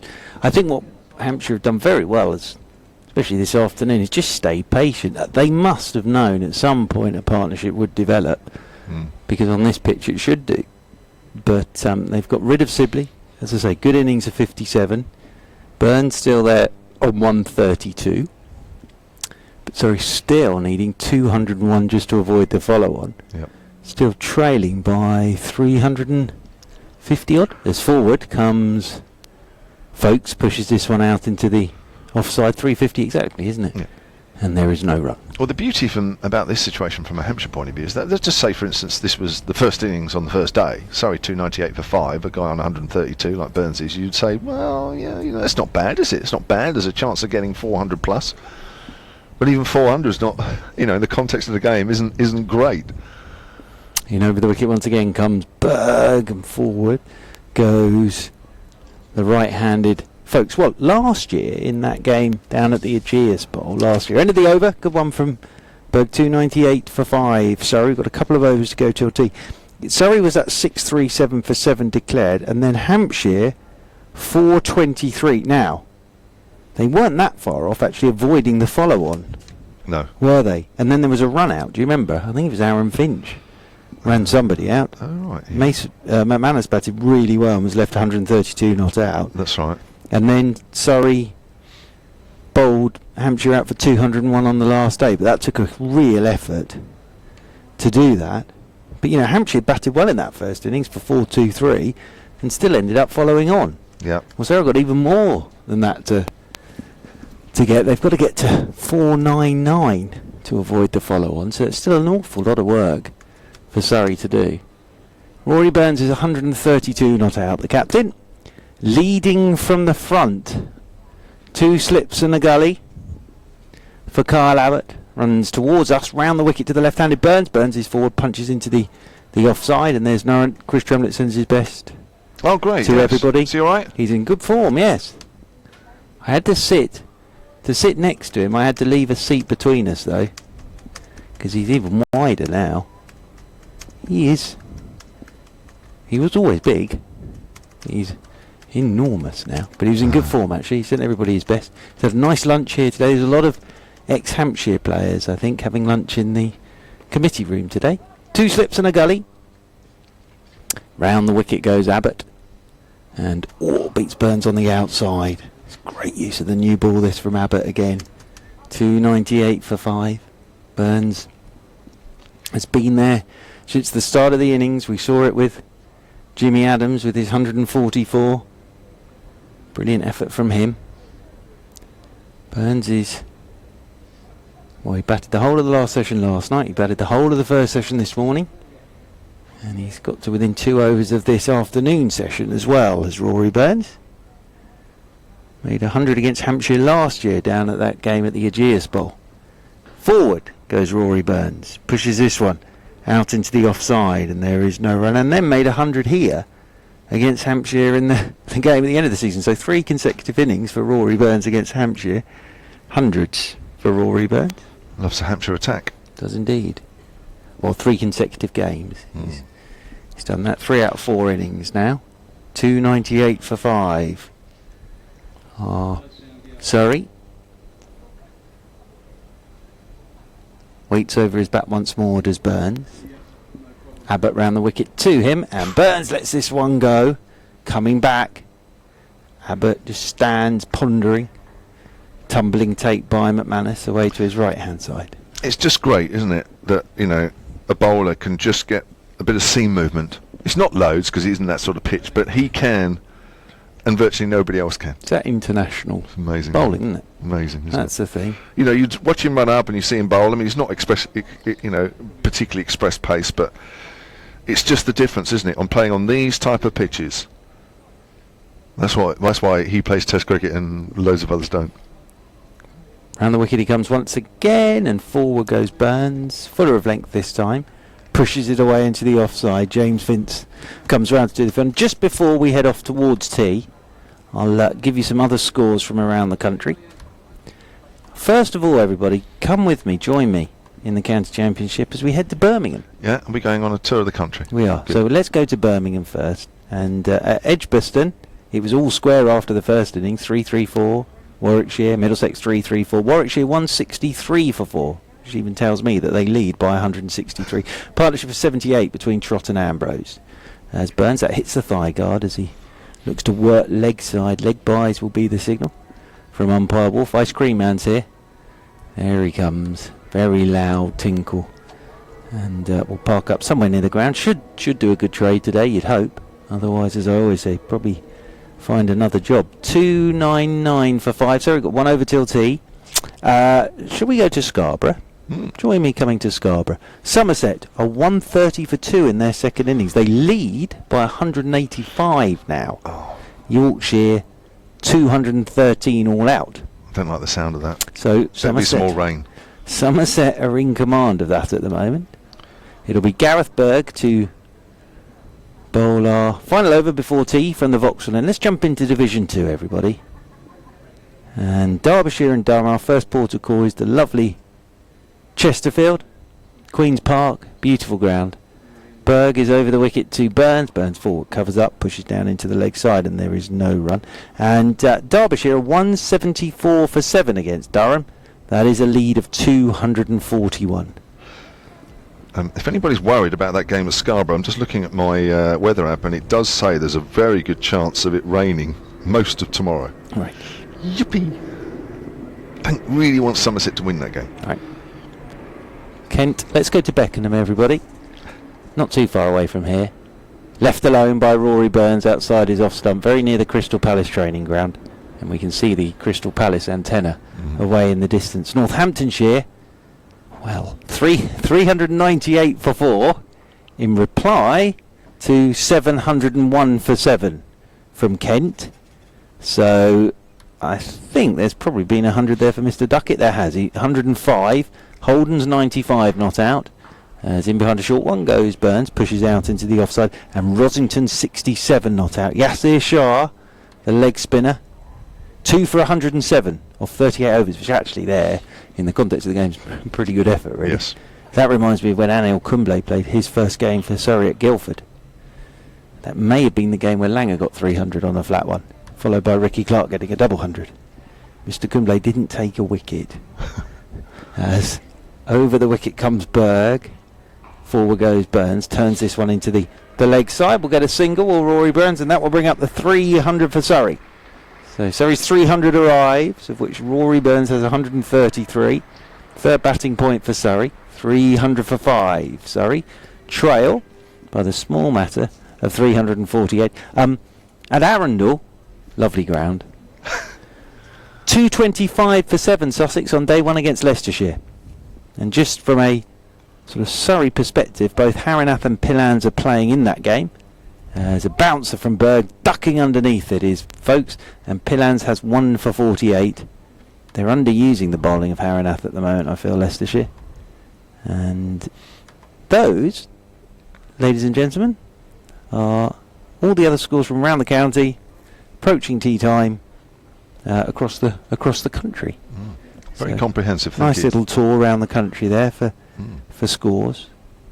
Turns once more does Berg down below us, running away over the wicket to Folks, the Yorker. Folks digs him out, pushes it up towards mid-on. That will be tea.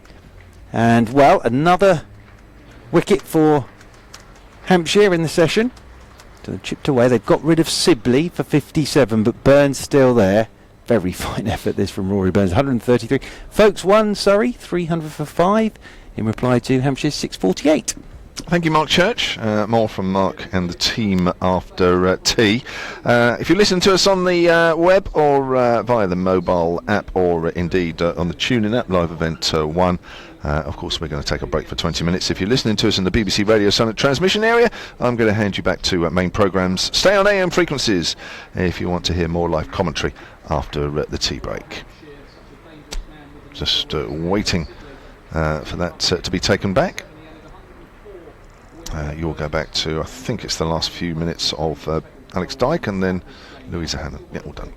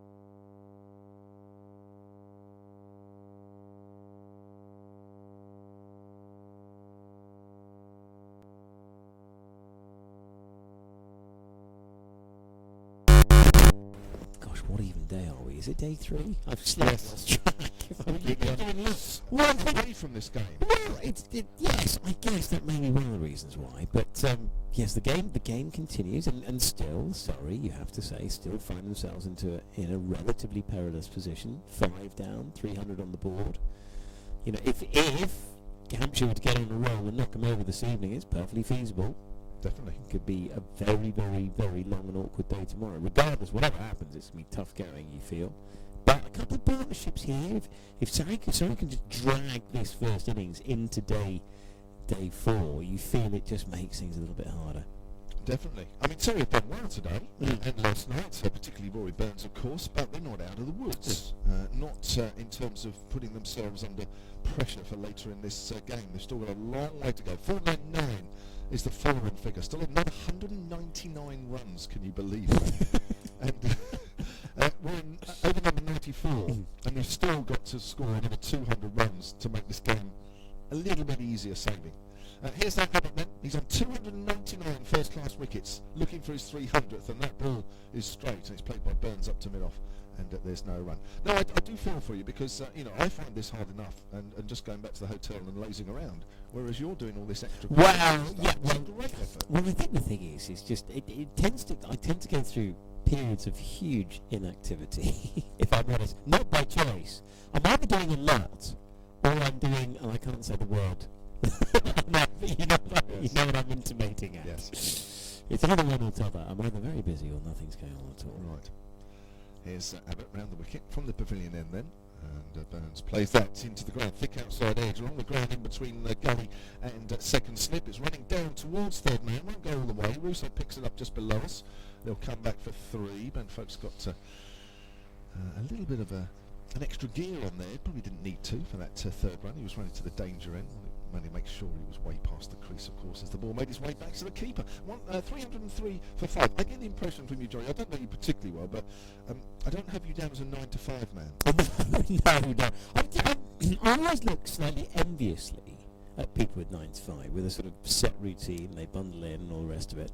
You know, with somebody who writes them a nice big cheque at the end of the month. Those kind of things. Whereas us self-employed mob have to go out there and sort of go as whatever we can. Yeah. I'm not sure I'd be. I think, to be honest, I'm completely and utterly unemployable. That's the reality of it. Oh dear.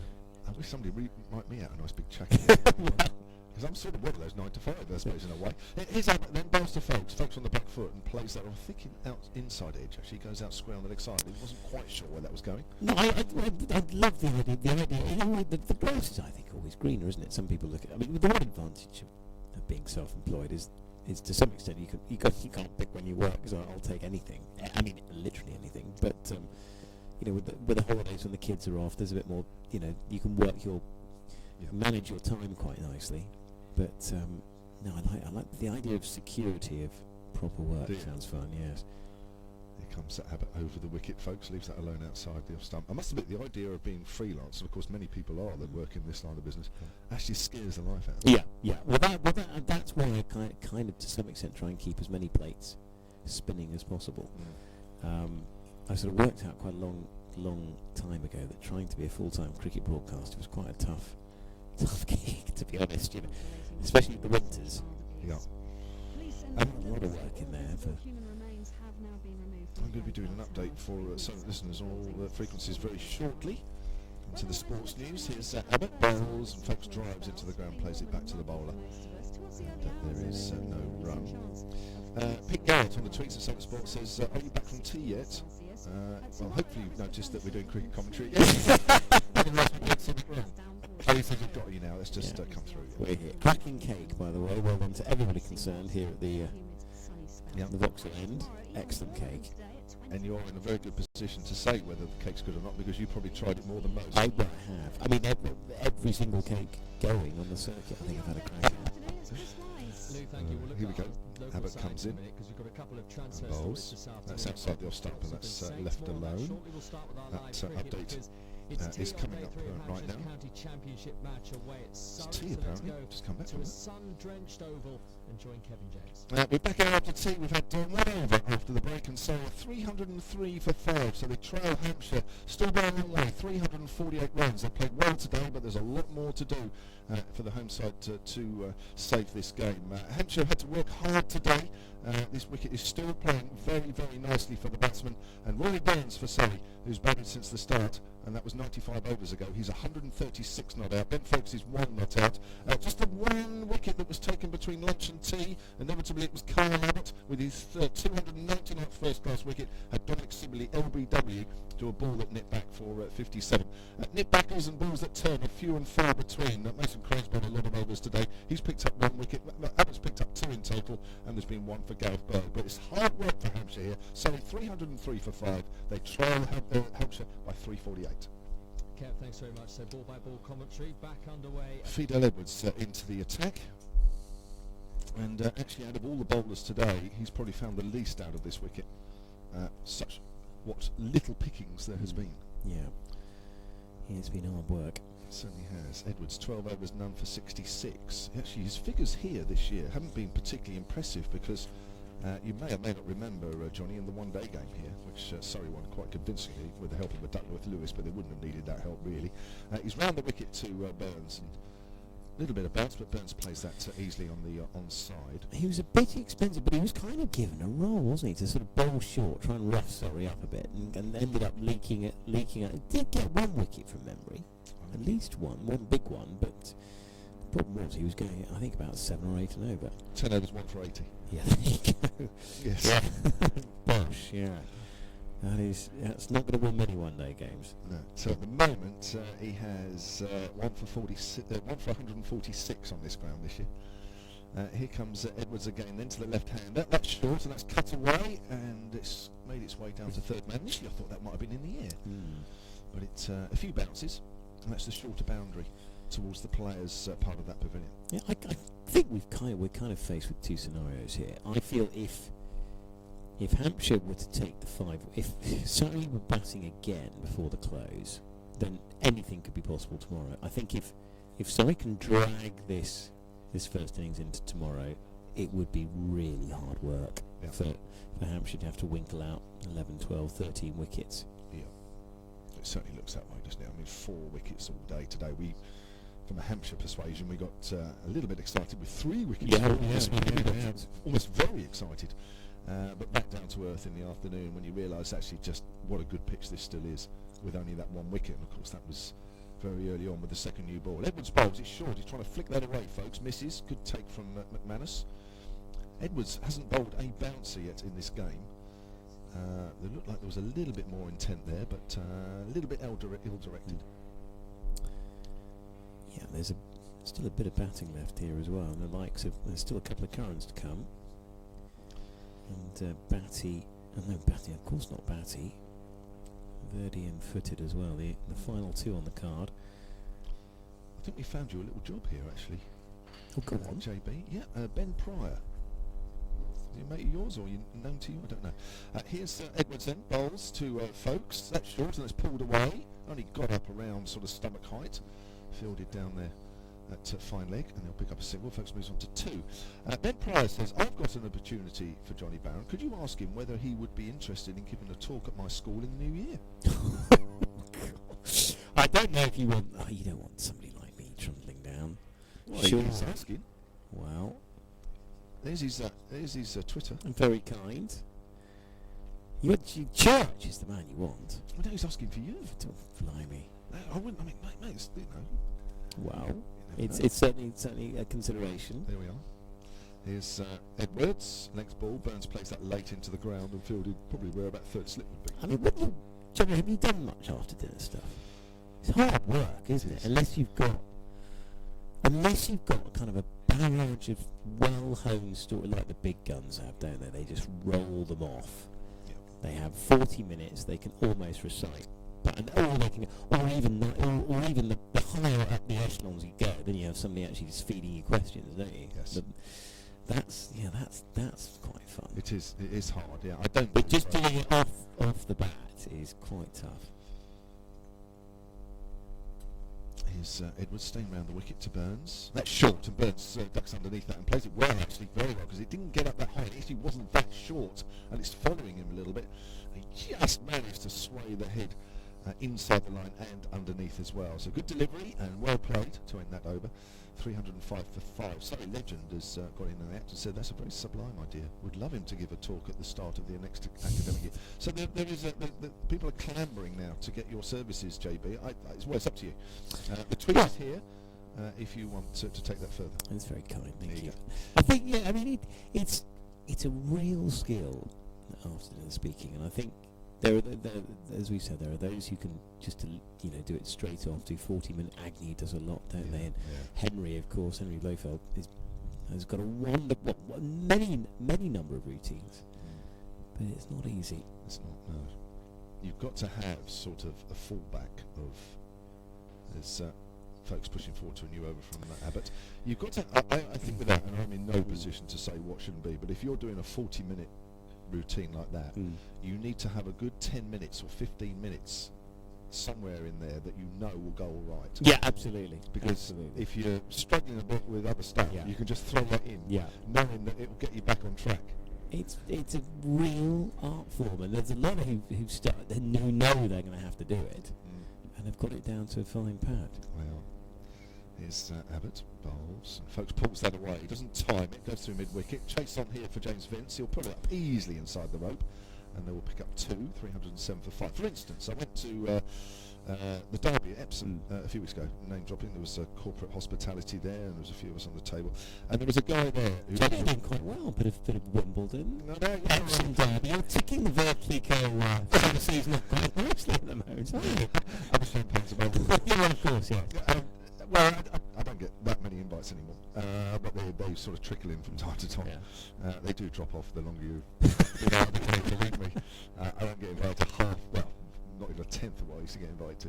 But that's fair enough. Outside the stuff, I'm left alone. But every now and then, some good stuff comes along, and we were on a corporate table. And this guy, I forget the name, but he's obviously quite well known. I can't remember, the oldest guy. He obviously has done this a million times before, did a sort of about 20-25 minute routine at the sort of very early on when we were all having our food. And, I would say 50%, if not 60%, is stuff that you've heard before. Yeah. But he rolled it off. Now, I'd rather hear somebody that has said the same thing a million times but knows how to tell it. That's pulled away, but not timed, but they'll still pick up a single. It's on the leg side. Somebody doing that than somebody who's probably maybe a bit funny but doesn't know how to deliver the lines and probably hasn't done it very often. Yeah, absolutely. I can think of a couple of examples. One of the few favourites is I've been at events and where Bobby Davro's turned up. Yes. He's known there's been a comedian beforehand, and he'll say, right, what gags has he done? And he'll tick them off ones that he can't go near. And then there's a couple that just slip through, and I say, oh, sorry. And you've seen the audience going, I'm sure we heard this like about 8 minutes ago. They all have the same gags on the circuit. Abbott is round the wicket, gets wrapped on the pad. Burns, they'll come through for a quick leg bye. Just waiting for umpire Alex Wolf to endorse that leg bye. Is he going to signal? Yes, he is. Total moves on to 309 for 5. The funniest after dinner speaker, I've seen him a couple of times, Martin Bayfield, the ex-rugby years ago. Unbelievable. And he can deliver. He's the sort of person that if somebody pulls out, he's the first name that people go to. And he can pull out, he said, well, how long do you want? 10, 15, 20, 40, whatever. He literally just does it by the clock and it rolls off. Never seen anything like it. Incredible. Yep. Abbott again to Folks. Folks pushes forward out into the covers. That's the end of the over 395. However, if you end up captaining England 100 tests or whatever, then you tend to find yourself in a panel scenario with somebody like you or I feeding the questions to them, and that's a great deal. That's really easy. You just turn up and you can just roll along with the show. But when you're delivering on your own, you need to write a show, and that is time consuming in the first place. I think Churches might be undergoing a bit of a trip round the country next year, which we won't talk about yet, of course, but that might culminate with the two of us doing something, I think, on stage. But that's... Listen to you. Well, potentially. Is that... Well, yes, I can't really talk about any other details. Is this what you were saying about non-disclosure agreement? Edwards ran the wicket and another short delivery. He's starting to bang them in now, is Feeder. We've waited a while for this, and looks like we're going to get one or two short balls mixed up with, of course, at some point, some full deliveries. Yeah, for a charitable cause, of course. But yeah, because we've had some sort of fairly amusing moments over the 10 years that we've been sort of shoehorned together. But it's actually trying to remember them all, to be perfectly honest. We've got a couple that we managed to find on the airways, which we've kept. Yeah. But yeah, it's a real art form, I think. It is. And I think it's very important to write things down, isn't it? Yeah. Because you will forget them very quickly. Edwards spells, it's a length ball this time, and Burns plays it into the ground square on the offside. And they'll come through for a single. There's a no ball as well to add on to that. I mean, another. I mean, it's only been listening to the podcast, but Flintoff, Robbie Savage, and Matthew Side have been doing this podcast recently. And Flintoff's kind of done all his best after dinner work, as far as I can tell, on the podcast. He's an amazing storyteller, and he has got in more scrapes than any other professional sportsman I can imagine. Extraordinary what he's gone up to. I can imagine, yes. Some of them for public consumption. All out there, all in the public domain. Yeah, I suppose, yeah. Well, all of them. Here's Edwards bowls. There's a short delivery that's pulled by Folks. He plays that nicely, actually kept it down. There is a man down deep, away to our right. I think that's Mason Crane, actually, fielding at deep square leg. Folks played that really well. He moves on to 5. 3-12 for 5. Sorry, trailing by, oh gosh, got Lots. here. 3:37, I think. 3:37. Well, getting gradually closer. Yeah. It's fascinating seeing these guys who do it on the circuit. It is, isn't it? I've got 1 or 2 tweets here. I must get through them quick because I think I'm coming off in a minute. I think we haven't been shouted at since about 11:30 this morning. Jonathan Bailey says I'd pay money not to listen to Bobby Davro. Here's a true story, actually. Myself and Bobby Davro, let's played into the ground out on the offside, and Fraser Hines shared a couple of drinks in Bournemouth one evening. There you go. That's my Bobby Davro story. It's a total waste. He's a wonderful man. Yeah. He? And I remember when my kids were young, we had a babysitter, an old lady from across the road, who babysat 2 girls one night, and we got back in later on in the evening, and we said, everything all right? She said, oh yes. She said, you had a phone call tonight from a Bobby Davro. Just like that. Every night he gives us a call. He's a great man, Bobby. One of the most charming people on the circuit, has to be said. I tried to organise a luncheon with him actually in Bournemouth during my benefit year. It just didn't quite come off, unfortunately, but never mind. That's pushed by Burns up to mid-off and there's no run. We've got a couple of other tweets about you doing some stuff actually, JB. Lord. Harry Nicholl says it's a great idea. I think Johnny Bannon would be an inspiration to all. And Paul Williams, who's watching the T20 games at Somerset between Hampshire and Somerset. Chris Soul, who is one of the sons of, I think it's David Soul, not David Soul of Starsky and Hutch, but the David Soul that captains Scotland Rugby. Yes. You're right, won the Grand Slam, prevented England from winning the Grand Slam. They won it in 1990, didn't they? There you go. 91? No, 90. Up at Murrayfield. Okay, he's been playing 1 or 2 second-team games. He's got 3 wickets today, apparently. Now, it's slashed up in the air over mid-earth with a cross bat from Burns, and it's going over the rope for 4. I think he knew that was a short ball coming from Theodore Edwards, and he got on it so early that he actually hit it with a cross bat over mid-earth. Amazing shot. Extraordinary shot. Just about did enough. 15 love. Well, it was. I mean, perfect for Wimbledon week. So I just rolled over the forehand there, didn't he? It's an extraordinary shot. Incredible. That's a shot of a man who's been in for 97.5 overs. Yeah. That was one of us hit that. No. He might look a bit silly getting out. And I think actually in some ways he might have fractionally mishit that. I don't know. Although there was enough on it. He didn't exactly race over the rope. Here's Edwards again. Next ball, and Burns on the back foot steers that out square on the offside. I do get the feeling though that Edwards is just running in with a little bit more purpose. End of the over, 3:18 for 5. Johnny Barron will carry on, then it'll be Mark Church. Well, he's clearly enjoyed a bit of lovely carrot cake that we were presented with at the tea interval. Very well served here at the Media Centre at the Kia Oval. And the players just going about their business in these early stages in this final session. Clouds up above, well there's 1 or 2, but really it is a cracking day. The kind of summer's day that Mark Church would say needs to be bottled and brought out in mid-February. Absolutely. I have to admit this morning, Johnny Barron, when I sat here quietly about 8 o'clock and the sun was beating down. I did think to myself, and it was peaceful. I thought, this is absolutely gorgeous. Absolutely. So Carl Abbott will continue from the pavilion end, round the wicket into Rory Burns, who leaves alone outside the off stump, and there's no run. Yeah, the after dinner stuff, Judge, have you done much of it? What do you mean? Where you Having kind a of, cup of tea or something? well, hosting's one thing. Well, navigating evenings is one thing, but delivering sort of 15, 20 minutes of funny stuff. Shall we be brutally honest with everybody here, Barry? Yes. I've been asked on a number of occasions, haven't I? Yes. Not been able to go, and then you picked up the pieces. I have. Yes. I have. But I've never been asked for the strong 10 minutes from the top. My 10% of any of that over the years as yet. Here is Carl Abbott again. Rory Burns pushing forward, and the ball ends up just dribbling through behind the stumps to the keeper. It's a very tricky thing, that, after dinner speaking. Of course, Dave Fulton now does a lot of it. Oh, he's very good. Yeah. He's very good. I'll be the judge. I've heard...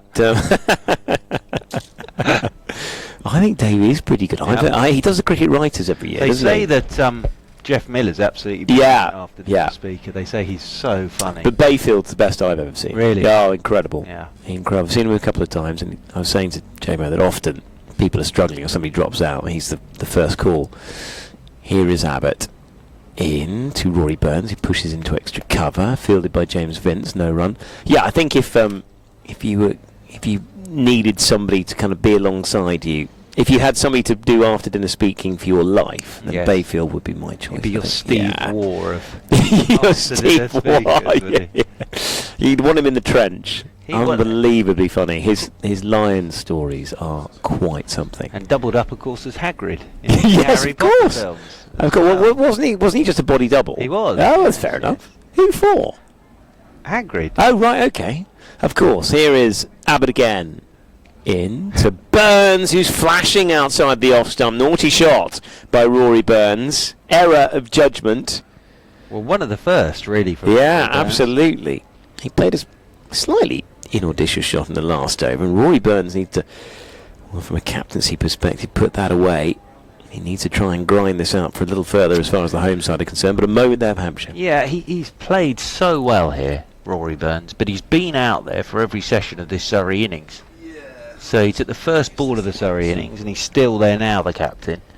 So, yeah, just a big deep breath and keep going, because Abbott has bowled extremely well today. Yes, Abbott has bowled a lovely spell. A couple of spells up from this pavilion end. Here is Abbott again into Burns, who leaves alone outside the off stump. No major alarms on that occasion, no run. But yes, so Martin, I see what you mean. Sorry, Martin Bayfield doubled up as Hagrid, which was played by Robbie Coltrane. That's it. Yeah. But he did a Taverner's Lunch the other day. It was extremely funny. I think the key thing is to have some good stories. Yeah. We did a cricket based. We did a Lord Taverner's comedy night the other day, and we had Joe Stilgo, Miles Jupp, very good, and Davro finishing it up. Oh, it was a good, and there was a few others in there as well. It's a very good front three. It's not bad, is it? Good top three. Here is Abbott.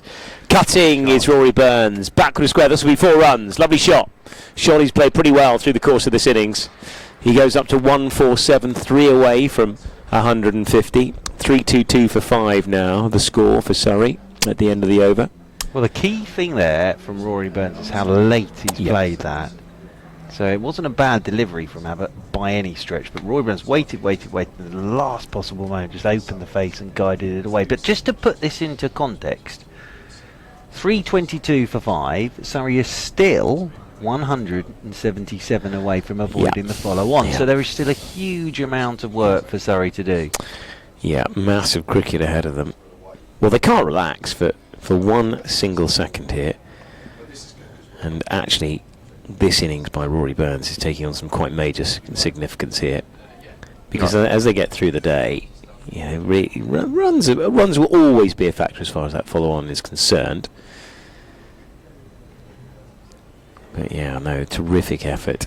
Interesting here. Fidel Edwards suddenly gets a leg slip in for Folks. Yeah, Folks knows what's coming. We haven't really seen this from Fidel Edwards yet, have we? We've had an attempted couple of bumpers. But here is Edwards, full of length, and that's whipped nicely by Folkes through the onside. Will he get 4? He does get 4. Beautiful shot. We've seen it all the way through the course this season. Double bluff on that occasion by Edwards. A little full, arrived on the pads, and that is meat and drink to the Surrey wicketkeeper. 3, 2, 6 for 5 now. Oh, that was well played, wasn't it? Yeah. By Ben Folkes. Nothing more than a roll of the wrists from the right-handed Folkes, and whistles away for 4. It's a fine player. He's been in wonderful form through the course of this season. I think it's possible, arguably, it's white ball prowess, which won't take us by surprise, but will have taken some of the selectors by surprise this year. Here is Edwards again to Folkes. Bumper! Avoided. Didn't have anything to do with that one. Well, you see, that I said to Mr. James earlier, Wagner is the sort of bowler that for Essex will run in on a flat one and try and take your head off from nowhere. And that's sort of now, I think, what Hampshire need here. They need Fidel Edwards to run in and try and bump the Surrey batsman. Well, this is what we were saying a little earlier when Jamo was on. This is exactly the same mode that he tried in the one-day game, and it didn't quite come off. 1 for 80 off 10 on that occasion. But a slightly different game scenario. Leg slip is out now, but there's a man back, 2 men back for the hook. Here is Edwards again, short again, quick, very quick. Folkes thinks about it but pulls out the shot in the end. Change of field. After that shot, that was quick. Yeah. And he was not in control of that at all, Ben Folkes. That's good bowling from Fidel Edwards. It is proper fearsome stuff. Remember a spell that Nasser Hussain and Mark Butcher, God, this is going back, had to navigate a few years ago, didn't they, against Fidel Edwards? 2004? Long time ago, yeah? 2004. 13 years ago. Yep. Got through that, of course. Got through that. Didn't play in the Ashes in 2005. Yeah, exactly. Yeah. Thank you very much. Yeah, thanks, lads. For all those years you got beaten. Cheerio. Here's Edwards again, short, back of a length on that occasion, and punched up to mid-off by Ben Folkes, and there's no run. He's just got Ben Folkes hopping a touch here. It's Fidel Edwards. Yeah, Ben Folkes will love this challenge. He's had a absolutely. few, hasn't he? The amount of times he's had to take responsibility on for Surrey through this course this year. Well, I'm back to, to me this is like a night out, today's cricket. And my night out's just got a bit more exciting It again. has. What sort of stage of the evening are we, Churchy, do you think? Has Cheese arrived? Or are we way past that? Way past that. In a lap dancing club somewhere. Here is Fidel Edwards. Clip round the corner. Nicely. Very, very nicely by Ben Folkes. Runs away for 4. Score up to 335. Speak for yourself, Baron. Ben Folkes goes up to 14 not out. I am, of course, I was joking. thinking more of, maybe moving on to coffee. Yeah, well, exactly. After the Coffee the G board. But, To be fair, I had moved that scenario on a little further. How you spend your evenings is entirely up to you. But don't bring me into this at all. I mean, other sources of late night entertainment are available. Oh, dearie me. Apologies to everybody on BBC Radio Southern and BBC Radio London, but I think you've just sort of gone into the mind of Johnny Barron on a night out there for a second. No. I was talking more, about calling for possibly an extra biscuit with my coffee. You're way ahead. Well, what are we going to get here?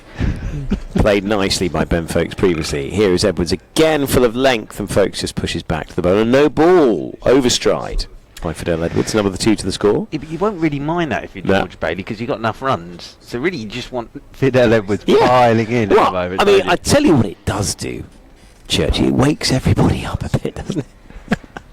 It does. It certainly does. It wakes everybody up. Yeah. Everybody up. Fidel Edwards back to his mark from the nursery end. Nursery end? Did I say nursery end? Have I swapped ground? Sorry. Vauxhall end. Leg slip back in position. Leg slip, fine leg, deep square on the leg side as well. Little short mid-wicket, shortish mid-wicket. Oh, slip's gone, third man in. Oh, fly slip? Fly slip. Oh dear. Never really understand a fly slip. Never goes to fly slip, does it? Never. Never, never, never, never. Will it though? Here is Fidel Edwards round the wicket to Folkes, short. Where's that gone? Oh, it's brilliant. It's a wonderful catch at mid-wicket. Folkes goes. And this trap from Fidel Edwards has worked. 2 boundaries he's conceded, but he's been prepared to stick at his guns. And Folkes goes for 14. Surrey are 332 for 5.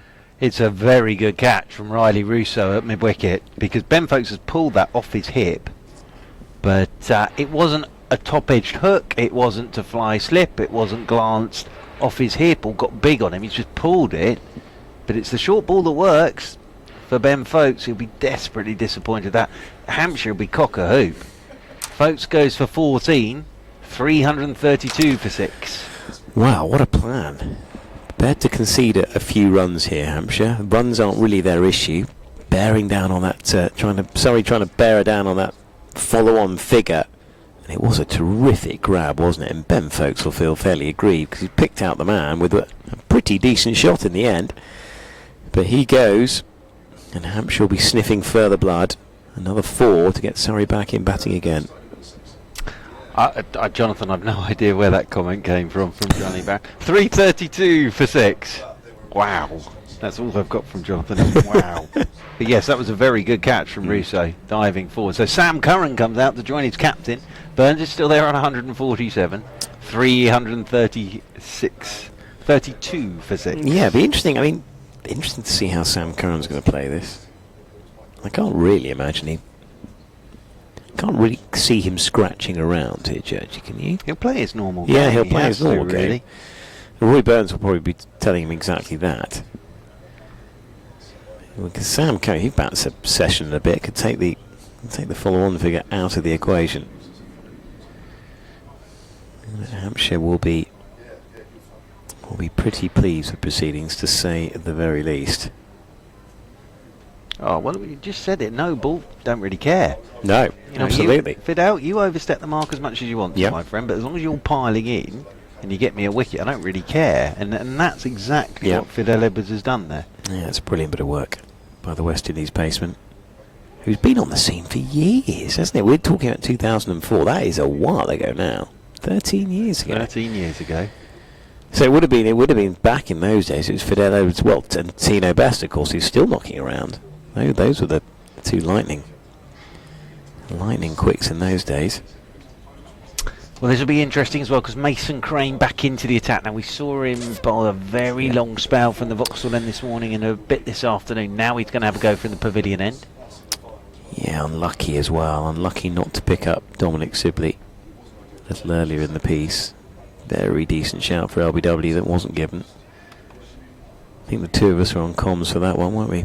Actually back in the was that the trying to think when that was, the early part of this session, I think, wasn't it? Yes, indeed. Or the previous, the afternoon session. Been a long day. Where are we? Final session. So Mason Crane is operating round the wicket. Rory Burns, the captain, is on 147 not out. What an innings this has been. Here is Crane, wide of the off stump, driven only as far as James Vince at extra cover, and there's no run. Yeah, he's left that whole extra cover region open. Oh yeah, have a drive. Have a drive. Have a drive against the spin. Of course, the Googly's another factor here. Here is Mason Crane up to the bat. At the end of this over, I'll take you on a tour of the country again. Lovely. Other scores from around the country. Mason Crane just works his way back to his mark. In again. Clipped through mid-wicket very nicely by Rory Burns. There's a man out there. They get through stroll through for a single. Let's go to Birmingham first up, shall we? Edgbaston. Lovely. Warwickshire in their second innings, 196 for 6, which means they lead by 196 that against looks a good game, doesn't it? What a game that is. Jonathan Trott's 90 not out. Ricky Clark is 6 not out. Cracking game of cricket. So those the other. Well, that's the score from Birmingham. Let's go to Scarborough now. Last we learnt, Yorkshire were in a spot of bother against Somerset, because Somerset were batting very well in their second innings, and they lead now by 225 because they're 170 for 2, Somerset. Wow. So they're now in a very good position there. in Scarborough. Mason Crane is back over the wicket to Sam Curran, who drives beautifully through extra cover. Trademark Curran shot. That ball just going over the rope now in front of the Peter May stand. The first boundary to Sam Curran. First ball, I think, wasn't it? Yes, it was. Yeah, there we go. Signs of things to come here. Always perky with Sam Curran at the crease. 3-3-7. Tossed up by Mason Crane and driven beautifully by Sam Curran first ball. Lovely shot. At Queen's Park in Chesterfield, Derbyshire 194 for 8, which means they lead by 261 against Durham. Here is Mason Crane again. Shout for LBW. No, I think just about drifting down the leg side. Got it to turn, though. He did. Absolutely. A lovely bit of work. Beckenham.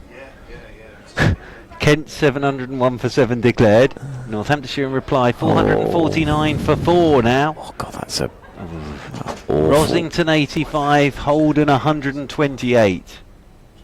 Here is Crane again to Sam Curran, who plays him off the back foot. Back to the bowler. The end of the over, 337 for 6. One more from you, Baron. Yep. Kevin Howes is here. Ah, marvellous. He's going to haul you off air. A letter coming from the Director General way, I think. So well, it's a legitimate licensed form of entertainment, not necessarily one that needs to be any great discussion at this time of day. Arundel. Let's go there. Sussex 256 for 9 against Leicestershire on day 1. Matt Pillans 2 for 62.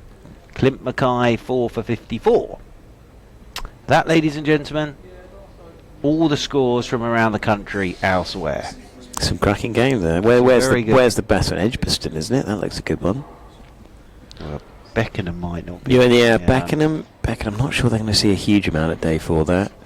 Well, I think they will. Just be a lot of batting. Yeah, well, a huge amount of entertainment. Well, that's nearly 1,200 runs so far for 11 wickets.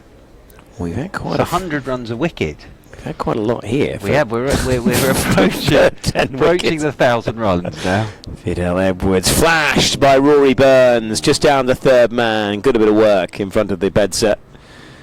Just a single to him. He goes up to 149. Wasn't that far away from Jimmy Adams in the gully. He's flashed a few there. 338 for 6. Fidel Edwards has got one in this spell. And the big one of Ben Folkes is a very dangerous customer. Sam Curran. Now this will be entertaining.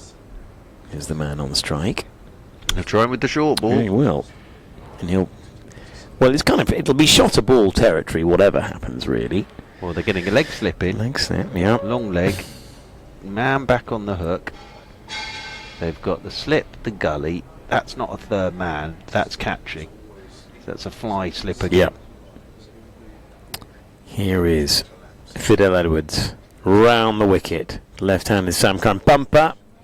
Left alone, ducked underneath by Sam Curran. And there's no run. No ball as well, another one. Don't mind. Don't mind these. George Bailey, you don't mind. Why Fidel Edwards is sort of almost like he's on the beach there, building a sandcastle after his follow-through, I'm not sure. But as George Bailey, you don't mind it at all. 2 runs, not bothered. And gets an extra ball, of course. You're buying wickets here, aren't you? Which is exactly what Hampshire can afford to do. The small matter of 648. Or was it 9? My eyes failing me. Anyway, a lot on the board. Sorry, still 340 for 6, so they are 308 behind. Fidel Edwards again. Round the wicket to Sam Curran, who's nicking fine. It's a wonderful bit of bowling from Fidel Edwards again. Back of a length and just goes past the outstretched hands of the keeper. Yeah. Between first and the keeper, really, wasn't it?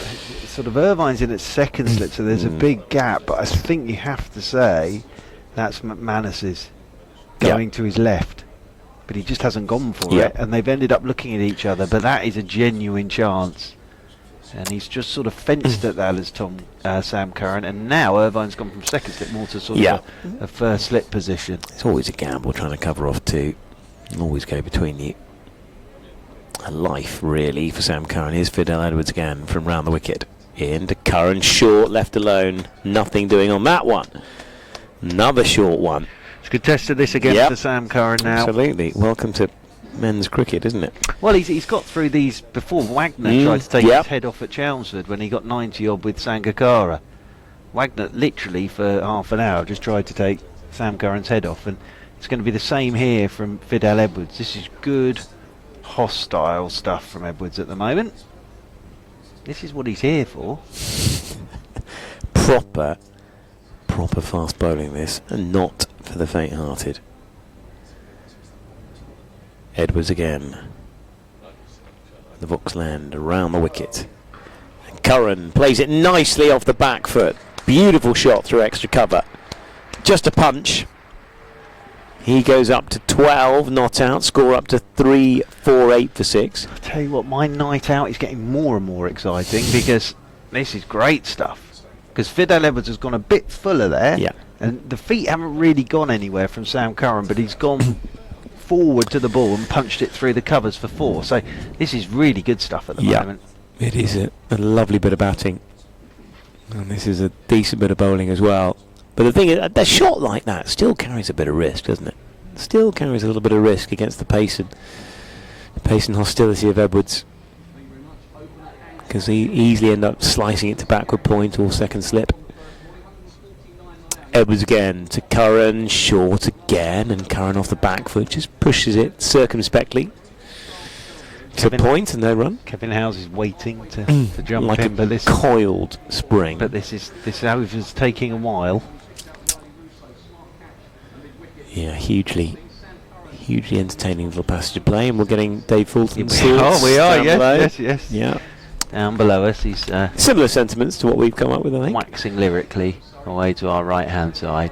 The gentleman's there again today, I was saying, with his laptop, and he's got his cover scoring down on the front row. Good work. Fidel Edwards again, just an aborted attempt to run up now. He's back to his mark. Fidel does know we've all got homes to go to tonight, doesn't he? He's in again. Fired into the pads outside the off stump. Goes up for the caught behind. Gone. Gone does Sam Curran goes. He goes for 12. This has been a terrific effort, you have to say, from Fidel Edwards. He's got a couple now. And Surrey now find themselves 348 for 7. That is just a brilliant bit of quick bowling from Fidel Edwards. This has been a very, very good over from Fidel Edwards. That was quick, full of length. Feet didn't really go anywhere from Sam Curran. Little outside edge. And Fidel Edwards has suddenly picked up a couple of wickets here. And this is proper quick bowling from Fidel Edwards at the moment, and it's very, very good stuff from him. And Sam Curran will obviously be desperately disappointed with that. He goes for 12, and Fidel Edwards has a second wicket in quick succession. Now Surrey have a problem. 348 for 7, Surrey, and that is still 151 runs away, if I can spit this out, from avoiding the follow-on. That's you done, Baron, because Mr. Howes is ready for action behind us. Well done, Johnny Barron. That's excellent little passage from you there. And 348 for 7. Could you, while you're there, could you pass me my little Star Wars book? Other science fiction films, of course, are available. Well, they're not really, are they? 348 for 7, just so I can see the old rotar. Is it Howes or James? I'm not quite sure. Yes. Thank you, Nathan. Brilliant. Thank you very much indeed. I've completely forgotten what my rotor is. Is it James or Howes? It's James, isn't it? It's James. That's right. Yes, that's right. Because Kevin James has got to do his 5:15, but it might be a bit earlier than that. 348 for 7, and Fidel Edwards. Well, that is good stuff from Edwards. Do you know what? Suddenly he's cranked it up about... He has, hasn't he? Yeah. This is the spell why he bowls for Hampshire. This is why Hampshire have him as part of their staff. You know, the last year when he got injured, here we go, you know, it's going to be out for a year, okay, you accept it. This year, he's been very frustrating because of his injuries. As I say, walked off very early on in a couple of championship games because of injuries. But this, when you see this now, this is why he had to play this game. He's giving you something different. Mason Crane from the Vauxhall end. Forward goes Burns. On 149, the captain. Fine innings this from Rory Burns. I was saying to Johnny Barron, you know, as George Bailey, you don't mind a no ball or two from Fidel Edwards at the moment. Just run in and bowl quick, please. And that's exactly what he's done. Yeah.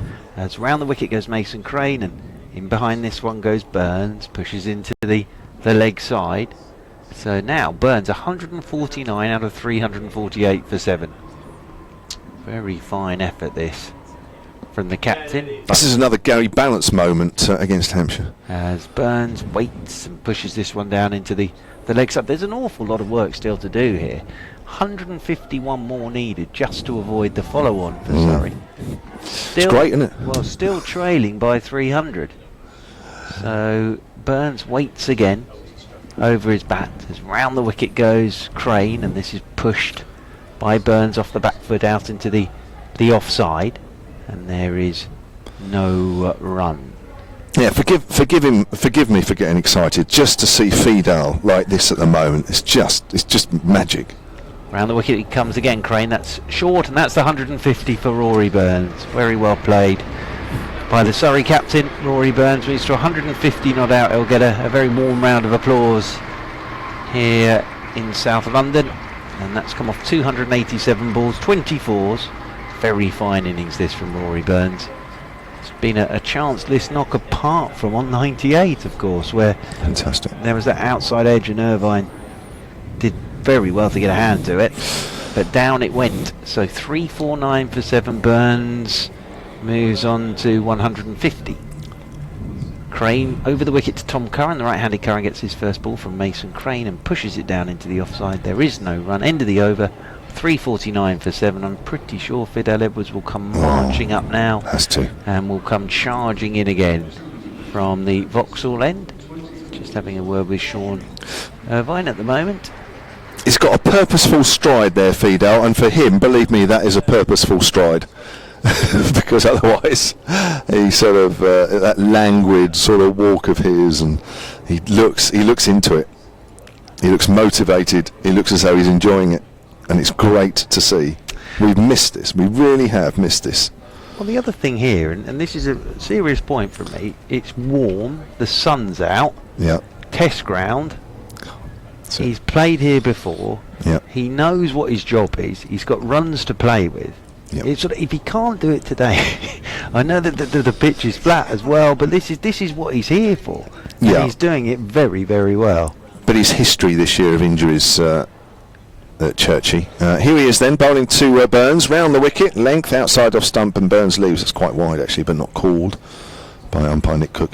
You know, the lead up to this game, and you've seen his first 3 spells in this game. You know, for him, they were very, very easy. Ease myself into this game. I've got 2 days in the field. You know, it was very bold within himself, almost as though he expected to be pulled up, you know, because of his problems. But he's just letting himself go here a little bit. He might just rein it in a little bit to Burns, but I think for Tom Curran he'll unleash it again. Comes in and bowls. It's full again. It's outside off stump. Real round arm that one. And Burns leaves alone. Is it me commentating, by the way? Because I'm started. You're more than welcome. Is it me? You keep going. You keep going. Where is that list? It's here. All right, am I commentating? No. No, but you keep going. No, honestly, it's you. No, it's marvellous stuff. Okay. Well, I'm just excited. Well, I know you are. You keep going. Well, I just love it. You know, to see Fidel back like this. It's you know, he had to play this game to give Hampshire just that extra option of somebody with a bit different. Somebody who's a bit different and can offer you something different. He's just starting to show that again. Bowls to Burns. That's short. Oh, he takes the bat out of the way and it wraps him on the glove and it's going down to third man. Now that is a serious delivery. Round the wicket, it followed Burns. He tried to take the bat away, but it hit him hard on the glove and raced away down to third man for 4. Serious heat. Whoa! Mr. James is, well, I'm slightly concerned now for Kevin James. I'm sorry. Yep. No, it's fine. But it's just good stuff. This it is. It's proper quick bowling. You can't fail to enjoy this, even if it's your side that's just having to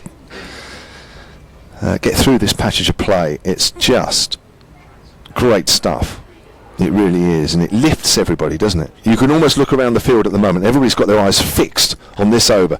He bowls again, it's length, it's straight, and it's pushed to mid-wicket, and there's no run. And the other thing here is Rory Burns is playing very well at the moment. Really well.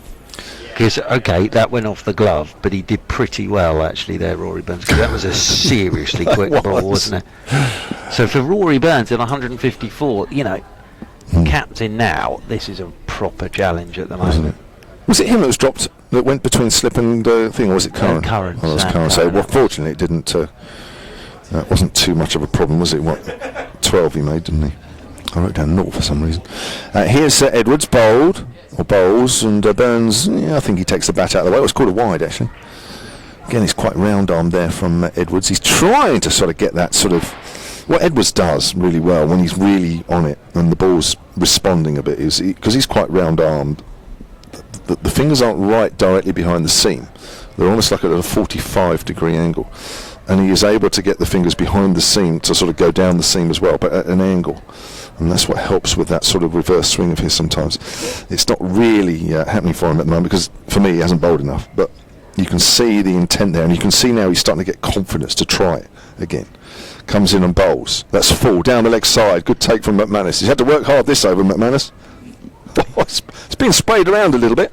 Edwards in this spell, since tea, is into his 5th over. Yeah, his overall figures at the moment 2 for 103, and he's in his 17th over. You don't really mind the runs column. No, not when you've got 600. 2 wickets that are key. Folkes and Sam Curran. Yep. He's bent his back off the tee here as Fidel Edwards. Yes, he has. Bit of old school cricket, this. It is, isn't it?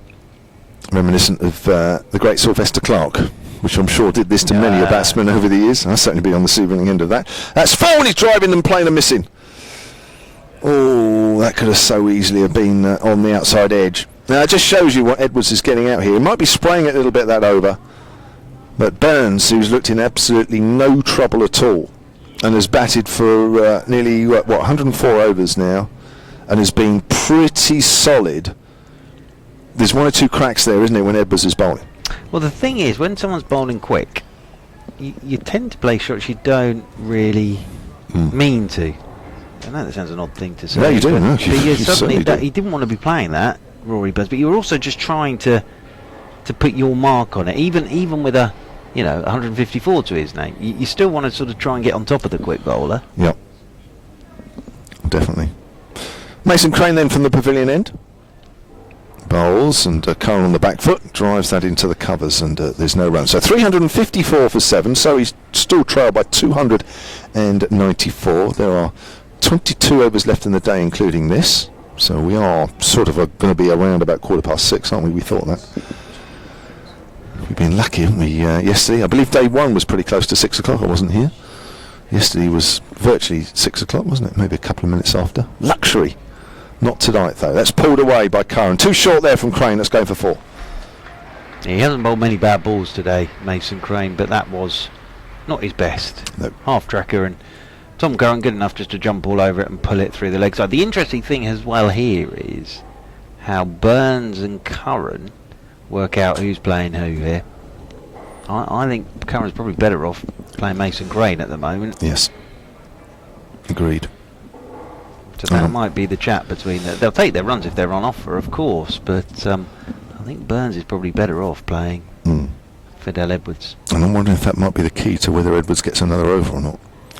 Here's Crane again. That's better, as Curran pushes out square on the offside and there's no run. I reckon if Curran is facing for the next over, Edwards is certainly bowling another over. For me, if not, they may just say, look, there's 5 overs. You've raced in here, Fidel, and he has.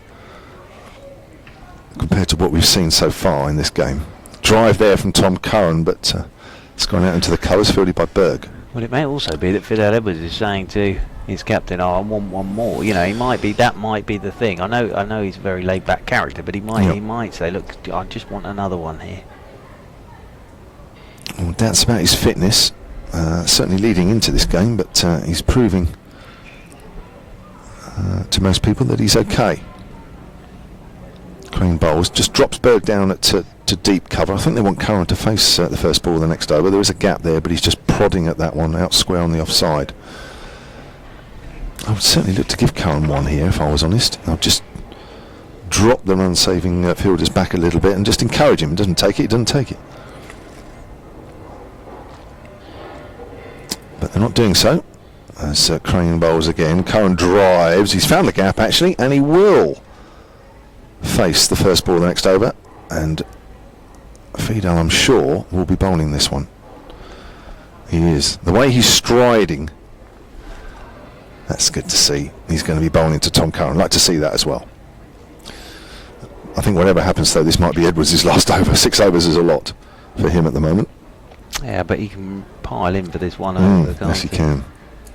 Still to come for Surrey, Amar Verdi and Mark Footitt. So, Verdi early in his career, and Footitt hasn't really made a run this season. So, again, another crucial partnership here for Surrey, because still 140 runs away from avoiding the follow-on.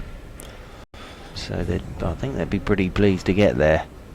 Burns, it's a magnificent effort this on 154, the captain. Yep. Been there since the very first ball of this Surrey innings, has Rory Burns. Ian Pearce tweeted a picture earlier of the field for Ben Folkes when there was a wicket by Fidel. Note the placement of Sean Irvine. He says, he's very wide at first slip. And as we saw, a ball went between him and McManus from Sam Curran before he eventually was taken. So, Fidel Edwards to Tom Curran. Looking forward to this over. Although Hampshire have decided that it's only worth having one slip. There is a leg slip, and second slip has now been moved to square leg, somewhere where Folkes was taken. That's Riley Russo again. So expect some more short pitch bowling, because there is a deep square leg as well. Here we go then, Edwards. Can he keep this pace and energy up as he runs in and bowls to Tom Curran? Bowls, it's a length ball, and Curran gets wrapped on the pad, but quite high, and that's hit him on the inside pad, and that's hurt. Because that's missed it, and I think that's missed the if he's got an inside leg thigh guard, it's missed that as well. That will hurt. It's made my eyes water, that. Yeah.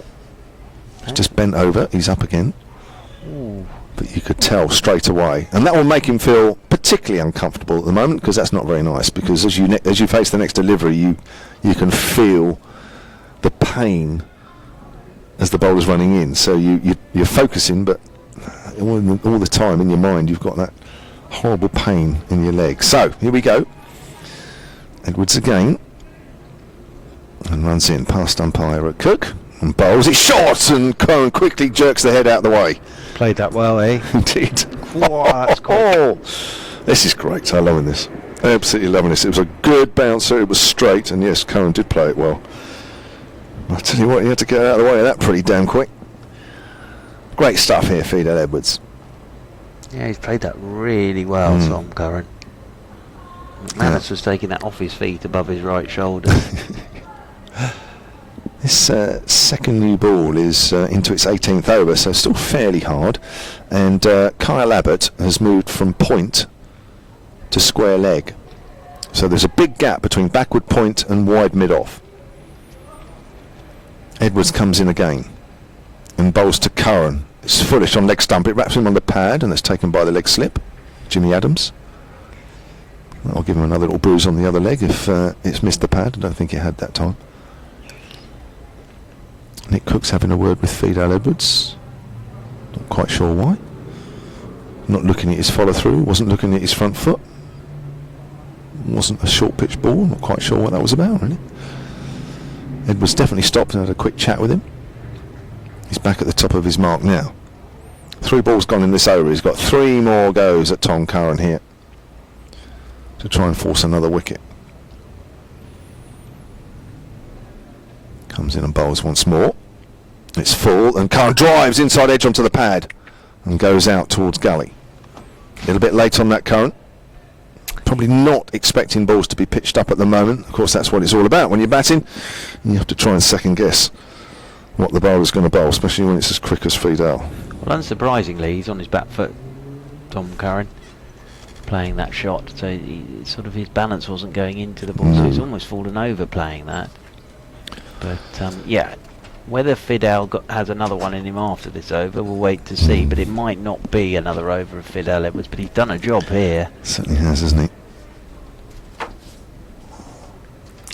James Taylor's ringing the 5-minute bell at Lord's tomorrow, apparently. Here's Edwards then bowls. It's a length ball on the line of leg stump, and it's again off the pad down towards Jimmy Adams once more at leg slip. One more chance for me for feed out, and then that'll be his spell wrapped up. We'll have to wait and see. I wonder what he's going to bowl. Is he going to think, I'll chance another short delivery? There are short legs going in here. Is this the double bluff? Is it the full delivery? I haven't really seen those. We waited a long time to see some short pitch bowling from Fidel Edwards. We haven't really seen the Yorker yet. It's not really been a mixture of full and short, has it? It's been short and length. Comes in and bowls once more then. Here we go. It's a short ball, and Curran, I think, is expecting that and pulls inside the line. Goes through to Lewis McManus. End of the over, 3:59 for 7. Terrific spell of bowling from Fidel Edwards. I think that might be it, though. Bailey's trying to follow him. He's trying to have a word with him. Fidel Edwards is walking away. Trying to persuade him, I think. Do you want another one? Do you not? What do you think? But Fidel Edwards has sort of strolled off, and it's giving the pat on the back there from Mason Crane was sort of a well bowled Fidel, and same from Sean Irvine. But he's done pretty well there as Fidel Edwards. That was a very hostile little spell of bowling, but actually that was a little bit like my night out. Fidel wandering off and George Bailey chasing after him, trying to get a conversation. 3:59 for 7. Crane round the wicket then to Burns. Not short, but Burns chooses just to play with a straight bat out on the onside, and there's no run. I'm trying to work out Fidel's spell. There's 6 overs.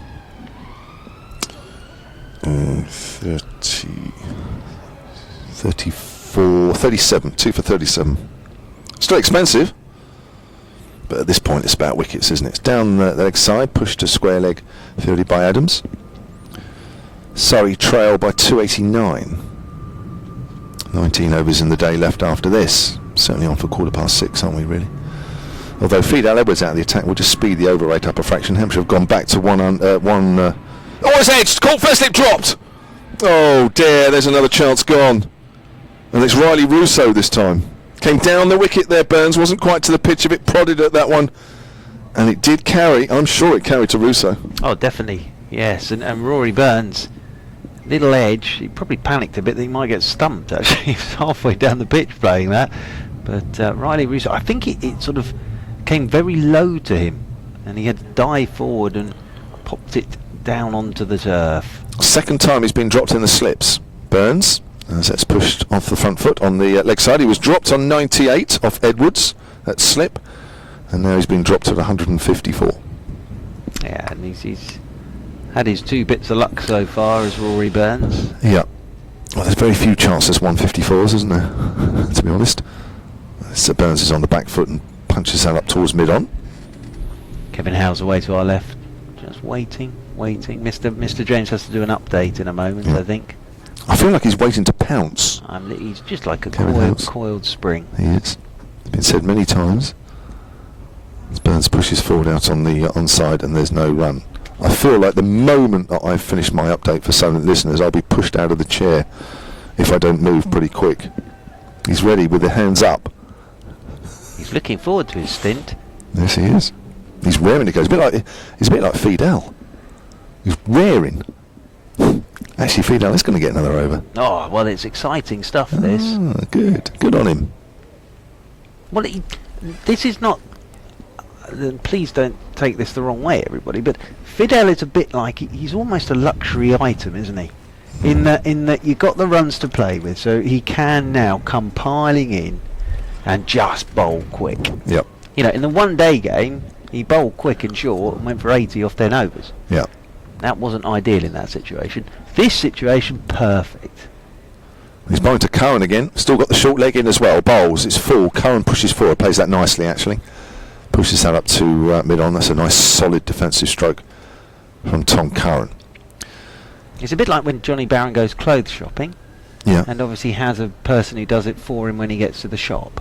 Mm-hmm. So he has Personal shopper. has a buyer for him. Yeah. Look at that expression. Yes, no, he doesn't. I don't think. Do you? No. Are you still with us? Yes. I think I think last night's caught up with him. Looking forward to his next dinner commentary then. Here comes Edwards then running away from us. Short, he's trying to pull that away, doesn't get in any position whatsoever and goes through to McManus. He's just playing that because he saw it short, not because actually he felt confident enough to actually play the shot. It was a waft and not very convincing, if I'm honest. One thing I am glad about is that Johnny Barron isn't facing Fidel Edwards at the moment. I'm glad none of you are, includes everybody. He will always be your least economical bowler of the seamers. Always going to happen. Always going to happen. But as we're seeing in this spell, he will just offer you something that nobody else can. And that's what you want. On pitches like this, that's exactly what you want. And it's worked well. It's just having a chat with deep square leg. Deep square leg hasn't moved. Still in the position. Here he is then, running into Tom Curran again. It's full. Tom Curran tries to whip that away on the leg side. It's come off the pad. I think that will be called leg by Nick Cook. Yes, it is. 360 for 7. And Surrey trail currently by 288. I've really enjoyed this last half an hour or so, watching Fidel. It was a very military medium, relatively speaking, Fidel that we've seen up until now. Question here from Nigel. Just wondering if Rory Burns carried his bat. I'll answer that in a moment because BBC Silent are coming. Yeah.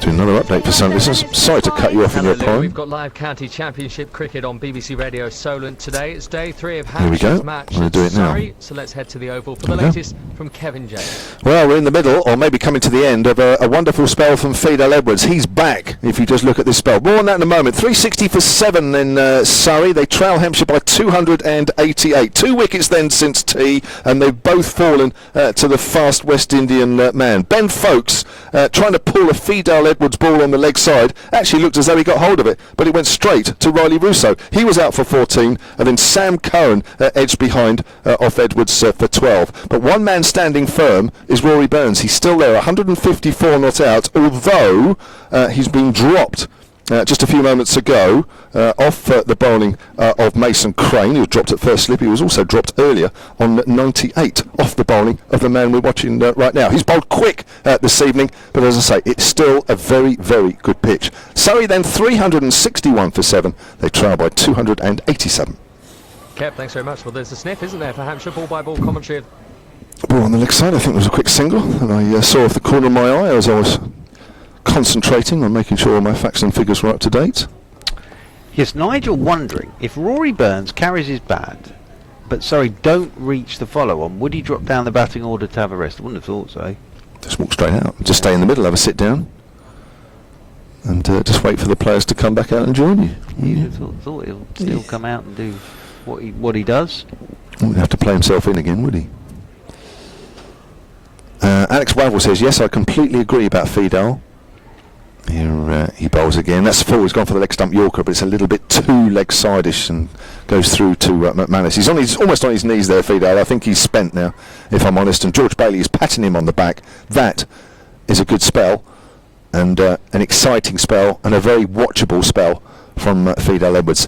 Just to finish off that tweet before I go, I'm being pushed out of my chair. It's why I would never have him bowling, though, with the white ball. Good point. Thank you, lads.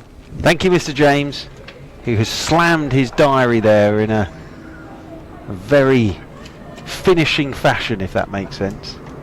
And Mr. James will be back with us for the final knockings of today. Kevin Howells of BBC Test Match Special and BBC Radio 5 Live, and just the BBC has joined me. Good afternoon to you. Hello, Mark. A very, very exciting passage of play. Here is Mason Crane running towards us. Reverse sweep from Rory Burns. Nicely played. And they'll get a single. And Burns moves on to 156. 362 for 7. Still a huge amount of work for Surrey to do. Lots of people dotted around the ground. Beautiful, beautiful day. It's warm out there today. It's going to be a nice walk back along the Thames. It is. You're going to have a lovely walk back along the Thames tonight, as Mason Crane is over the wicket to Tom Curran. That's short, and that's pulled by Tom Curran. Again, just dropped in a touch by Mason Crane, and Tom Curran just jumps all over it, pulls it away through the leg side, and 366 for 7. Yeah, it'd be a lovely stroll back tonight for you. Having found Stamford Bridge last night, I could take on one of the greatest football challenges, so I believe, that exists in London, which is try and find Selhurst Park. Good luck with that. I believe that's very, very difficult to do. I'm not sure you'll be able to walk it. Is it that far, is it? I could drop you off on my way home because I go past it. I have walked quite a few miles already this week, so don't put it beyond me. But is that not the transmitter? Yeah, if you just head towards that, you'll get somewhere near it. That's quite a long way away, though. Is it? Yeah. It's quite tall, that, then, is it? It is. In over the wicket goes Mason Crane, tosses this one up. Forward goes Tom Curran, pushes this one down to backward point, and there's no run. Well, I would have thought probably at Beckenham. You'd be closer. They may the Crystal Palace training ground's right next door. Now, of course, pre-season wise, maybe at the moment they're back. There, yeah. Fitness training. Oh, another short one from Mason Crane, pulled again by Tom Curran.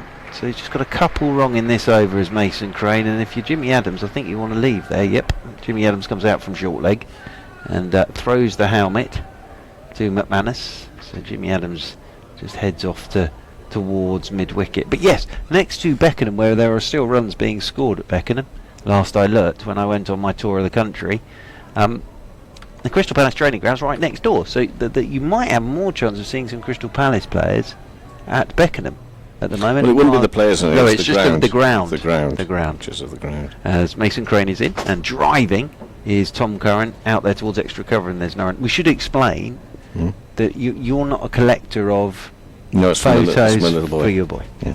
Quite right too. Excellent from you.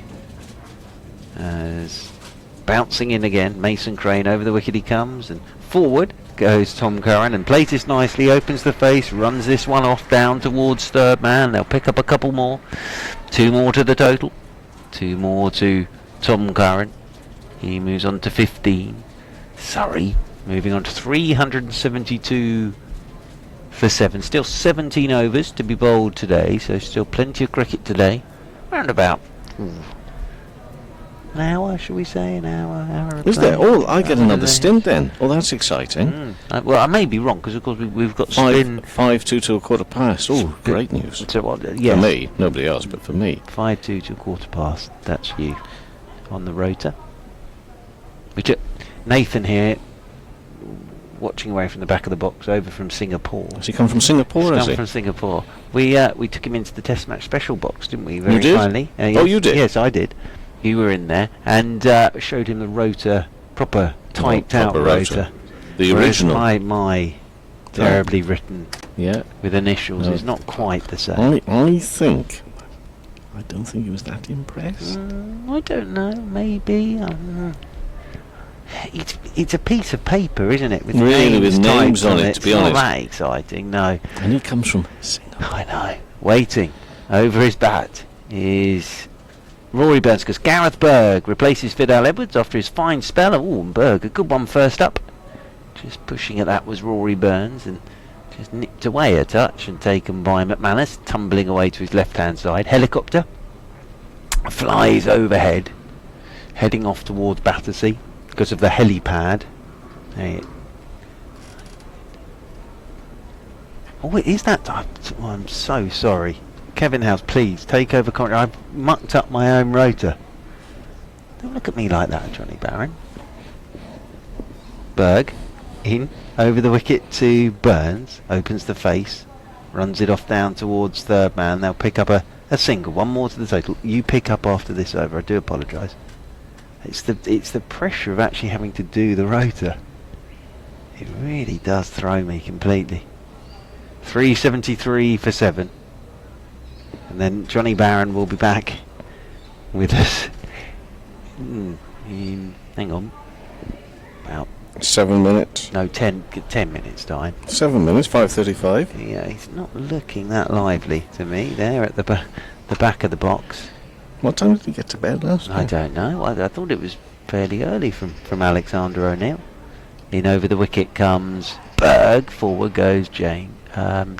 Forward goes Tom Curran, pushes this one out into the offside, and there's no run. I'm finding it's too warm to sleep of an evening. You said that Still the night before last. Still the same last you night. said that the night before last. So I'm struggling a bit here. You're not on again now, Kevin James, till he said 6:15. Take a complete rest, he said. We said that. You said you wanted to. We can all go home if you want us to. And you punched off the back foot by the right-handed Tom Curran. Nicely played.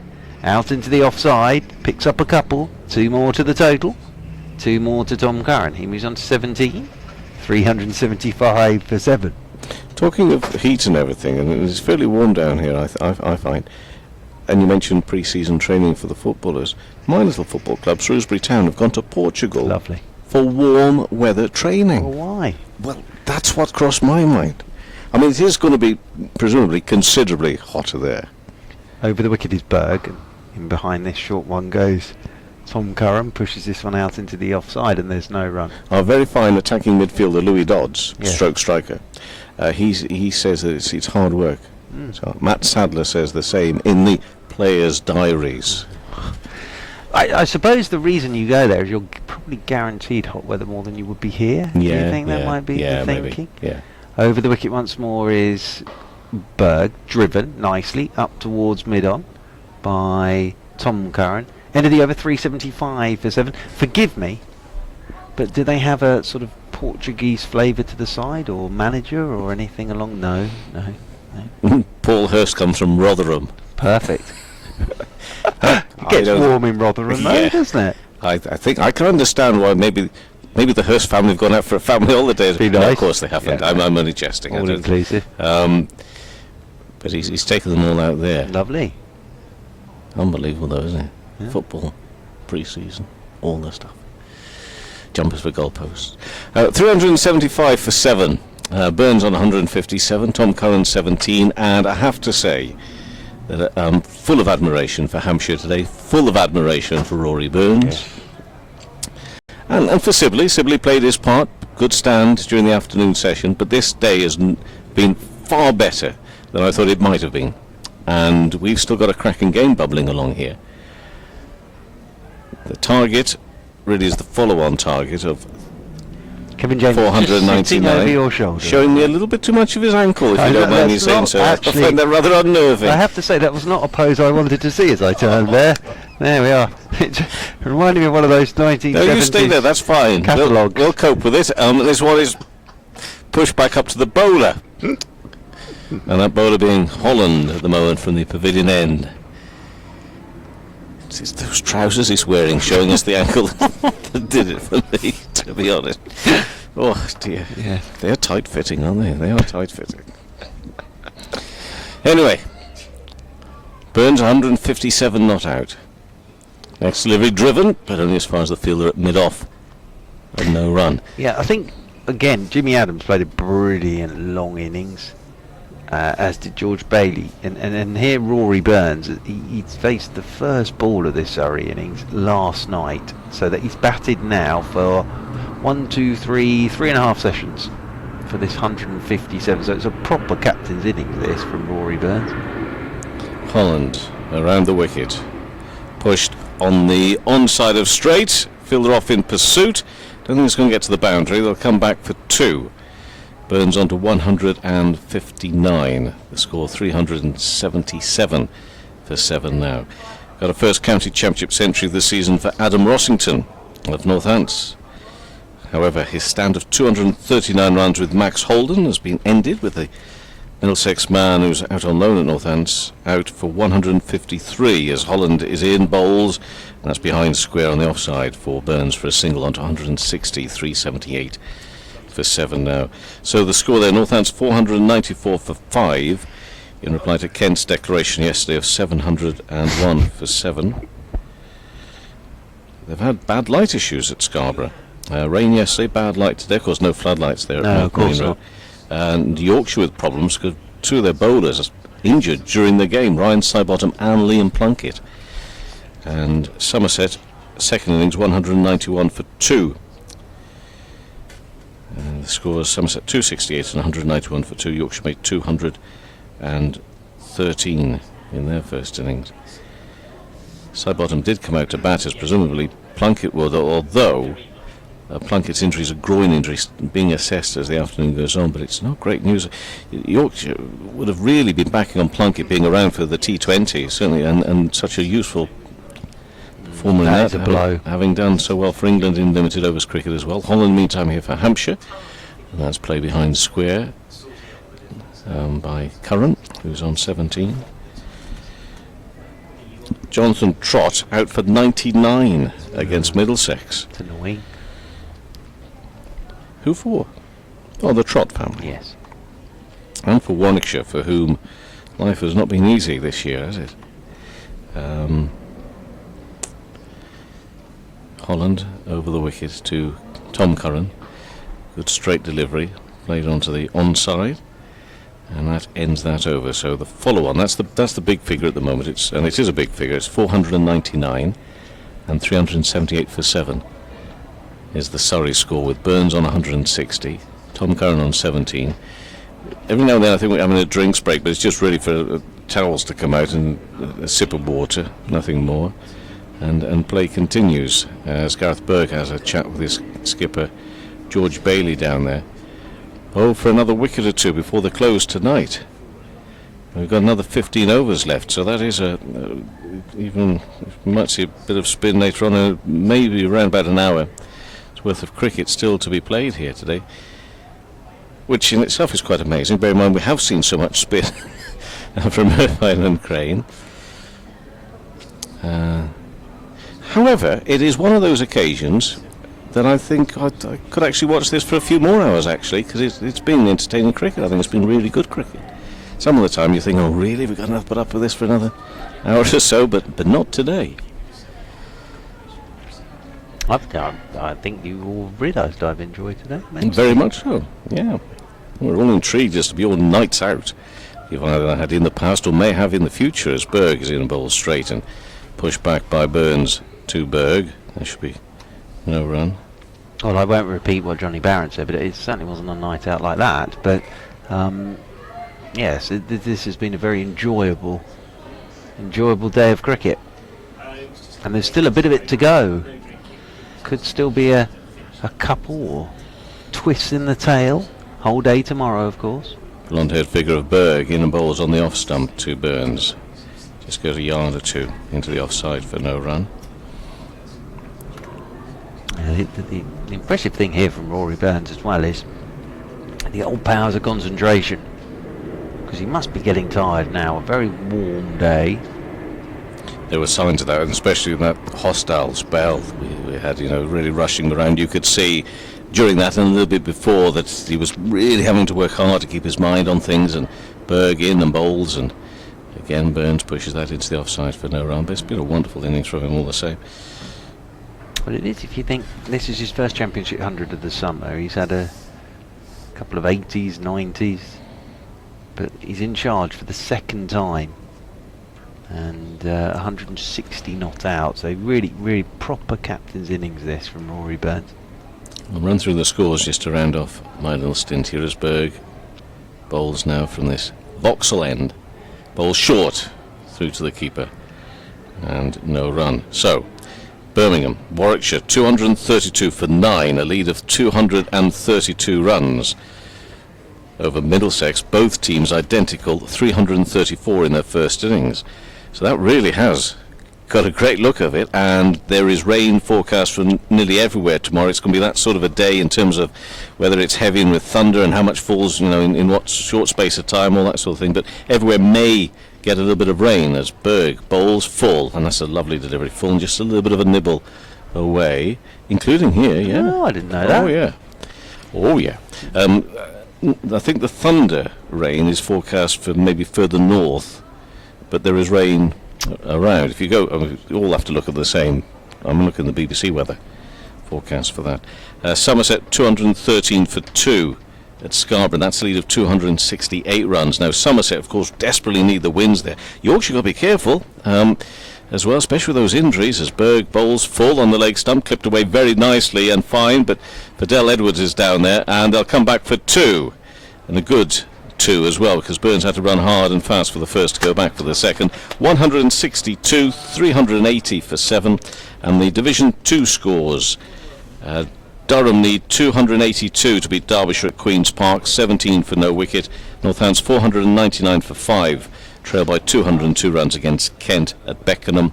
And the first day at Arundel, Sussex 262, Leicestershire 17 for no wicket in reply.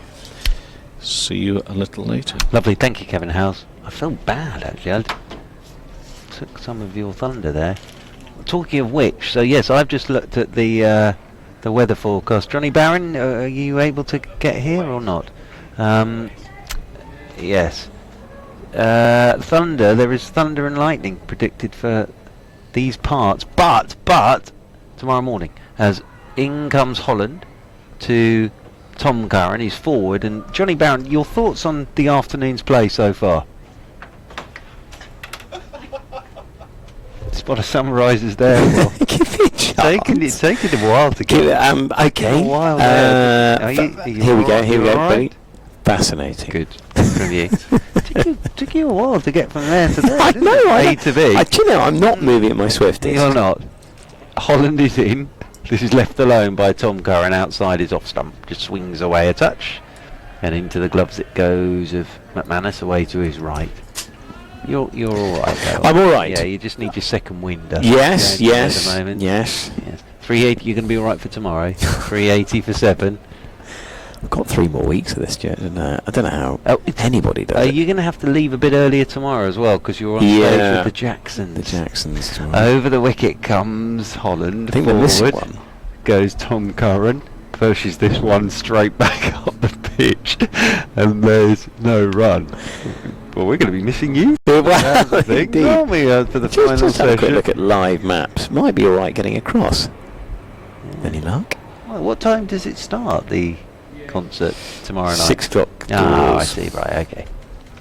Holland in over the wicket to Tom Curran. Oh, that's going to be tight. Looking to whip round that front pad. Big shout for LBW. And umpire Wharf keeps the hands down in front of him. Must have been tight. Tom Curran looking to whip it leg side. And height may have been the thing there that saved Tom Curran. He's 17 not out. 162 for Rory Burns. Sorry, 380 for 7. Still needing 119 just to avoid the follow-on. His heart would have been in his mouth for a second there, Rory. Rory Burns's would have been as well, but Tom Curran's, as it's definitely got quite warm. As in over the wicket once more is Holland. Forward goes Tom Curran, pushes this one down into the leg side, and there's no run because the Peter May boys have gone under the umbrella now. So they're getting some shade there away to our left. They're not exactly boshing through these overs, are they? Just have a quick look. To bowl 13.1.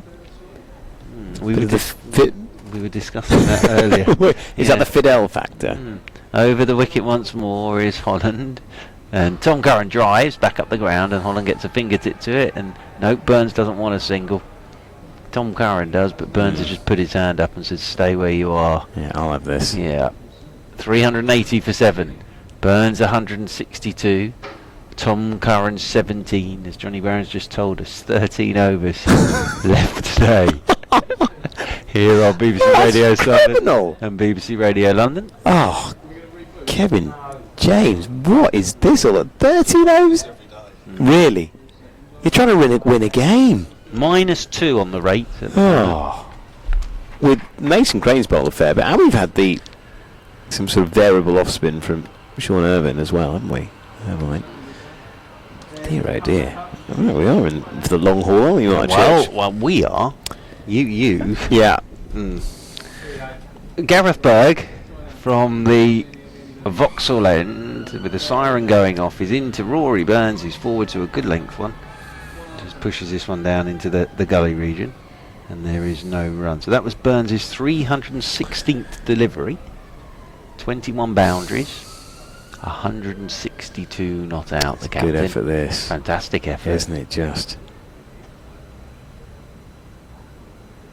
real character, these kind of backs. It's all very well nice, sort of, runnable ton and what have you, but this is proper cricket, isn't it? Well, that's what I mean. Trying to save the side. We've had brilliant innings from Rory Burns. We've had some very good bowling this morning from Abbott and Mason Crane. In his Berg and backing across his Burns. Quick single, he's taking it on this time. as the throw comes in. One more to the total, one more to Burns. He moves on to 163, 381 for 7.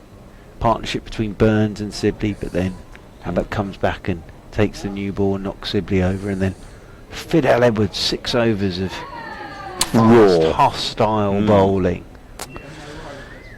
Wow. A couple of wickets bought, but they were good ones, weren't they? Folks and Sam Curran. You've got the luxury of all those runs to play with. Ooh. Corporate. I think that's a sort of team building. Is it? That's spilled out onto the terrace. Over the wicket is Berg. Check drive from Tom Curran. That's well fielded. Away to the left of There's Mr. Fulton. He's just away to our right, about to do an update. I think that might have been some of the giggling that you heard there. I think they've spotted Dave Fulton doing TV. Although, just walking down the street, he causes that sort of reaction in his suit. As forward goes Tom Curran to Berg, pushes this one out into the offside, and there is no run. Best dressed man in cricket, isn't he? Yes, he is, I think. 381 for 7. Berg with that important wicket of Jason Roy today. So all the Hampshire bowlers have played their part today. Gentleman still scoring away on his laptop down there in front of us. There's short ball, and it's that short slow bouncer. Yeah. And Tom Curran threw that very, very early, and that hits him on the shoulder. Could be playing solitaire down there. I don't think so. I think he is scoring, and he's made his own. I noticed it the other day, because I notice these things. He's got a cardboard box that he's converted into a sun protector for his screen, which is very good. I could do with one of those, couldn't I? 381 for 7. I think it's a bit late for me now. Over the wicket comes Berg. Yep. To Tom Curran. It's another slow bouncer, and Tom Curran just sways inside it. 381 for 7. Burns 163. Tom Curran on 17. And Surrey still require 118 runs to avoid the follow-on. It's very kind of Hampshire to keep us here for an extra hour than we need to be, isn't it? Well, it's very making up for the hour you missed yesterday. Well, true. 267 Surrey trail by. True.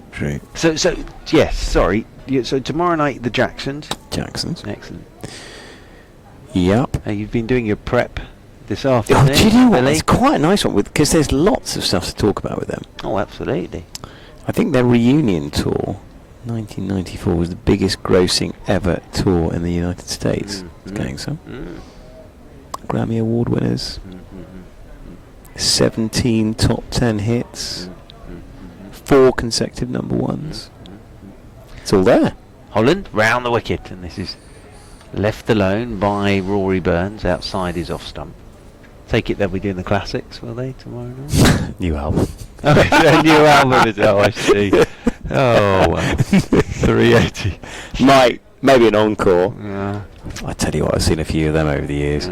People come, they're there, and then nothing. No, I think there'll be a few hits in there. Forward goes Burns, pushes a good length ball back up the pitch to Holland, and there's no run. I had that with Chaz and Dave when I was at university. We went to the Sunderland Assembly Rooms to see Chaz and Dave, dressed up as them, of course, as you do. And they came out on stage, but they were doing hits from from the 1940s. Yes. Which wasn't what we really thought.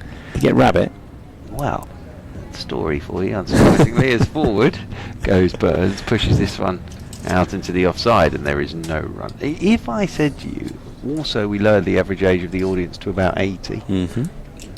If I say to you we found a little out of place as well, but halfway through their second set of 1940s, a friend of mine shouted out he'd had a lemonade or two. Round the wicket once more goes Holland, driving. Here's Burns up towards mid-off, and there's no run. Can't you do Gertrude? At which point, Chaz or Dave said, well, good idea, and went back to doing the old numbers. Yes. We then got invited backstage by Chaz and Dave, which was absolutely wonderful, and then invited them back for our university disco. Nice. And they came and played live. It was excellent. And we got a poster signed by them. Driven by Burns. Straight back up the pitch and there's no run. That is tremendous. Thanks. 381 for 7. Yeah, they did Q. They're very good. Couple of years ago, and I couldn't resist. That's the only time I've ever asked for a selfie with the talent there. I've always felt otherwise you feel a bit small. But I just had to get one with Chaz and Dave. You do get one. They are brilliant live. Yes.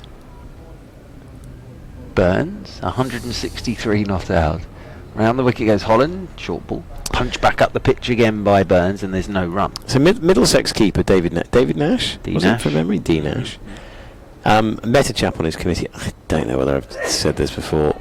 Hoping I haven't. Probably have done. Anyway, for his core testimonial event was ferret racing with Chaz and Dave. Literally live ferrets in the middle of the ballroom, the great room at the Grosvenor. Yeah. In the middle. Yeah. With Chaz and Dave providing a little narrative underneath. Brilliant. Shame like the expert commentator and summariser. Yeah, exactly. Genius. And literally, I think the ferret racing cost them 250 quid. Some bloke from Hull came down with all the little ferrets. I think they lost a couple. You're right. Fantastic idea. Real ale on the tables. Shepherd's pie. And then everybody in black tie. Masterful. Brilliant. Berg over the wicket from the box. And Tom Curran's had a flash outside his off stump. And that's into the club. And McManus away to his right hand side. Next week the Grosvenor was shut down, wasn't it? As trying to find 25 ferrets. But what a fantastic idea. Oh, isn't it a great idea? Genius. Yeah, I thought. Absolutely genius idea, that. I think they bullied Chaz and Dave into doing it somehow. An envelope was involved, I think. Over the wicket. Forward goes Tom Curran. Just got that one to shake back a touch at Tom Curran. And Curran's done this well so far. He's got through that Fidel Edwards spell. Still there with Rory Burns. 18 not out, 382 for 7. Do you take that on World Tour? I don't know. International ferret racing. Oh, I think he said it was brilliant. So literally the course with the ferrets squirreling a lot. I don't quite know what the hair is in that situation. Yeah. Over the wicket is Berg to Burns. Burns in behind a short one. Pushes this one down into the gully and there's no run. 382 for 7. It's important to stress, of course, that no animals were hurt in the making of that testimonial. No. Or Chaz and Dave. 382 for 7. It's we've seen a few testimonial ideas over the years, haven't we? That's Benefits. a good one. That is an excellent one. Apparently it was the quickest selling of all the events. That's a very good one, that. Berg is in and Burns shot. Cracks this off the front foot. They got the sweeper out there on the cover boundary rope. Burns will stroll a single. Moves on to 164, 383 for 7. Tom Curran comes back onto strike on 18, partnership of 35 between these two. Yeah, I've been lucky enough to go to sort of a few auctions and sort of benefit evenings. There's some really good ones, aren't there? And there's some that are. Over the wicket is Berg to the right-handed Tom Curran, and he sways inside a short one. And McManus takes it low down to his right-hand side. Well, the reality is, there's only one. Unfortunately, as far as the beneficiary is concerned, there's only one real means test on these things, which is how much moolah you end up with. Yes, what's in the bank account at the end of it. So there's been a few. There was one a few years ago. I won't name the beneficiary, where they slightly gambled on that, doing a relay of the Cardiff Test to a hotel in London, hosted by a couple of cricketers. Over the wicket is Berg. That's a good bouncer. It's well played by Tom Curran. Just sways inside it again. Didn't sell. No. 383 for 7. And there's a chat out there in the middle. Punch of gloves between Tom Curran and Rory Burns. But sometimes it's the simplest idea. Oh yeah. Well, I love that. I mean, that is the best. Very, very good, that. Gareth Batty's got some crackers on there. Very good, yes. Dinner at the House of Lords. No ferret racing with Chaz and No Dave. ferret racing with Chaz and Dave. 383 for 7. So you still, even though you've got ferret racing with Chaz and Dave, you still need to wheedle wheedle the cash out of the big guns, don't you? It's like that Michael Phelps racing a great white shark. It's a strange affair, isn't it? Over the wicket then is Holland from the pavilion end to Burns, who cracks him off the front foot. Great shot from Rory Burns. Away through backward point, Jimmy Adams. Great effort from Jimmy Adams down there to our left. Even at this time of night, Jimmy Adams still in the pad, sprinting round and diving full length to save a couple of runs. 383 for 7. So we are all out for 497. Jimmy Adams will get a pat on the back. Waits again, does Burns. Over the wicket is Holland to him, and Burns forward pushes this one up towards mid-on, and there's no run. Is that the follow-on figure?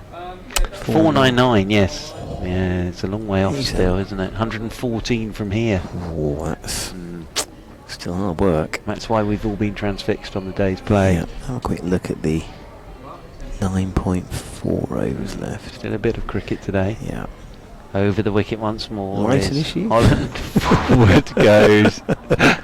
Burns pushes a good length ball straight back up the pitch, and we were all right for light. Right for light. The light will be fine for the rest of the day. Thunderstorms? Not coming until the early hours of the morning. So that's all right. Yes, well, I'm just looking at my weather app on my phone to see what it says for tomorrow. Where is it? There we are, weather. Now, this one tells me as Holland is into Burns, he drives back up the ground.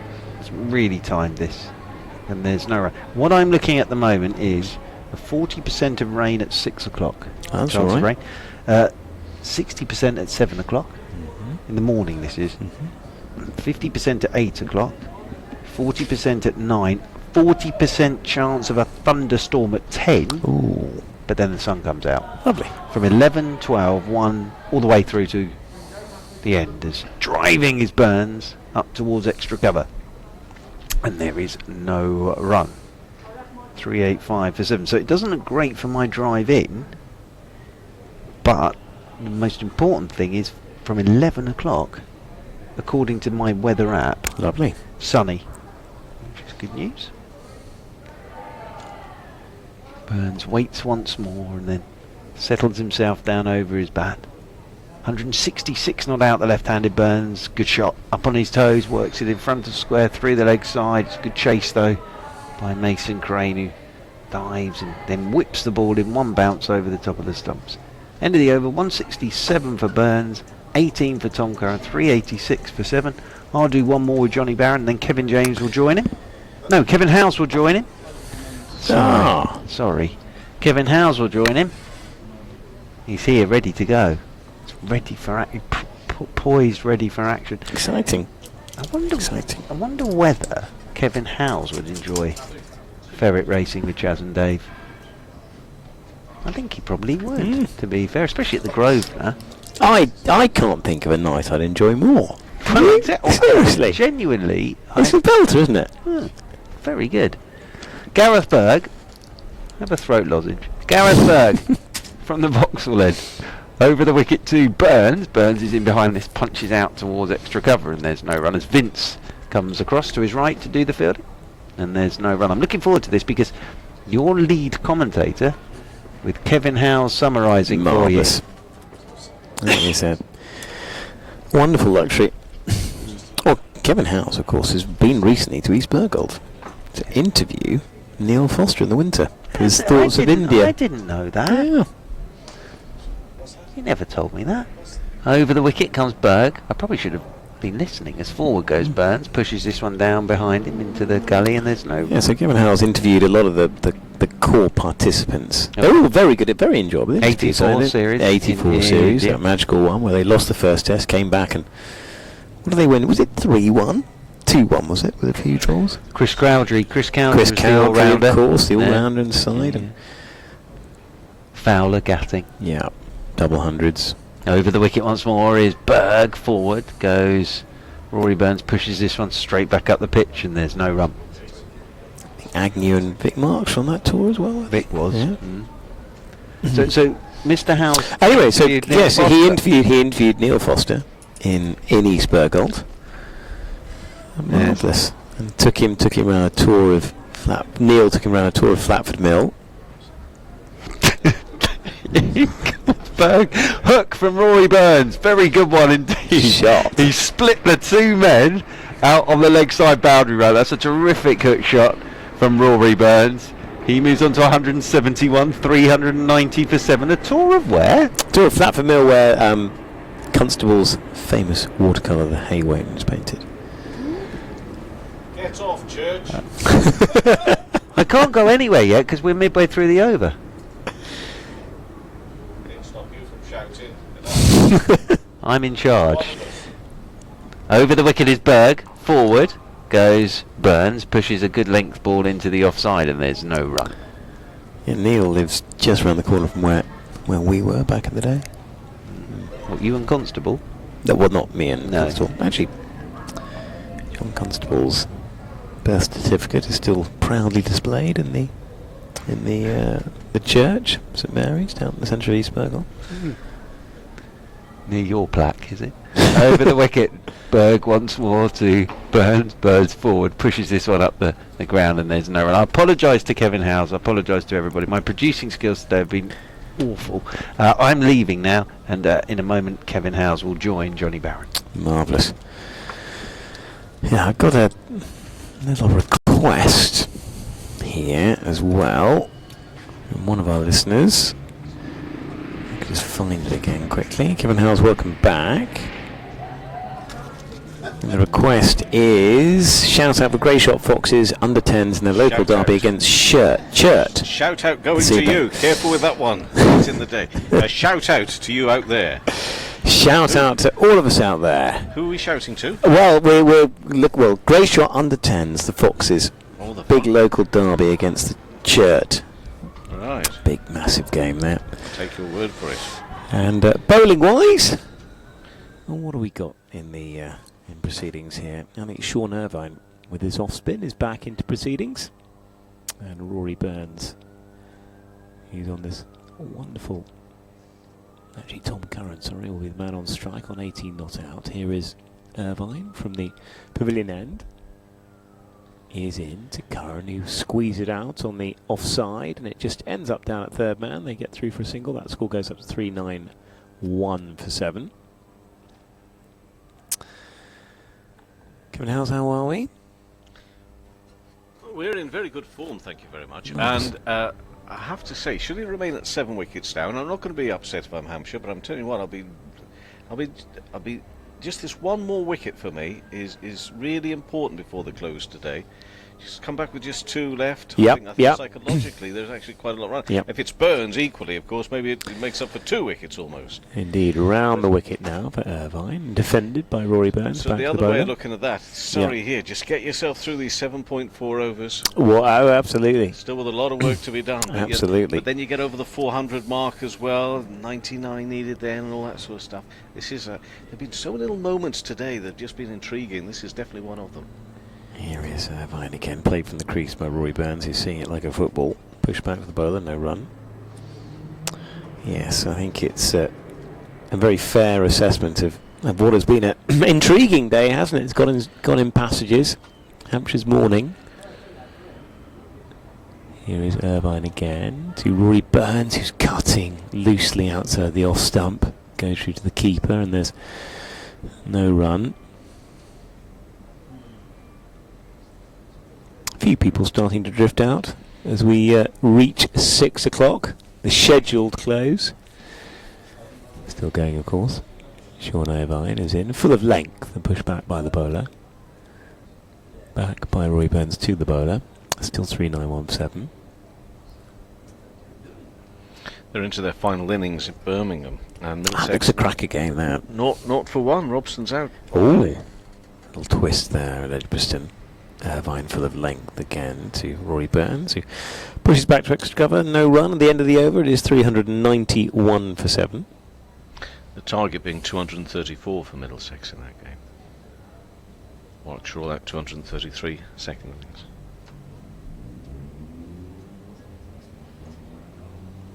Still a lovely evening here, isn't it? Where are you billeted? Billeted, I told you I'm an hour away. You're an hour? Yes, you said you're an hour away. Walking an hour away. Very nice. Well, whereabouts? Oh gosh, near Battersea, sort of Battersea Power Station and Battersea Park. Lovely. And very fine, very fine. And I enjoyed my walk. Perhaps I enjoyed it more this morning than the last 2 mornings, but I found it more of a route by the river. Get to the river. And I don't think there was much in it time-wise. Maybe it was a little bit longer. Well, a stroll around Battersea Park wouldn't go amiss tonight. Lovely. I think there's something going on there. A bit of an event. You should know about this. Is it? You know about all the events taking place. Well, in they London. do things like Formula E racing and things like that. They do all sorts. Well, the PCA Awards have been held there in the Evolution venue. In the park? In the park, yeah. Oh. Here is Carl Abbott into the attack. Bowls cut very nicely, but only as far as point. And there is no run to Tom Curran, who remains 19 not out. Anyway, it should be another fascinating, exhilarating night for me in London, no doubt. Oof, dear, oh dear.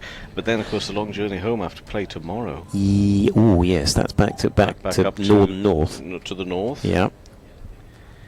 Yes. So what, King's Cross and beyond, that kind of thing? Or are you no, in the... yes, M1. Yeah, good luck with that. A1. A1. Abbott squeezed out on the leg side by Tom Curran. No run again, still 3.917.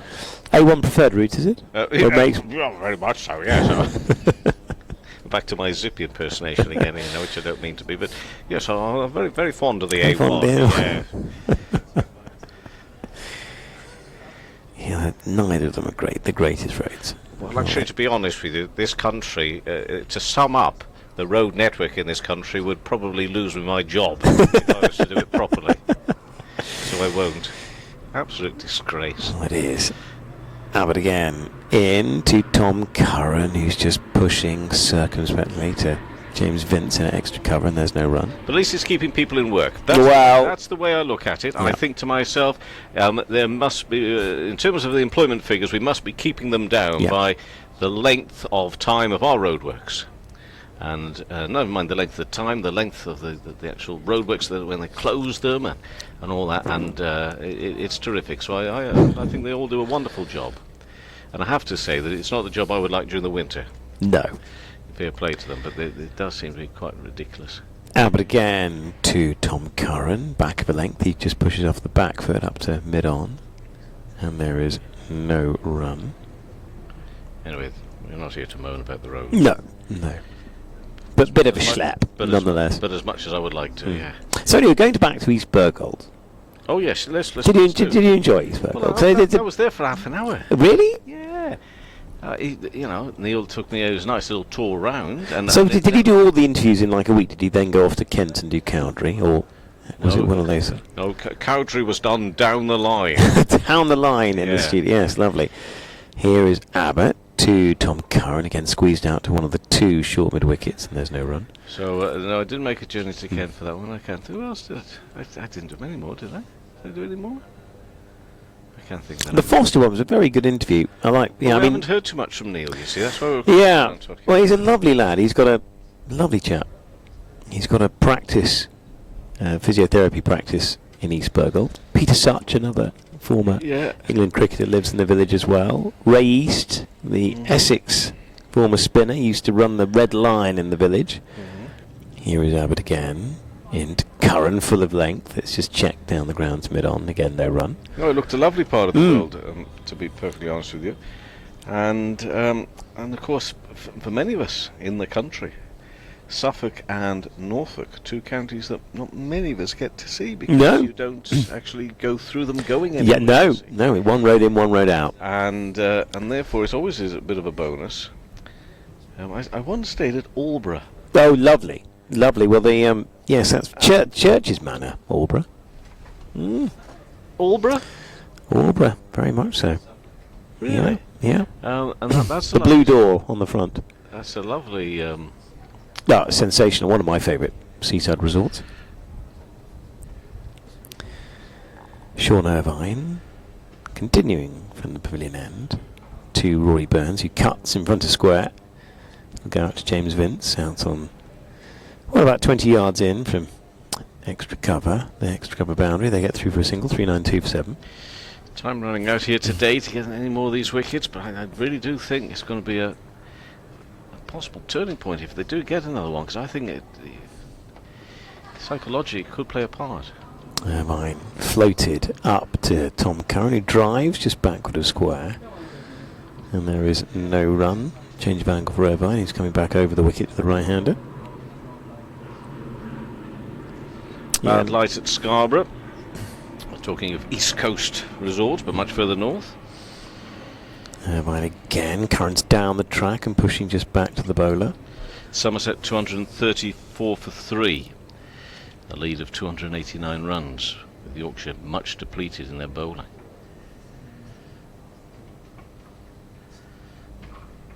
Sean Irvine again. He is in, and Tom Curran again is down the track and pushes very easily back to the bowler. Still 3.92 for 7. Yes, very pleasant part of the world. And Neil Foster was a good host for you. Kevin, it was a great interview. Was it done in his kitchen or in the practice, I'd imagine? In the practice. Here is Sean Irvine. It's cut away by Tom Curran in front of square. Nice chop.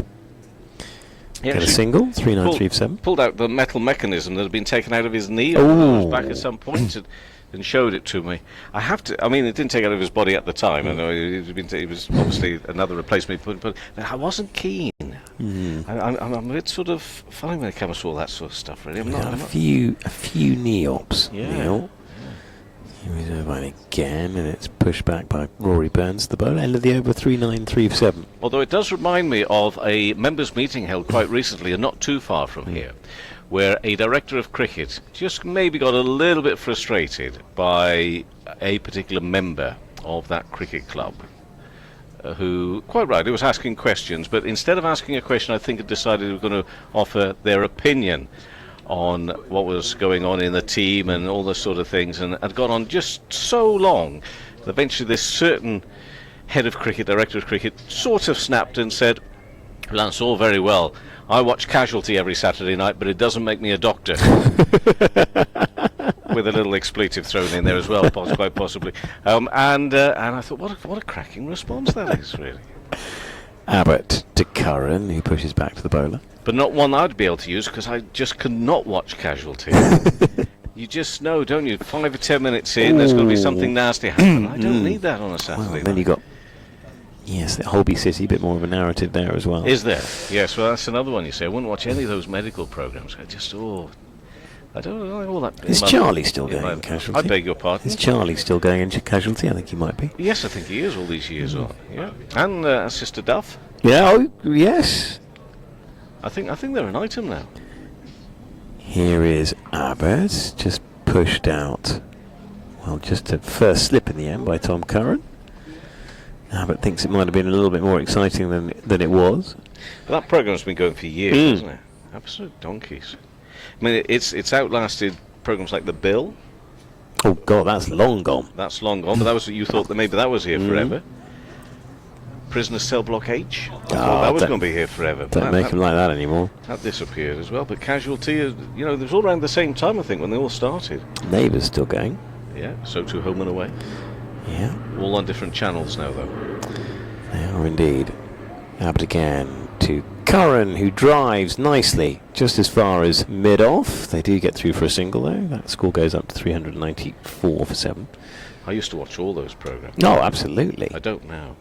Just no time really now, I suppose. But that's different when you grow a bit older. You run out of time. University really. used to sit down for Neighbours twice. Yeah. El Dorado. Remember that? Cracking show, that. I actually was keen on El Dorado. Yeah, so was I. I think it was finished off before its time. Marcus Tandy, proper villain, that. Oh, good memory. Yeah. Meantime, another wicket. Will there be another wicket? Meanwhile, Abbott round the wicket from this Vauxhall end, defended very neatly by Rory Burns. And there's no run again. And what an effort today, though, on the part of Rory Burns and Hampshire's bowlers today. Yeah. Well, he's been dropped twice, hasn't he? Just a quick look here. He's dropped on 98 by Irvine off Edwards, and dropped on 154 by Russo.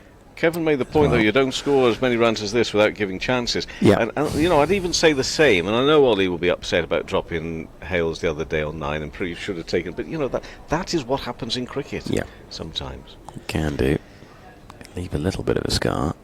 Here is Abbott again, wide of the off stump, left alone by Rory Burns. Well, it shouldn't do, though. No, I know, of course it doesn't, but these things can be they won't be hard. Only if commentators keep on mentioning it. So I apologise for mentioning it again, but it shouldn't do. Well, he's not going to be listening. There's no danger of that. He's done well with the bat, I think, hasn't he, this week, in preparation for T20? Anyway. Oh, he's a good player. Yeah. He's a very, very fine player. And Middlesex at 10 for 2. Oh, drama. High drama at Edgbaston. I tell you, that shakes it up. Or actually get home there. Here is Abbott. Into Burns, who just about draws the bat inside the line of that one. Nothing doing as far as the appeal is concerned. A vague appeal from Abbott.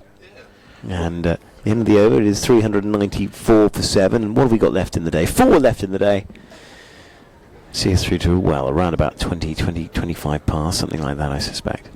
2 batsmen without scoring there, and one of them, including Steve Eskenazi, who got such a big knock in the first innings. So it's Milan and Compton are not out there. It would shake it up, because if Warwickshire and Somerset, who are both bottom 2, go on and win this round of matches...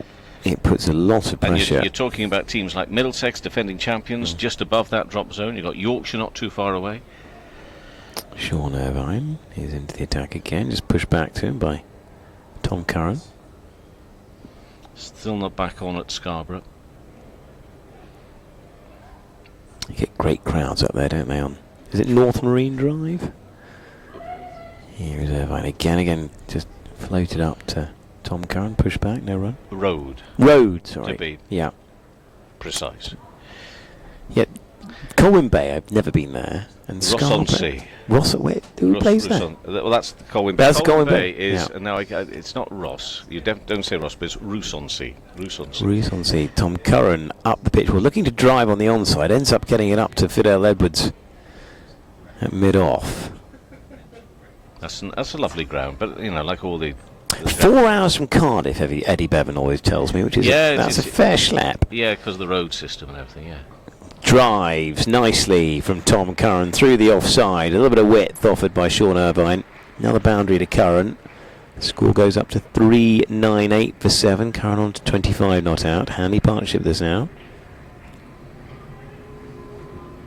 Yeah, Colwyn Bay, Grace Road I've never been to.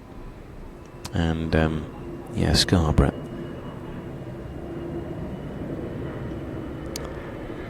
Sean Irvine again round the wicket. Is in to Curran, who just works it on the leg side, just as far as square leg is concerned, and there's no run.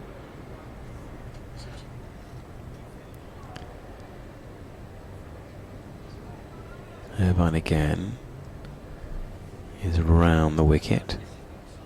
Is in, driven again by Tom Curran, but just as far as Fidel Edwards up at mid-off, and there's no run.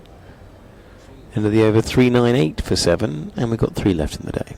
Point being made on the BBC cricket website now, the wonderful service regarding the county cricket, is that of course Middlesex didn't employ a night watchman when they could do their. Still, Milan came out. And is he gone? No, he's still there. The last time I saw, he was still there. Well, there's always a bit of a. Well, the modern form is you as the incoming batsman get the choice of sending somebody in there in front of you, don't you? So it's the batsman who has the choice. It's not a team protocol, I don't think. So Milan decides he wants to go. Milan says, no, I'll go and face the music.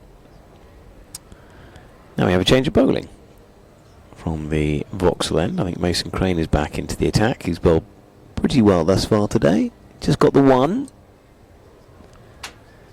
Having a look at, yes, he picked up. Who did he pick up earlier on? McCurr.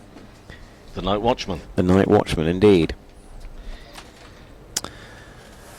And Rory Burns, this wonderful vigil will continue. He's on 172 not out. Needs to get through these final 3 overs in the day. That'll be plan A. Ably supported by Tom Curran. Here is Mason Crane. the Vauxhall end. Bounces in, full of length, and just defended by Rory Burns into the onside. Picked up by Jimmy Adams and returned to the bowler.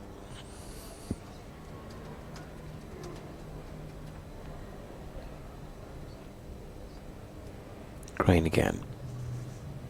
Oh, just goes through his action. Decides not to release on that occasion.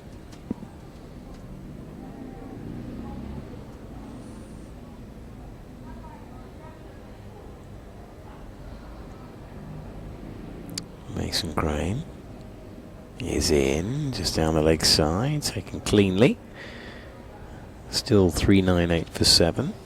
Mentioned Sam Robson being out there at Edgbaston. He bagged a pair. Forgot, of course, Ooh. he failed to score also in the first innings. So Nasty. Never nice, that. Has a feeling at any level of cricket. Mid-wicket just brought in a touch. Oh, we got one round the corner for Rory Burns for that flick off the legs. A leg slip.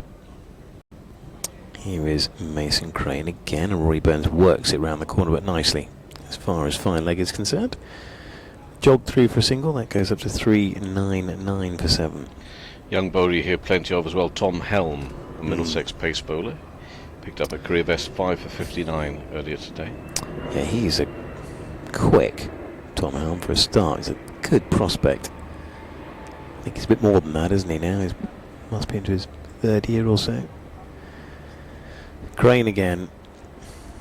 Still from over the wicket into the right-handed Curran is in. Curran just pushes on the offside. No run again.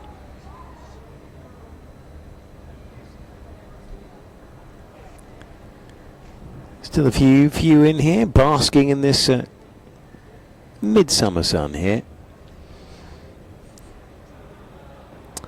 Mason Crane is in and driven gently to extra cover by Tom Curran. They scamper through, and that is the Surrey 400. 400 for 7 they've amassed so far in response for that massive total of 648 a little earlier in the piece. Rory Burns on 173 is back on strike. Crane again is in, and Rory Burns just plays him from the crease. Do we know much about Verdi and Footed as batters? Well, Verdi, I think, is comfortably a better player than Mark Footed, who is I'm not even sure he's a genuine number 11. Probably been 12 or 13 on most cards, but we'll bat 11 here. Yeah, so they are starting to run out of resources. This is the key partnership, to say the least.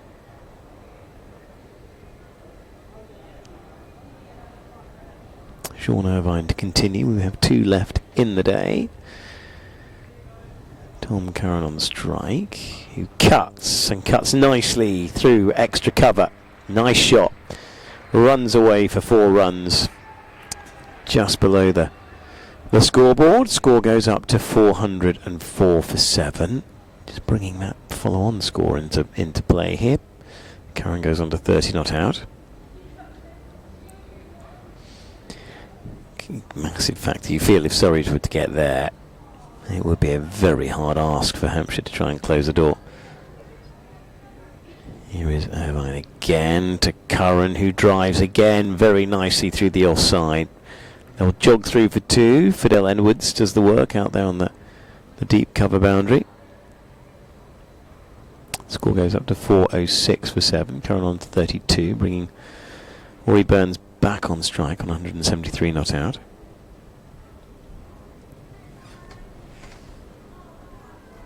Sean Irvine round the wicket. Is in to Tom Curran. Just squeeze it back to the bowler.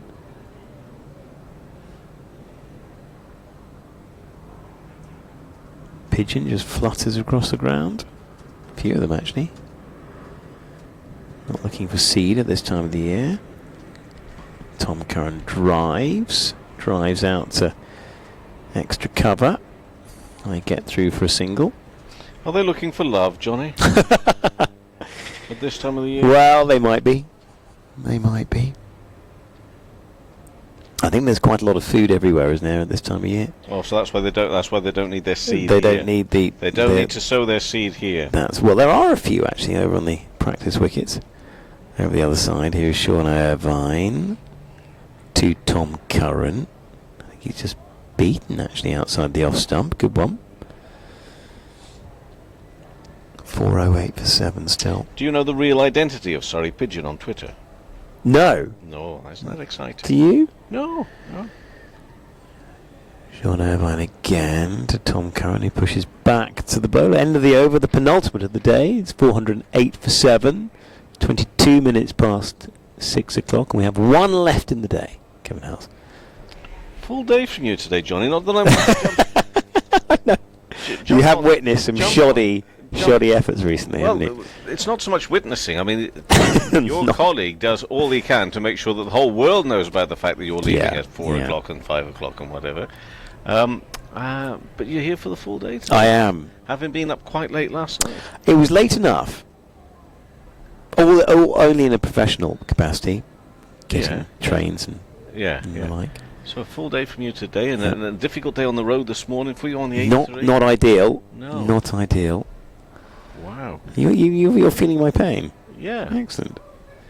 Here is Mason Crane to Rory Burns, who's defending on the onside.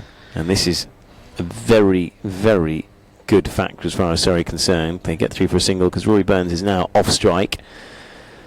And that really is where he needs to remain for the rest of the day. And Tom Curran will just look to play this out from this point, you feel. Here is Mason Crane again, over the wicket to Curran, who's, I think he's just about pulling the bat inside the line of that one. And it spins past the outside edge, and there is no run. 4 deliveries left in the day, as Kevin James returns to the box. On a hard-fought day by both sides, I think it's safe to say. Don't think we expected anything less, do we? Absolutely not. Don't think much has happened today that we didn't expect in terms of the number of wickets and how hard it will be for Surrey. Here is Crane again, and defended very circumspectly by Tom Curran. And equally as hard for Hampshire. I don't think there's anything that... great innings from Burns, though. Yeah, terrific effort. What do they need? Another 90. Another 90 to get past the follow-on. That would be a significant figure if they were to get there. You feel that would be that. Game's still alive, though. Here is Crane again, driven nicely by Tom Curran, backward square. They'll look to try and get 2 here. They don't. And rather irritatingly from a Surrey perspective, that brings the skipper back onto strike on 174. Not sure that was part of the plan. 2 deliveries to go.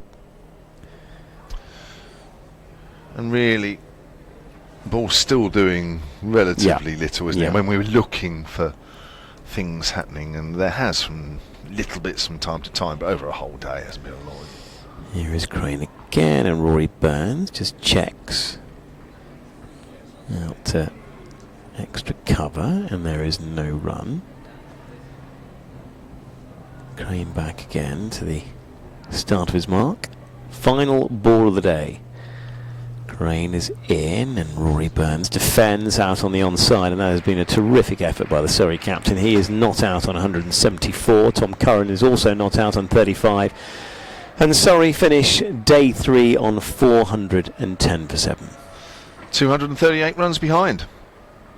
Still a bit to do, but really now it's the follow-on target that's become more important now, isn't it, from a Surrey point of view. And wonderful effort from the captain, and a good all-round bowling effort from the Hampshire team. But nobody really giving an inch. Yeah, no, it's been an absorbing day actually. Yeah, there've been little passages. 3 wickets went down in the morning. We thought a few more would go down this afternoon. Just 3 all told in the 2 sessions after that. I think both sides will get ready to continue the battle tomorrow. Should be still the potential of being an intriguing day. Yep, still plenty of time left in the game. for it to swing Hampshire's way, but Surrey doing their best, of course, to make sure they come out of this game with a draw. Thank you to Johnny Barron, thank you to Mark Church, and also to Kevin Howells. And yeah, we quite enjoyed it actually, and we'll do it all again tomorrow. All four of us are back here tomorrow, which is nice. Now, if you're listening to us online or via the BBC Sport app or via BBC Live Event 1, then of course we are going to switch off. We'll be back here at 11 o'clock this morning, 11 o'clock tomorrow morning. If you're listening to us on the medium wave frequencies in the BBC Radio Silent Transmission area, then I'm about to hand you back to the Drive Time programme. Louisa Hannon on air right now. She will be taking you back and joining her programme very, very shortly. From me, Kevin James, enjoy your evening. And we'll just wait for us to be handed back.